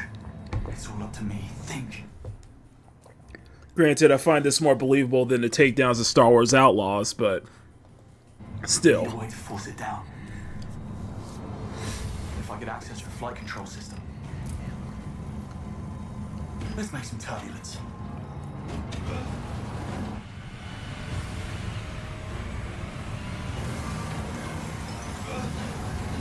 Okay.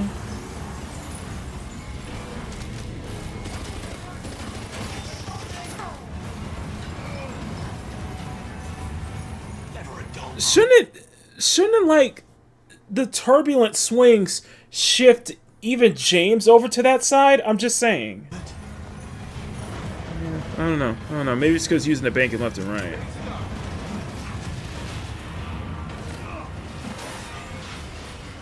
Wait, did he just phase out of the school? Whoa, go back! Hold on! Slow down!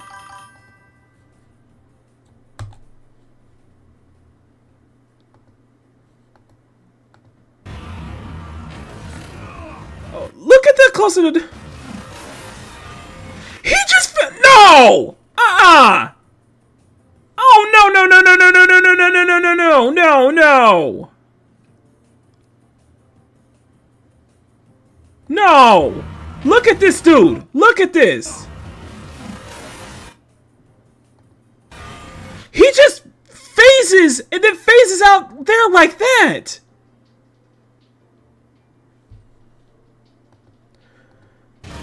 Watch! Grabs this dude, and then just animation-wise, it just like he phases into it, and then just phases out of the aircraft. This looks lazy. It looks lazy. That looks like a cheap anime. I'm sorry, that looks cheap.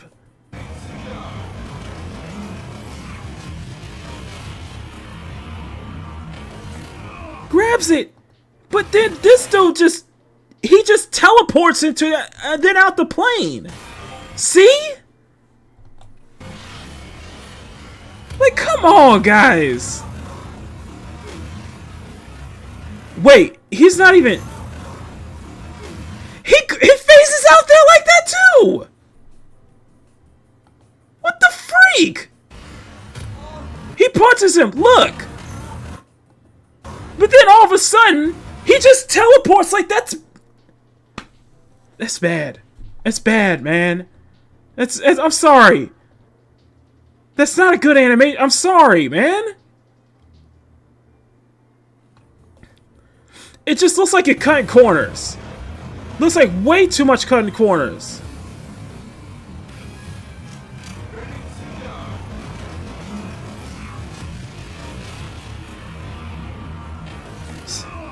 Looks like way too much. He just phases out like that. It just goes off like that. What the hell? Then look at this dude. He doesn't even connect. The kick doesn't even connect. The kick doesn't even connect, and he just goes to one place and it fades right out. No, that just looks like you're cutting corners. It looks like you're cutting corners.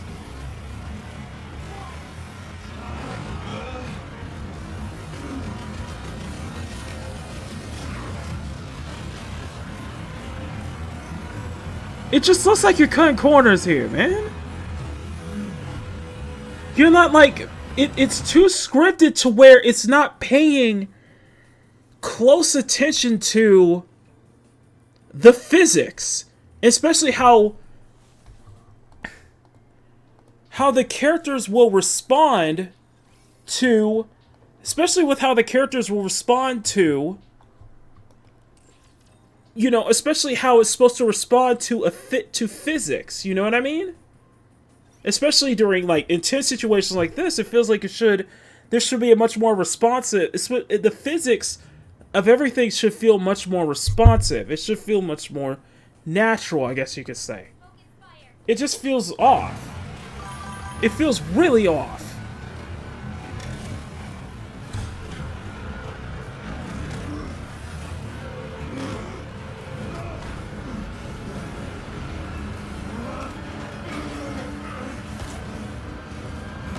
Yeah, and I'm afraid it's going to be one of those, like, those quick time events where you have to press this and that, you know what I mean? Which, I don't mind it, but...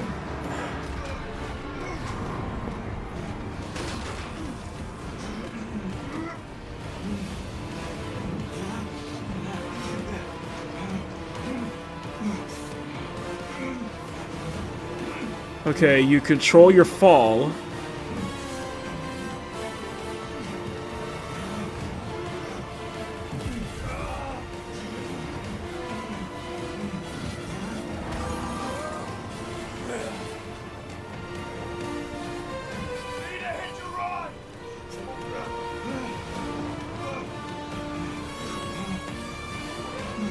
Okay, so...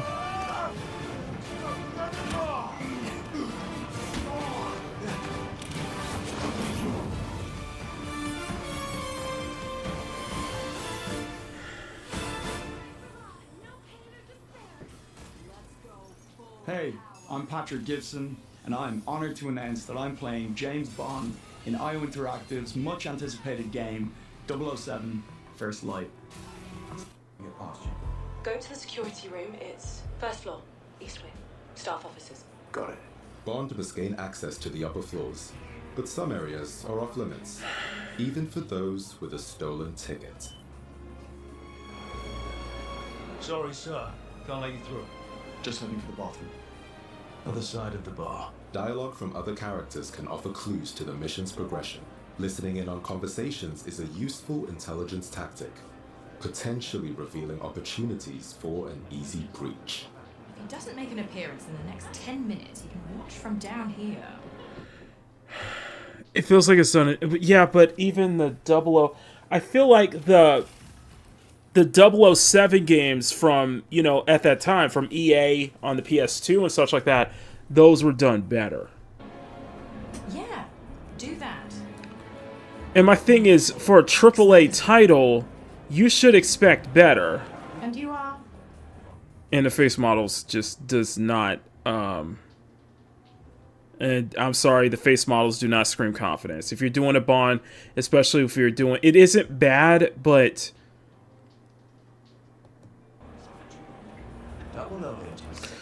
Let me put it this way.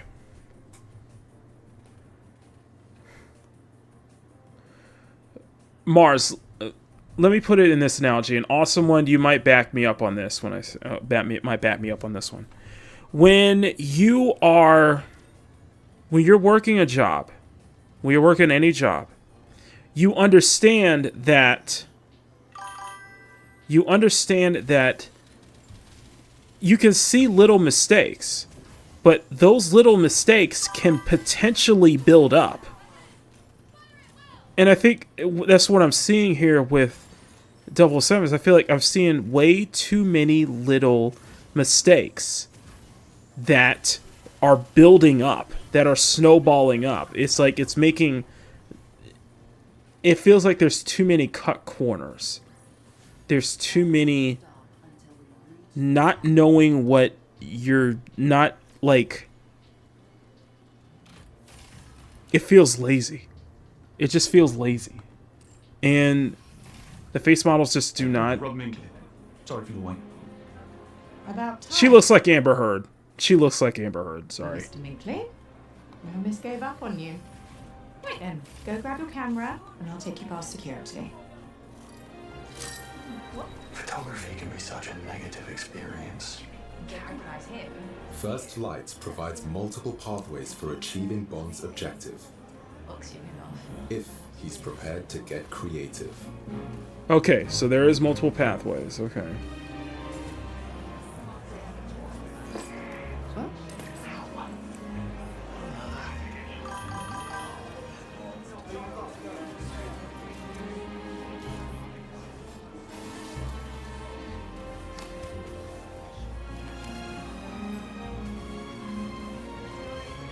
All set. Follow me. Bond's gamble has paid off. The balcony should give you an excellent view of the stage. Sorry, miss, but this man can't go upstairs. Relax, fellas. He's with me. You say so. I read your articles in Frux magazine on rogue AI and cognitive warfare. Hopefully this is a good time to drop in. You won't always receive the red carpet treatment, so sometimes you might have to take the initiative. In these highly volatile stealth situations, it pays to choose caution over direct confrontation. History doesn't know how to do his job right. Yeah, it just... I don't know. As everyone can be a valuable source of information. Saunders, I'll be needing that key card. Watch it. What? That needs a look. Like, what? That needs a look. I feel like some of the dialogue is going to feel off. I feel like some of the dialogue is not going to make sense. You know what I mean? Saunders, I'll be needing that key card. Watch it. What? Watch it what? That needs a look. I would have said, who's there? Who's behind there? I know you're behind there. I would have called security. Like, what the hell is going on? Not like, that needs a look. Like, what? Moments when Bond remains undetected offer the chance to survey hostile areas. North exit. That's my way out.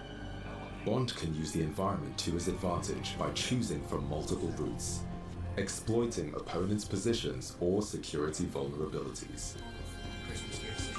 I was looking at, I ain't gonna hold y'all. You were looking at the second screen the whole time.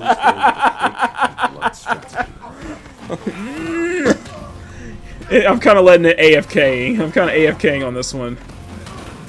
That looks so weird. Some about the combat looks... Maybe it's... I understand, it's Hitman developers. It's IO Interactive. It's just... Something just looks... a little wonky. Like, the hits aren't like... Like, the hits aren't like connecting. The hits aren't like either connecting or it's too... the throws... Like, the hits aren't like connecting... Or, like, the throws, like, the way the throws are a bit too exaggerated. Like, there's a bit too much of a punch when it comes to the throws, you know what I mean? I feel like there should be a bit more... I feel like there should be much more connection to the punches and kicks, you know? And it feels like the throws have a bit too much impact.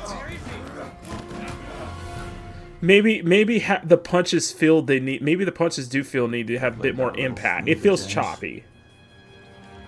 He got away with it this time, but they could have called reinforcements. Alternatively, Bond can opt for a more elegant style, using the scan from his watch to highlight options for distraction and misdirection. What was that? I'll have a quick look.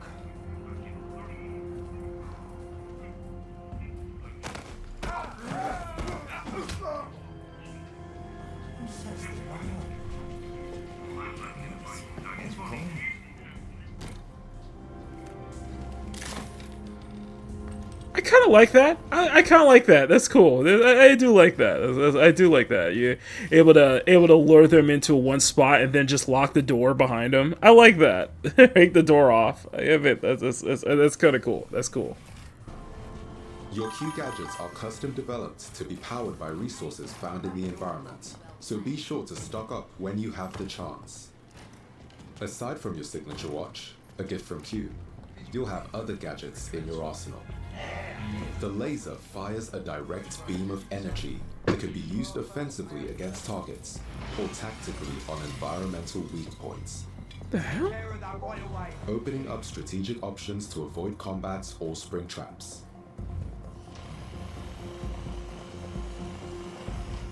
The smoke device confuses and disorients foes, letting you pass through undetected, offering a chance for concealed stealth takedowns. The world of 007 first. I think the takedown shouldn't go into an animation, like go into it like a just go straight to an animation. Like lights will see Bond face different opponents. I don't know.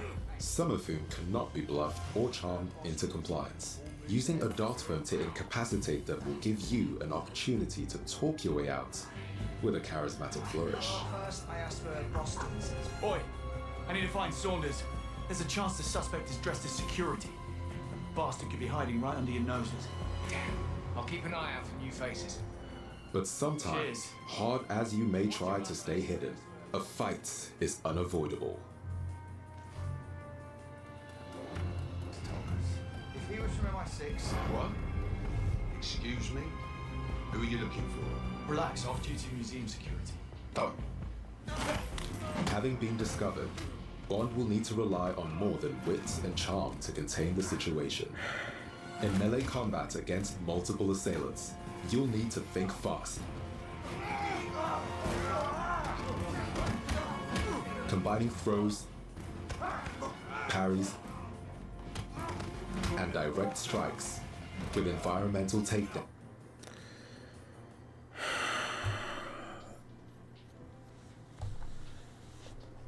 I hate making another comparison, but you know what? You know what did it better? You know what did it better?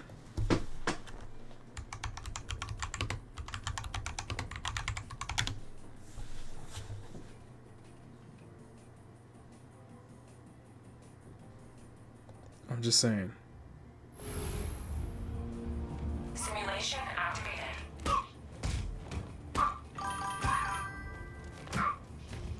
Yeah, I'm bringing up Arkham Knight. A game from 8 years ago.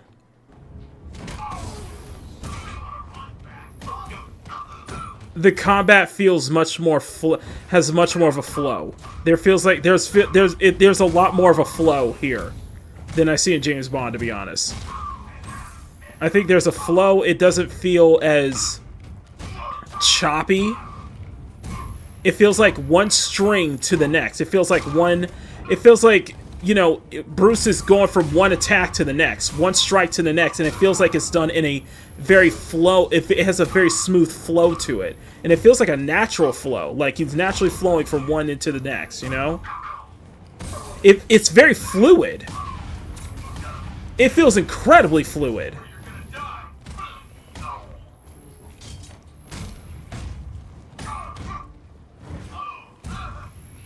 You notice how it feels like a natural fluid motion to it.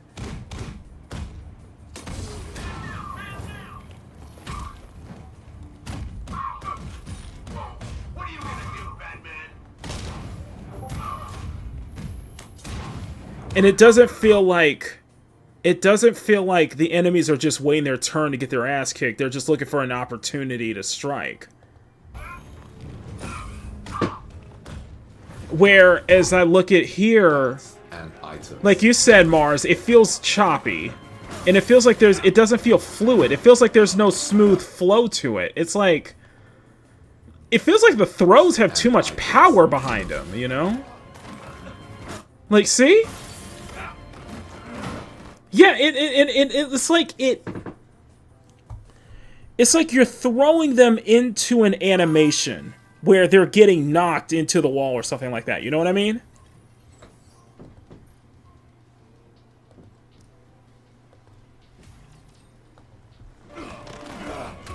It feels scripted.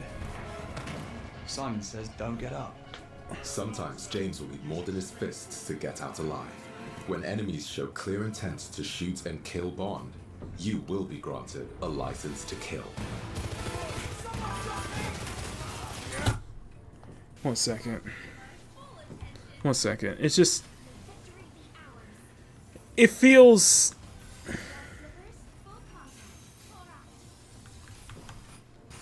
I can't help it. It just feels scripted.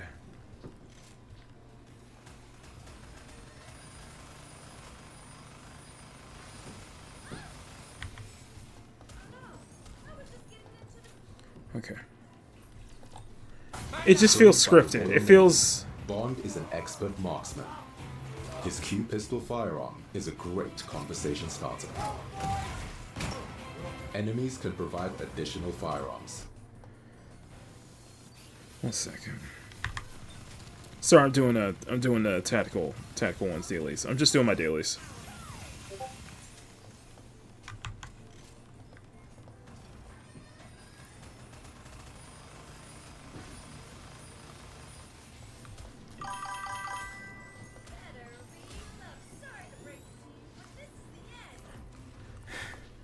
It feels like Uncharted. Yeah, it just I think that's the problem. It just feels too much like Uncharted.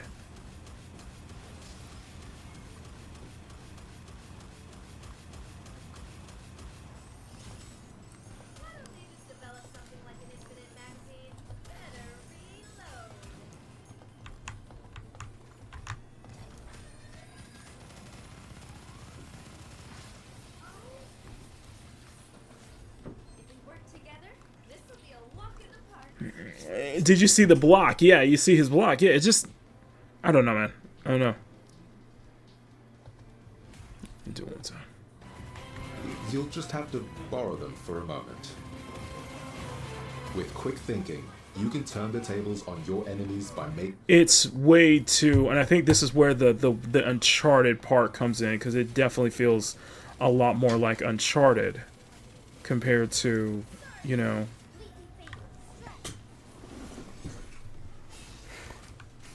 One second.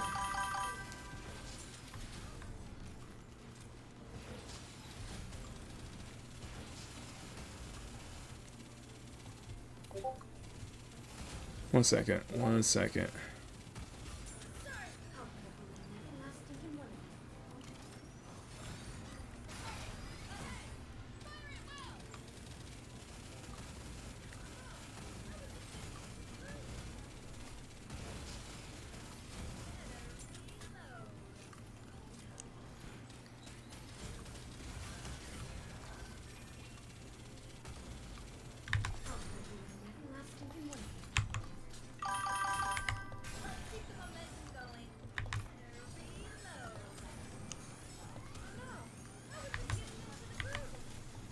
Okay. Okay, so... Okay. Yeah, Mars, like you said, it's a Patreon H. And Tron. Yeah. It a little too much like Uncharted. And because it's a 007 game, yeah, there's gonna be no blood either. Deployed in combat to disrupt enemy attacks or provide further offensive options. Yeah. Allowing you to fight fire with fire, or distract to make your escape.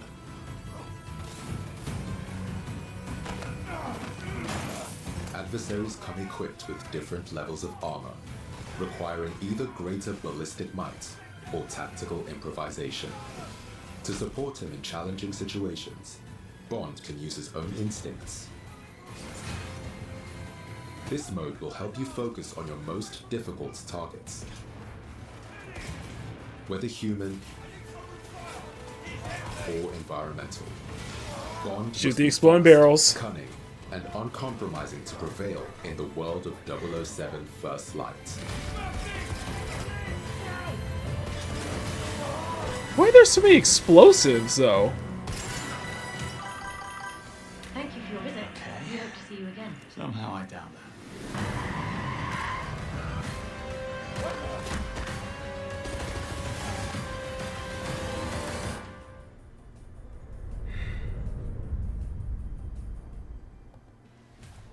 Yeah, of course, pre-order bonuses, obviously. 24-hour early access, pre-order bonuses, and stuff like that. It's just, I think the biggest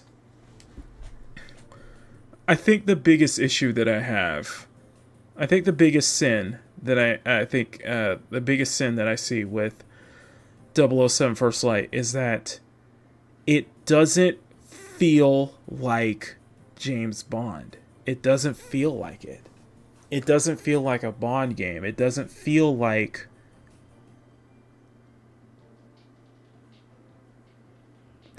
I find it hard to believe that whoever this character is ends up becoming the 007 that we all know and love. You know what I mean? I that's what it feels like. It feels like whoever this is doesn't.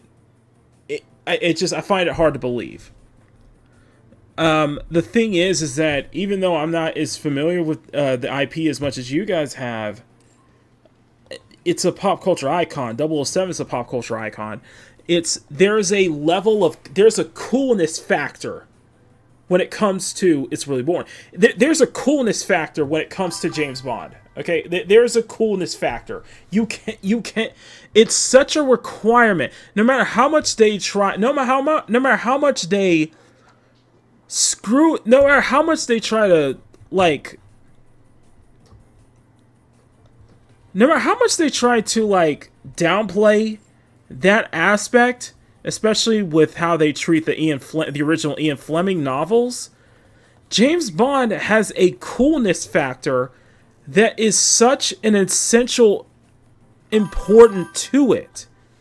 It feels like a James Bond game than James Bond. I agree. I don't sense that coolness factor whatsoever. Even with a younger Bond, it should feel much more cooler. It feels there should be that suave debonaireness to even a younger James Bond starting out. You know, the Bond girls, you know, we could go on and off on the Bond girls. Yes, they need to be smart. They need to be intelligent. They need to be a great companion to James Bond, but they also need to be alluring. They need to be attractive. They need to be sexy. And from what we saw with the images of the Bond girls, I don't think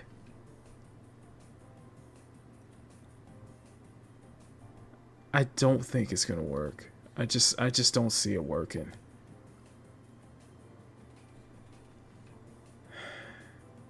I just don't see it working, man. It feels like it needs it needs better face models. You need way better face models than this.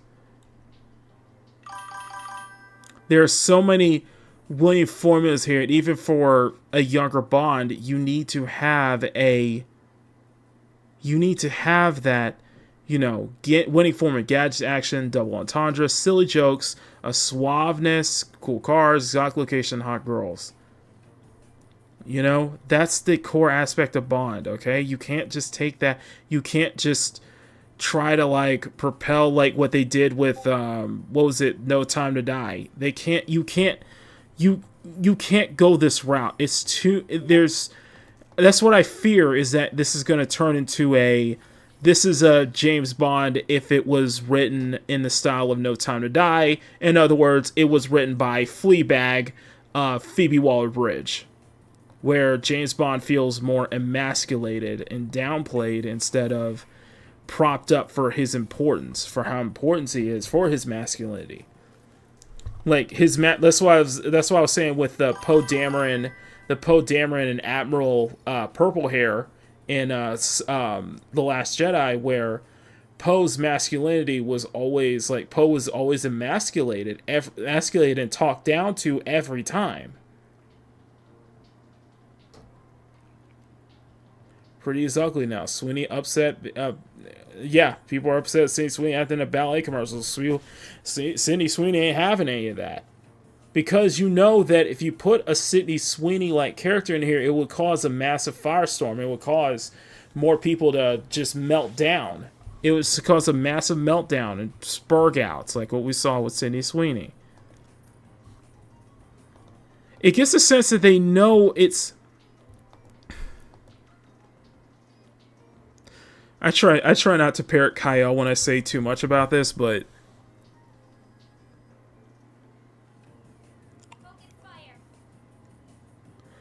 it feels like the dev studio is comprised of no, like, genuine like toxic masculinity. Like, I think that's what it is. Even the industry needs like dev studios need that. It needs that toxic masculinity. It needs that, you know, that hetero-ness, I guess you could say. It's just, I look at this and it's not hitting. It doesn't feel like James Bond. It doesn't feel like this is the 007 that we all are going to know and love. It feels corporate. It feels too corporate. It feels too, like, it's too afraid to go. One, it feels lazy, and two, it feels like it's too afraid to go that extra mile because they see 007 and James Bond IP as like very toxic, very misogynist, and it's like, the thing is, 007, it's a power fantasy. It is a male power fantasy. Let's be honest here. It's a male power fantasy. Men love him. Women. Sorry. Sorry. Men want to be with him. Men want to be him. Women love him. It's the male power fantasy. You know. It's that feel. I don't get that here. I'm sorry. You know what I mean. You know what I mean. It's like, you know, women love him. Men want to be him. Yeah, that's the kind of the thing with James Bond, and I don't see any of that here. That's that coolness factor.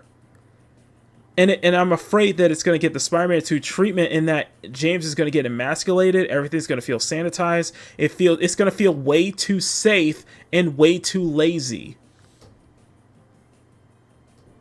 When you look at, you know, the original, you look at every single era of Bond, even with Daniel Craig.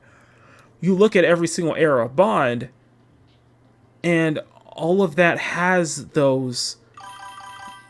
It has those factors. All of those elements will always be there, from George Lazenby to, you know, Sean Connery. For every single era Bond had that, you know? I don't know.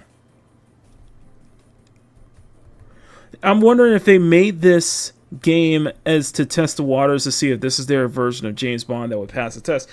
It's way too sanitized. It's way too safe. It's way too lazy. That's what it feels like. Give me a Sean Connery Bond. Exactly. I don't know. That's how I see it, guys. But it is getting late, and who's the villain? That's the good question. It's probably gonna be white male. White male, some kind of that. Okay. Anyway, guys, I'm gonna get out of here. Thank you all so much. Thank you for all the support. Thank you for the super. Damn it, Clarence. Now I gotta play AC Shadows next weekend. Thank you guys. You guys have been amazing. Smack that like button. Smack that like button. Make it jiggle. Smack that subscribe button. Make it jiggle as well. Thank you to all of my channel members. You guys have been absolutely on par with it. You have been absolutely on the ball with it. You guys have been amazing. I have stuff I need to send out. So I got channel member batches I need to send out. And I will see you all tomorrow on the Sexy Sunday Afternoon Art Show on YouTube. You guys have been absolutely amazing. Until then, have a great rest of your night, and I'll see you all tomorrow. I'm Makini 90, Art Sermon and Illustrator, and this has been Makini Draws Presents Peak Gaming. Until then, stay cute, stay sexy, have fun, take care, much love. Never apologize for wanting attractive women in your media, especially in your video games. Say no to censorship. And above all else, never stop drawing. Have a great rest of your night, guys. Enjoy the new outro. You have Kepa's voice. If you didn't hear Kepa's voice in the intro, you're gonna hear Kepa's voice in the outro. I hope you guys enjoy that. Until then, I love y'all. I'll see y'all tomorrow on Makini Live. Until then, stay safe. And let's get this to 20 likes. Let's get to 20 likes tonight. Let's get to 20 likes. I love y'all. Peace.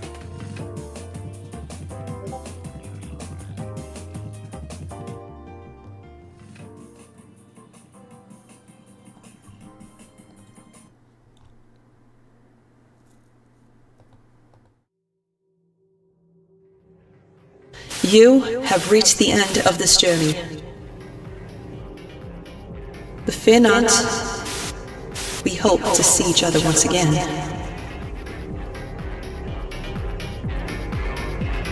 Thank you for playing in our world. But now we must return you back to your world.